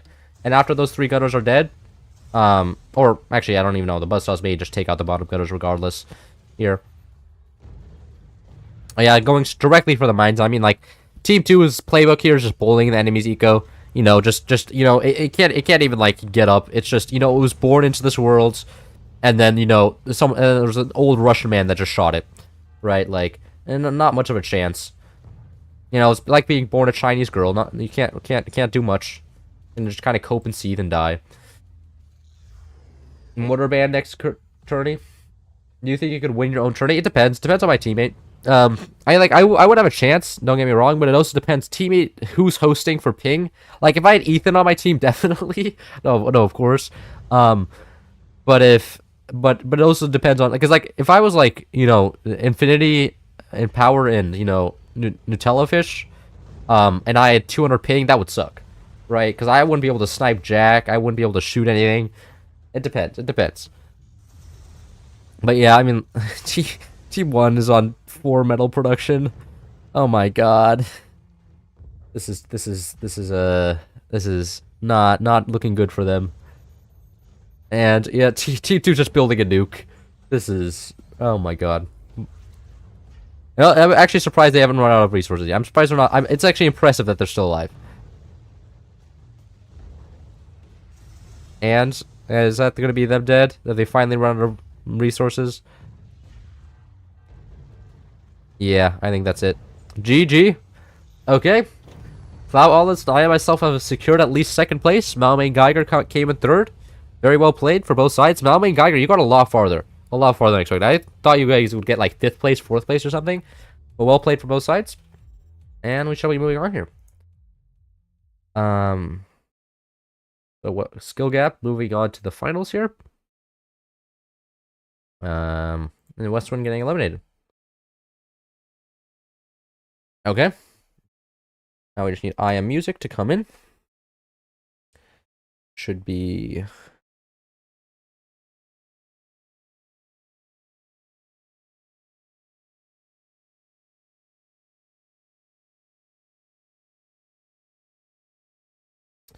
Yeah. Yep.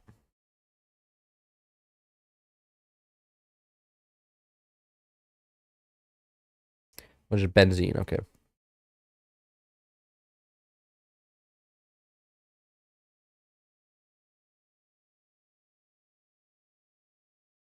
There we go. Got him pinged. Is he already here? Yeah, he is. Okay, perfect. Everybody's here. Now we just... Okay, and we're going to play balls for this match as well. Finals here in a second.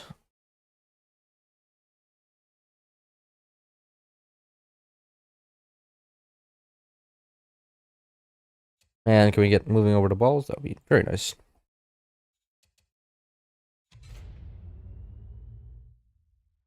Firebird banned from Team 1.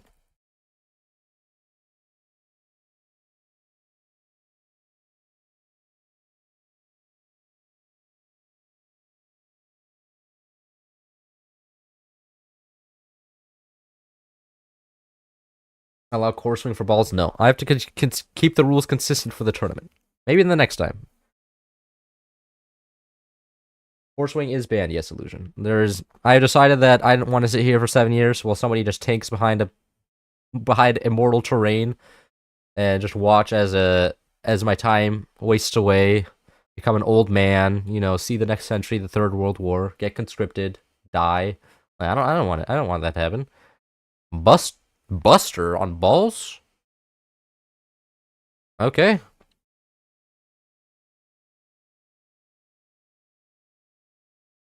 Alright. I just need Bomb Shadow to change it to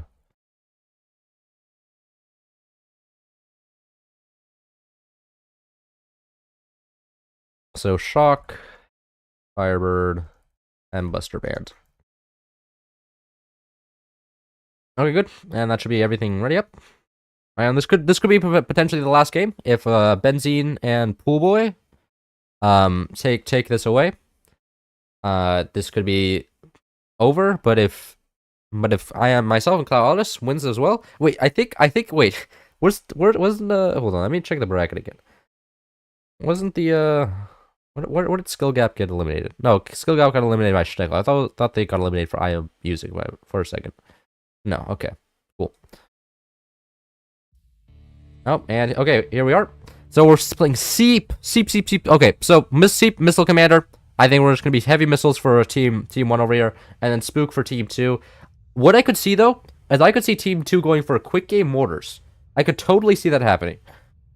I could totally see team 2 try just realizing, okay, they are Seep. They're gonna try and go fast missiles. I'm gonna try and go mortars just to kill them early before that they can get the missiles up and before they can catch traction. I could totally see that happening out of team 2, but I think what we're really in reality going to see is just missiles versus missiles. Like, you can always hope, but in reality of life is everybody just likes building missiles on this map. and going mortars is just is a niche strategy that you don't see very much. Game will be great. Best baller balls, yeah. I mean I like watching balls a lot, especially in co-op. Not the mortars. No, I mean mortars on this map are cool because they're not meta, right? Like when you see mortars in like vanilla, you're just like, ugh, this again. But when you see mortars on this map, you're like, oh my god, you're going mortars? You're so original and cool. Can I be your friend, please? Right? Like there is there's metas to each map, and this map is not generally considered a mortar map. This is considered a missile spam map with, I mean, missile spam map normally with shock, but not shock this time because, you know, no shock. No shock. Shock's not happening. I like watching balls. that is a good quote out of context. Pacifist. I don't think we're gonna be seeing a pacifist strat, especially because there's no uh no what is it called shotgun, which is kind of necessary to upkeep all the connections, especially to the top balls, which you require to get over.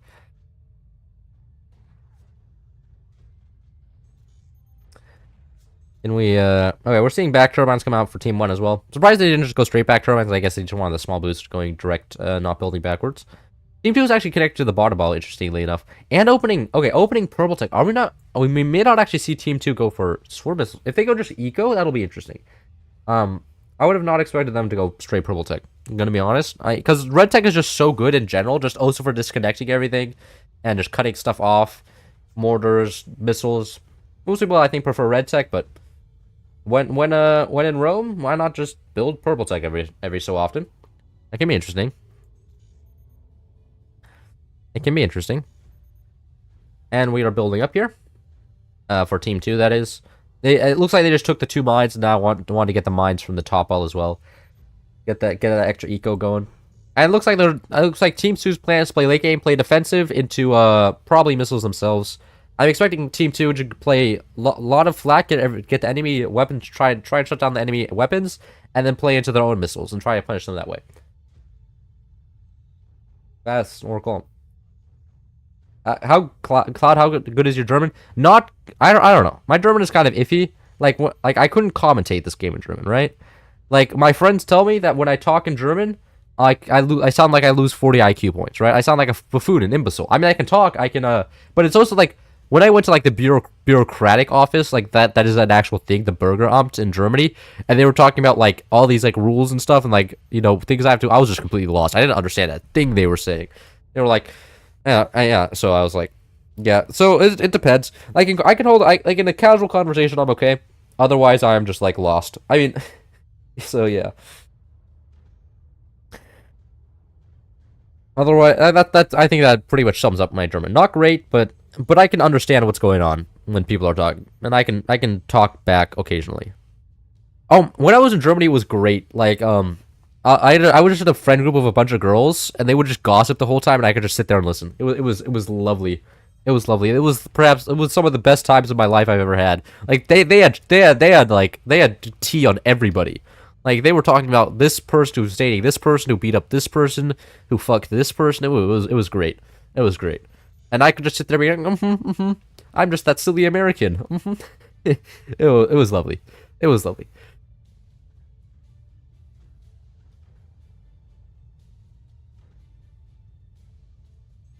Well, okay, when I say German bureaucracy, that's me complaining about it, okay? Like, I know the Bürgeramt is not, like, the German bureaucracy, but, like, you know what? I never have to, in America, I never have to register that I'm living here. I could just live here, right? Like, it's just... Like, you don't, like, if somebody's, like, living with you, you don't have to tell anybody. You get left alone. Can you make the, winning team do a 1v1? No. I would probably have to give them more money to do that. I'm not doing that. Not happening. Okay, we're seeing triple nukes out of Team 1 here, no surprise. The thing about Seep though, he only gets a speed buff on his missiles during active. So unless he's like Seep has active, he's not really that scary. So the first few rounds here, I don't think are gonna go very far. And I mean, look at Team 2. Team 2 is so freaking tanked up. Like wood everywhere. Massive trenches, super developed bottom ball, super developed top ball, trench here, like this is an extremely well-built base for defending. Like, there's no real way you can do, like, critical damage to this space either. So this is an extremely well-built base for taking and just delay the game. Okay, we're seeing the back borders again from Clawless, Naya, and myself. Assuming to kill the mortars back. Oh my god, yeah. That missile swarm was just absolutely just freaking obliterated. Sent into, like, practically the stratosphere there. Like, just absolutely punted by all the flaks and gunners and stuff. Like, that was no chance. Like, oh my god. You know, getting surrounded by 4 different guys at the same time. There's down here, in the middle here, and up here. Just bang, bang, bang. And it's gone. And, okay, we're seeing laser tech, though. We're seeing laser tech, which is extremely scary for Team 2. This is their win condition. If they get a fire beam, like, let's say down here, fire this upwards, or, like, fire this, like, over this ball, they could very well get double nuke landing, especially with active. If they get active fire beam, I think that's huge for Team 1. But here we have the mortars coming out. For Team 2, getting the sky mortars, trying to pressure the back turbines here, assuming. Okay, first set just got completely shut down. Let's see if the second set does. I mean, it's just a matter of numbers, right? After a while, these mortars will just through random chance land. So, we'll see. And we're going to see more turbines go down. Mortars get shut down again, don't do land. Oof! And nice sniper, actually. Getting a low sniper there, just to snipe out the little trenched flaks there. Which is really nice, really well played from Team 1 over here. Getting a low sniper like that. I probably would not have thought of that myself. That said, I do favor Team 2 situation here. Just economically. Look at this. 57 metal production to... when do they stop repairing? Roughly 40. Yeah, so they have 40 metal production on Team 1. 57 for Team 2. That's 20 metal a second. That is a lot of metal. And not only that, energy is roughly equal, but energy doesn't matter as much as metal. Oh my god, that is so lucky for Team 2. The fact that the nuke just missed both gunners on below and above and just burp, went straight through. That is extremely lucky. That's just wild.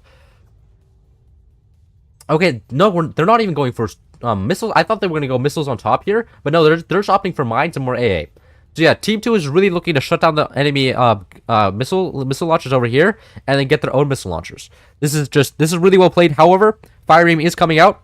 Once this fire beam comes out, there could be fire beam goes up here, missiles come across, and then Team 2 could be struggling. Team 2 could get consistently beat up. You know, it could be like the middle school lunch tables. You know, they could become the loser table. Right now they're the winning table, but they could become the losers table. You don't want to be part of the losers table. And let's see where these missiles go. Okay. Oh, both of them get shut down despite there being a fire beam as well. Man, did they notice? Okay. Yeah, there was a lot of fire everywhere, but that is super interesting that despite there being a fire beam, the nuke still got shut down. That is just an insane amount of flak. I mean, the fact that they have flak up here to pressure when it's firing, they have flak down here, flak up here. I mean, there's a lot of flak everywhere. So it's just really, really rough for Team 1 here. But that's it. As long as they get active with the sniper, build up. Honestly, Team 2, Team 1 both could benefit from some miniguns here. Team 1 gets Team 2 gets miniguns over here. They can kill all of this. Team 1 gets some minigunners. They can consistently kill any A that's built here, and then put pressure on Team 2. But I mean, Team 2's. I mean, look at this base. This is such a crazy base. Why did they keep the one long? Why? Why did they keep this? Why did they design this away? No, that one long is gonna be the death of Team 2. Watch. I'm calling it. That's wild. Okay, is that gonna get shut down? Okay, one, both get shut down. Oh yeah, Team 1 is really struggling here. They just can't get the nukes to land. And Spook, I'm telling you, Spook is such a good choice because they're constantly stealing the energy from Team 1, constantly stealing the metal from Team 1, and Team 1 has less metal production as well. So they're already poor, and they're just poor. They're making them poorer. It's like capitalism, you know. You know, we have the capitalists over here, the rich people, and they're just making the poor guy even poorer. It's crazy. Spook is like, Spook is an underrated cat. Like, people mostly consider him a KGB operative because he's Russian. But I have a theory that he's secretly an American capitalism that is using the Russian guys to make more Russian off the Russian economy. You know, I'm just saying. It's entirely possible. I could do a one long only challenge. I would kill myself if I did a one long only challenge. I'll be straight with you. Like, I don't think I could do that. Like, the amount of APM you would need. Yeah, I mean, this one long, I'm like, they may have a 4 long behind us. They could drag this strut here, the 3 long strut here. They could drag it to make a 4 long strut. And I think if they may have already done that, but if they don't do that, they need to do that. They need to create a 4 long strut there just to make sure that they don't die to something stupid. Because I remember that there was a team 2, similar to team 2 in this position, that lost a game earlier today because they did something silly and they overlooked something. And I want this team 2 to win because I want there to be another game. You know, if this team 2 wins, then we have a second final round, which I want.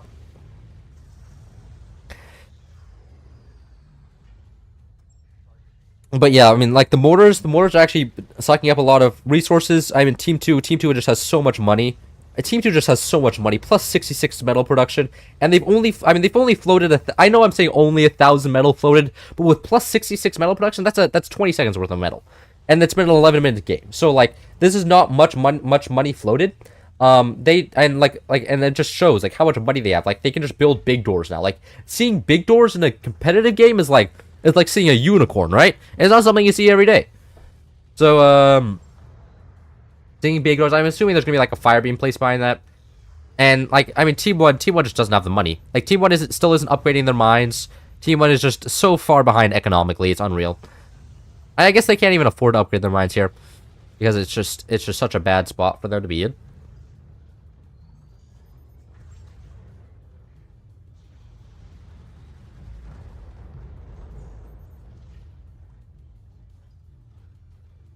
And okay, more snipers going down. Lovely.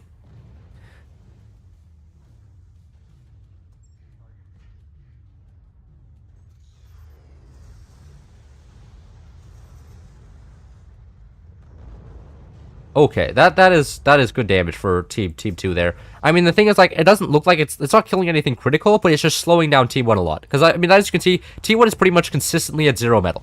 Team 1 does not have enough metal to do what they want, and everything they try is just getting shut down. That wasn't active. That was active. That's 33% faster nukes that are just getting insta shut down, even with a fire beam. Like, and they're not even repairing. Team 1 isn't even repairing here anymore. You can see that they're just leaving these holes in their base because they don't have the money anymore. Like, in just terms of metal, like, it's just there in terms of metal there is no metal, right? Like, that is the saying, right? In terms of stuff Team 1 has, they don't have any stuff anymore. It's just they like I know like they may have 9 mines, but they don't have the money to 9 mines isn't enough. They need more. They need more. Like, and that if that nuke keeps landing, it's going to keep slowing them down even more. It's just not looking good. Oh my god. Another bullshit buzzsaw. The buzzsaw destroyed the strut below battery, and Shane reacted all of them. Now they're down to 5k energy storage. They can shoot one. They can't even shoot their nukes anymore. They can't even shoot their nukes anymore because of a bullshit buzzsaw. Oh man, the clouding has begun. And now team 1 is actually just building an actual plasma beam on balls. When you see a plasma beam on balls, that's when you know stuff is getting silly. When the team has enough money to just build a plasma beam, it's actually wild. It's actually wild. And I mean they're just big dooring it, like big doored fire beam, which is just so. This is so snipeable. Fire beams are 2 shot to a sniper, so a big door is just actually terrible. But Team 2 doesn't even care. They have how many mines? 11 or 7, 9, 11, 12 mines, and most of them are upgraded as well. Like they are practically Scrooge McDuck at this point. Like, oh my god. Yeah, and now they're just gonna kill the enemy fire beam as well. Oh, that's rough. That's so rough. That is rough. And then I mean, like Team 2, Team 2 doesn't really have the ability to kill Team 1. They need to upgrade. They need to get a second nuke here. They need to get another nuke. They just need more nukes, really. If they get more nukes, they should be able to finally finish Team 1 off. And I guess they could also go for just a shitload of plasma beams to kill them, but they don't really have the ability to kill. They just have the ability to just stop Team 1 from doing anything ever.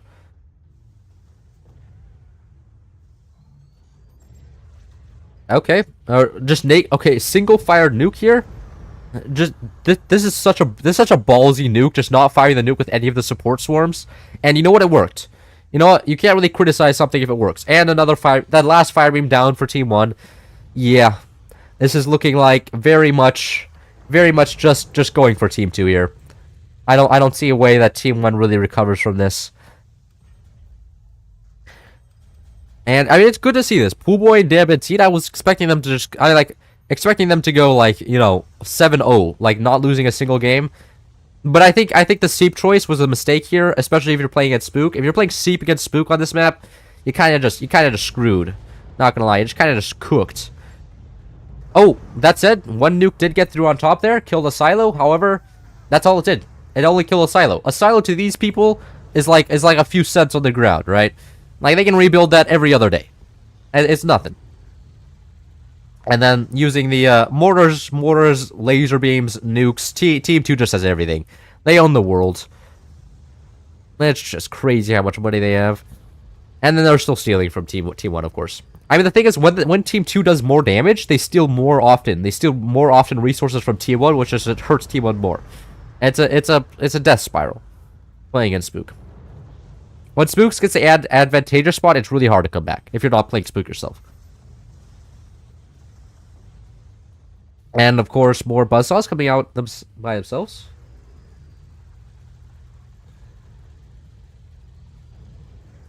Mortar taking out the top gunner. Oh, one piece of metal.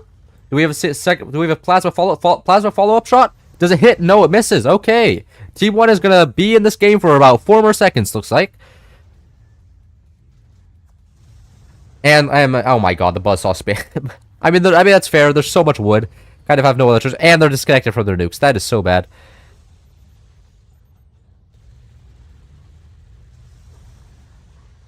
And the mortars are starting to come up. Put more pressure on the turbines. The thing is, okay, there's one fire beam out. Team 1 basically has one more shot. If one more shot with the fire beam, that mayhaps somehow magically collapse this one brace.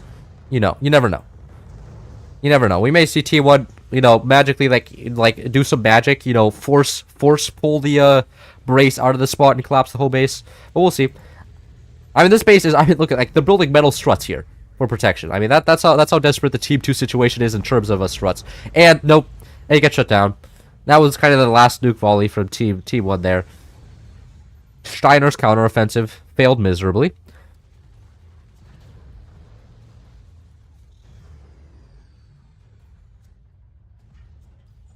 And we could get... Yeah, and if we get the mortars firing on the nukes themselves, that would be smart.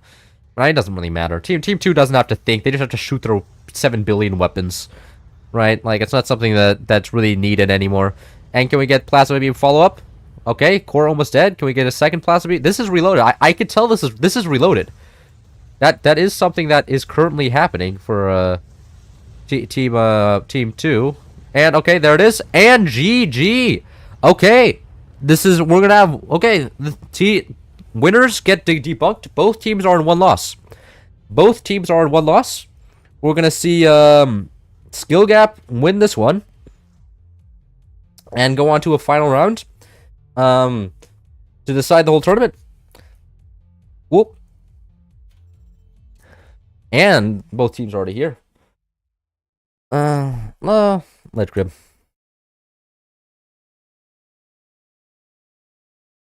Who banned first?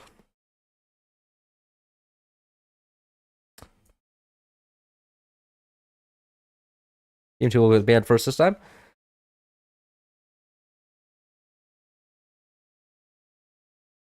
Yeah, Team 1 basically lost too much might from the very start. Yeah, it was unfortunate.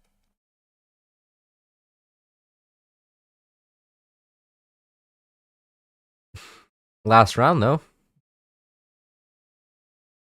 Round on Lead Grab. It's gonna be interesting. I'd be unsurprised if we see Buster again. Buster seems very meta on this map.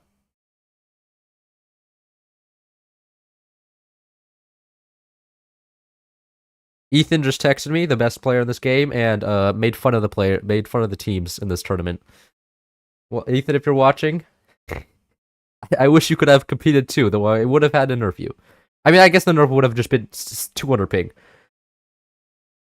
That probably would have been the nerf for him. He was complaining that people went mortars on mortars on hang time back for that previous batch, which makes sense.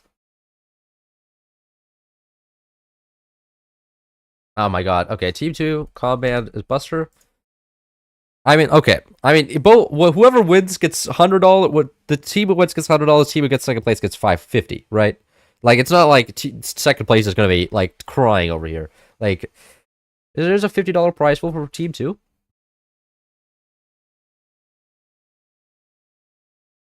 Yeah. So Buster ban is interesting. If Firebird isn't banned here, we're gonna have an interesting last game.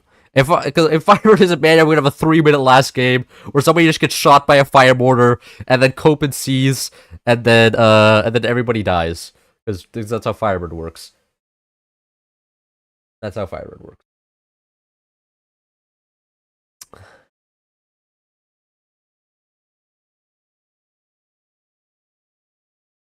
Oh my god, these people can't decide what they want here. They're really coming together. They're not gonna ban Firebird.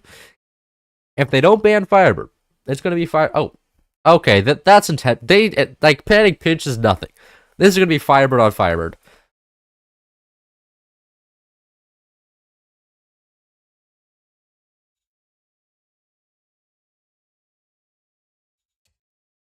And so should we ready to go? So pinch, and Buster banned.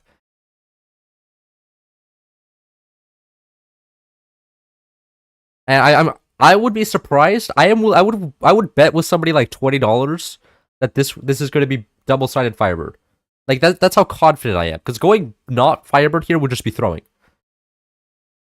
Firebird on Firebird cringe? Yeah, I guess.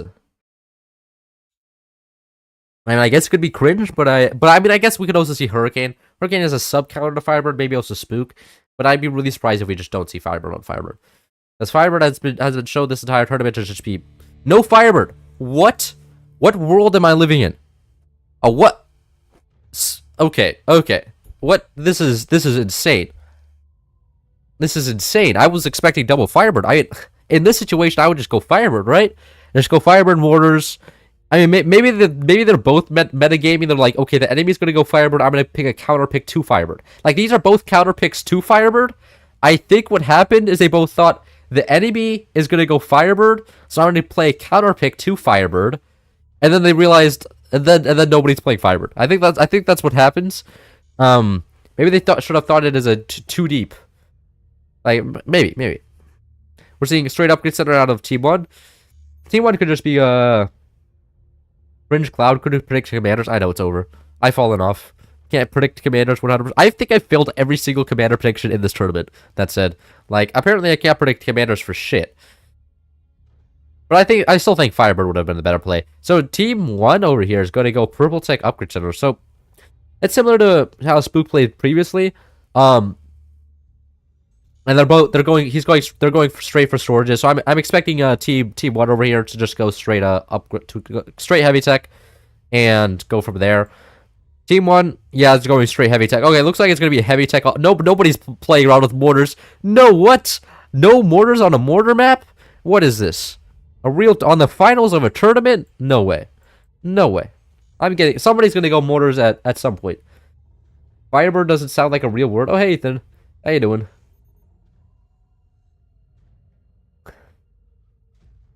Ethan's coping because he went to go ski without me.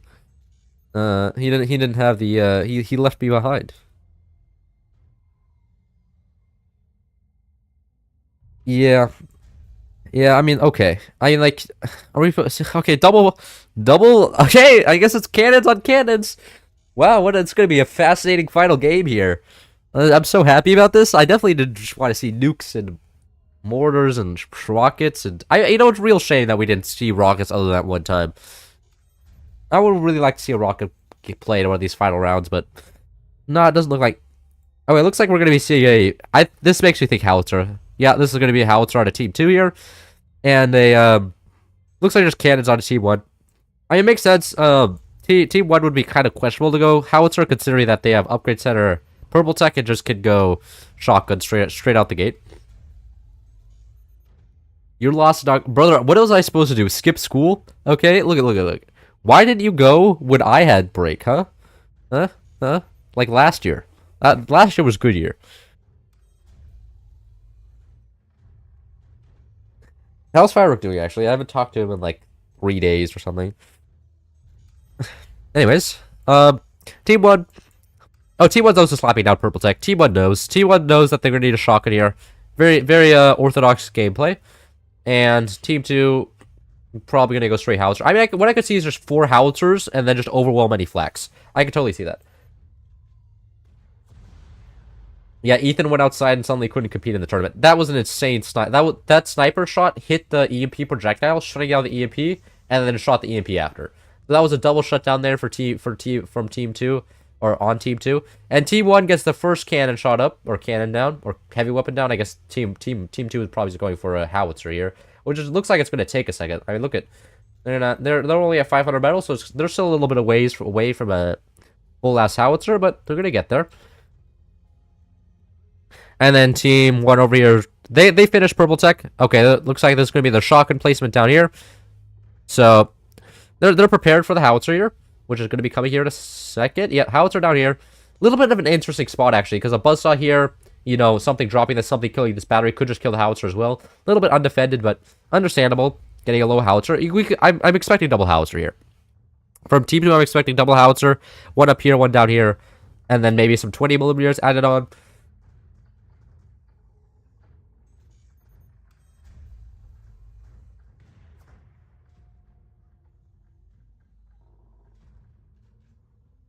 Oh my god. Firework went down moguls? That's huge. Oh, and through trees. I love that. I love that. So you're still teaching him, right? I can't believe I missed his next lessons. That's terrible. Well, we have shotgun going up. AP snipers. AP snipers interesting. I guess it could have punished the howitzer there for a second. Is it smoking? No. Because well, it only had one piece of wood in front of it earlier, but damn, this is one beefy base here. I mean, look at this base. Like freaking wood everywhere. Just if Team 2 does love their wood. It makes sense. And of course Team 1 following up, just not. Man, this is such a lame final match. I'm gonna be honest here. Like when I was thinking of the finals of this tournament, I was thinking something fancy, but nope.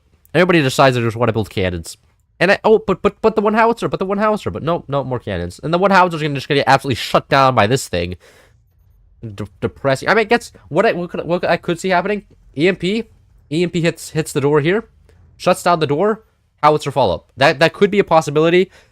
But actually there's another shotgun going up here. This shotgun is actually a really extremely smart idea. Stops the problems down here from happening. Or just problems from EMP howitzer follow up, which is completely possible right now. But I mean, that said, this flag. Oh, okay. Howitzer follow up. Huge. Oh, gonna do critical damage? No, it doesn't matter. Okay. No, okay. I don't know what it could hit there. It couldn't really hit much. All things considered.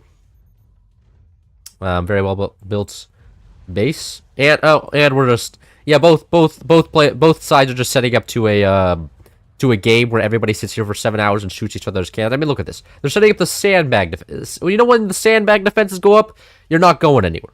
You know, yeah, the sandbags go up, and you're just like, oh my god, I'm gonna go into the next century, become a fossil.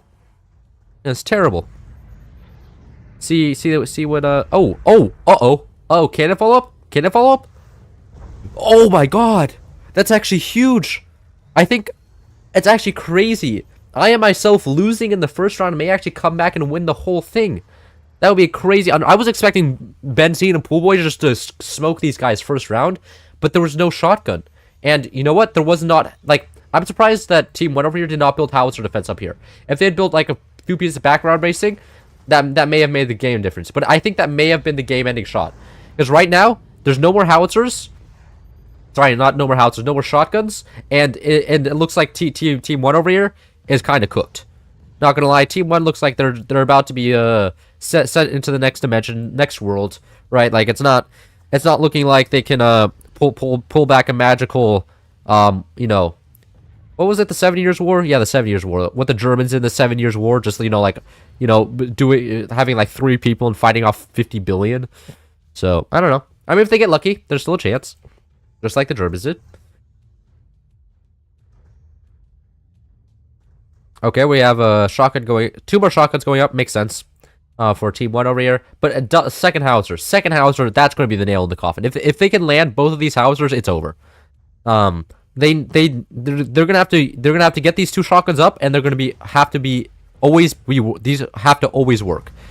And currently, this flak is AP snipeable. 1 AP sniper will penetrate that door, kill the flak, and you know that's a big risk for Team 1 because without the 2 flaks, they're kind of screwed.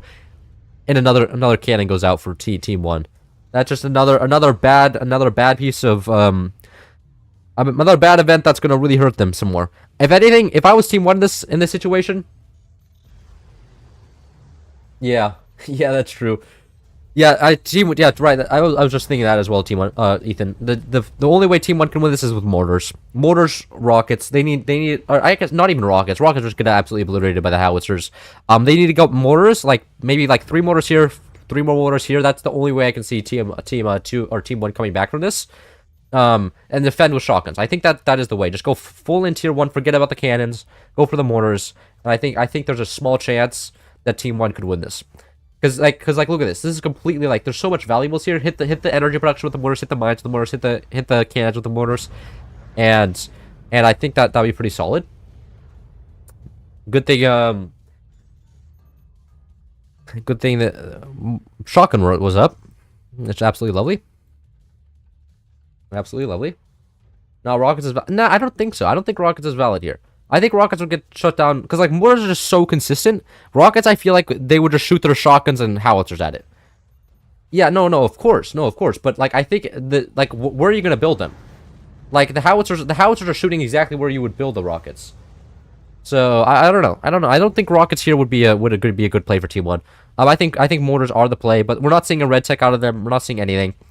I mean, I guess there's still a chance they could win with cannons, just with a door snipe. And I guess active helps occasionally, but I guess I don't even know. Mortars would also be a little bit awkward because it is Spook, so Spook would know what's coming, and rockets wouldn't work at all. Rockets wouldn't work at all just because of Spook, because Team 2 would see, oh, they're playing rockets. I should shoot that. I should get AA. And like you could pretty consistently stop rockets. You can't really consistently stop mortars. Yeah, we're seeing Team 2 go for the door snipes here now. Makes sense. They're hitting that point of desperation.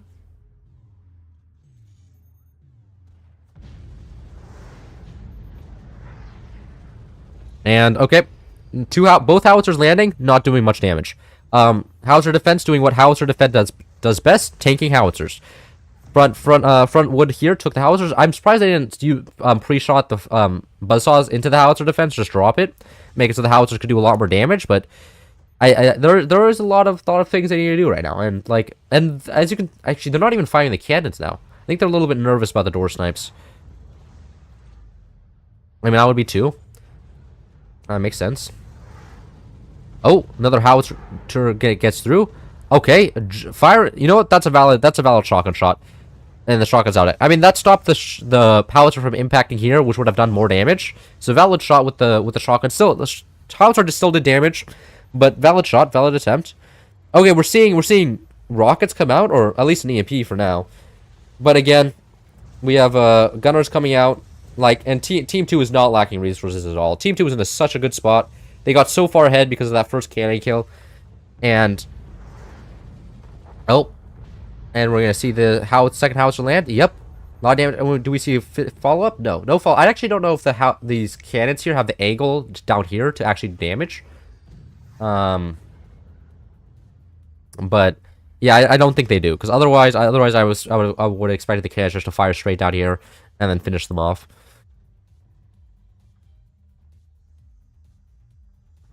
Another howitzer up though. I mean, again, but they only have the ability to stop one howitzer, and even one of these 2 howitzers, and if the other one howitzer lands plus cannon follow up, especially on the cannons, like if they fire both howitzers at the cannons up here, like I think that's pretty dead. I think that's pretty over. Do they have a cannon follow-up? Yeah, I don't think the cannons can shoot that far down. No, they can't. Look at that. That's as far as they can shoot down. Almost a door snipe. So close. Yeah, but as you can see, the cannons, I think that's the furthest the cannons can shoot down is like right here. They can't shoot down here where the howitzers have been landing. A little bit, not great for Team 2, but is what it is. Team 2 also going for red tech themselves, interestingly enough. I mean, oh yeah, for the buzzsaws, right. Not for the mortars. I was hoping to see a mortar play out of Team 2, but I don't think we're going to get that. Team 2 for the first time floating. I would not have traded that howitzer for an EMP. But you know what? If Team 2 really didn't want to get hit by an EMP, that's valid. You know, if they decided that howitzer, that EMP was such a great threat to national security. Is that it? Is that it? We're going to see a cannon follow up here? To the, because this is 3 pieces of wood. Oh, no. Repaired. Oh! Door snipe! Door snipe! Okay. Is it Team 1 comeback time? I'm prepared for Team 1 comeback time. I mean, that's what Team 1 was looking for, and they got it. And now Team 2 is looking kind of sus. I mean, if they can get a double howitzer land plus a cannon, that's still maybe game. However, if these cannons will still build up, and that's game. Insane door snipe. However, I am myself and Clow all this. Take it home. Very well played, everybody. Getting eliminated. I'm pretty sure they got eliminated first round, right? Skill gap. GG. Didn't they? Oh, 404. What? What? Bracket just 404. No. Okay, yeah. Skill gap. Yeah, skill gap got eliminated first round by Schneckel, and then Schneckel got eliminated, and then skill gap went on to win the tournament. That is crazy. That is crazy. I thought they had I thought Team 1 had a chance with the door snipe, but no, the howitzers were just too much damage. It's over.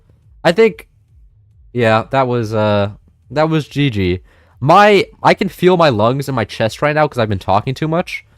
I'm gonna take a break, go outside, do something else. Hope you guys enjoyed. I had a lot of fun that. I hope you guys enjoyed it as well. I'll probably stream like ranked tomorrow. As ranked game is ranked season ends soon.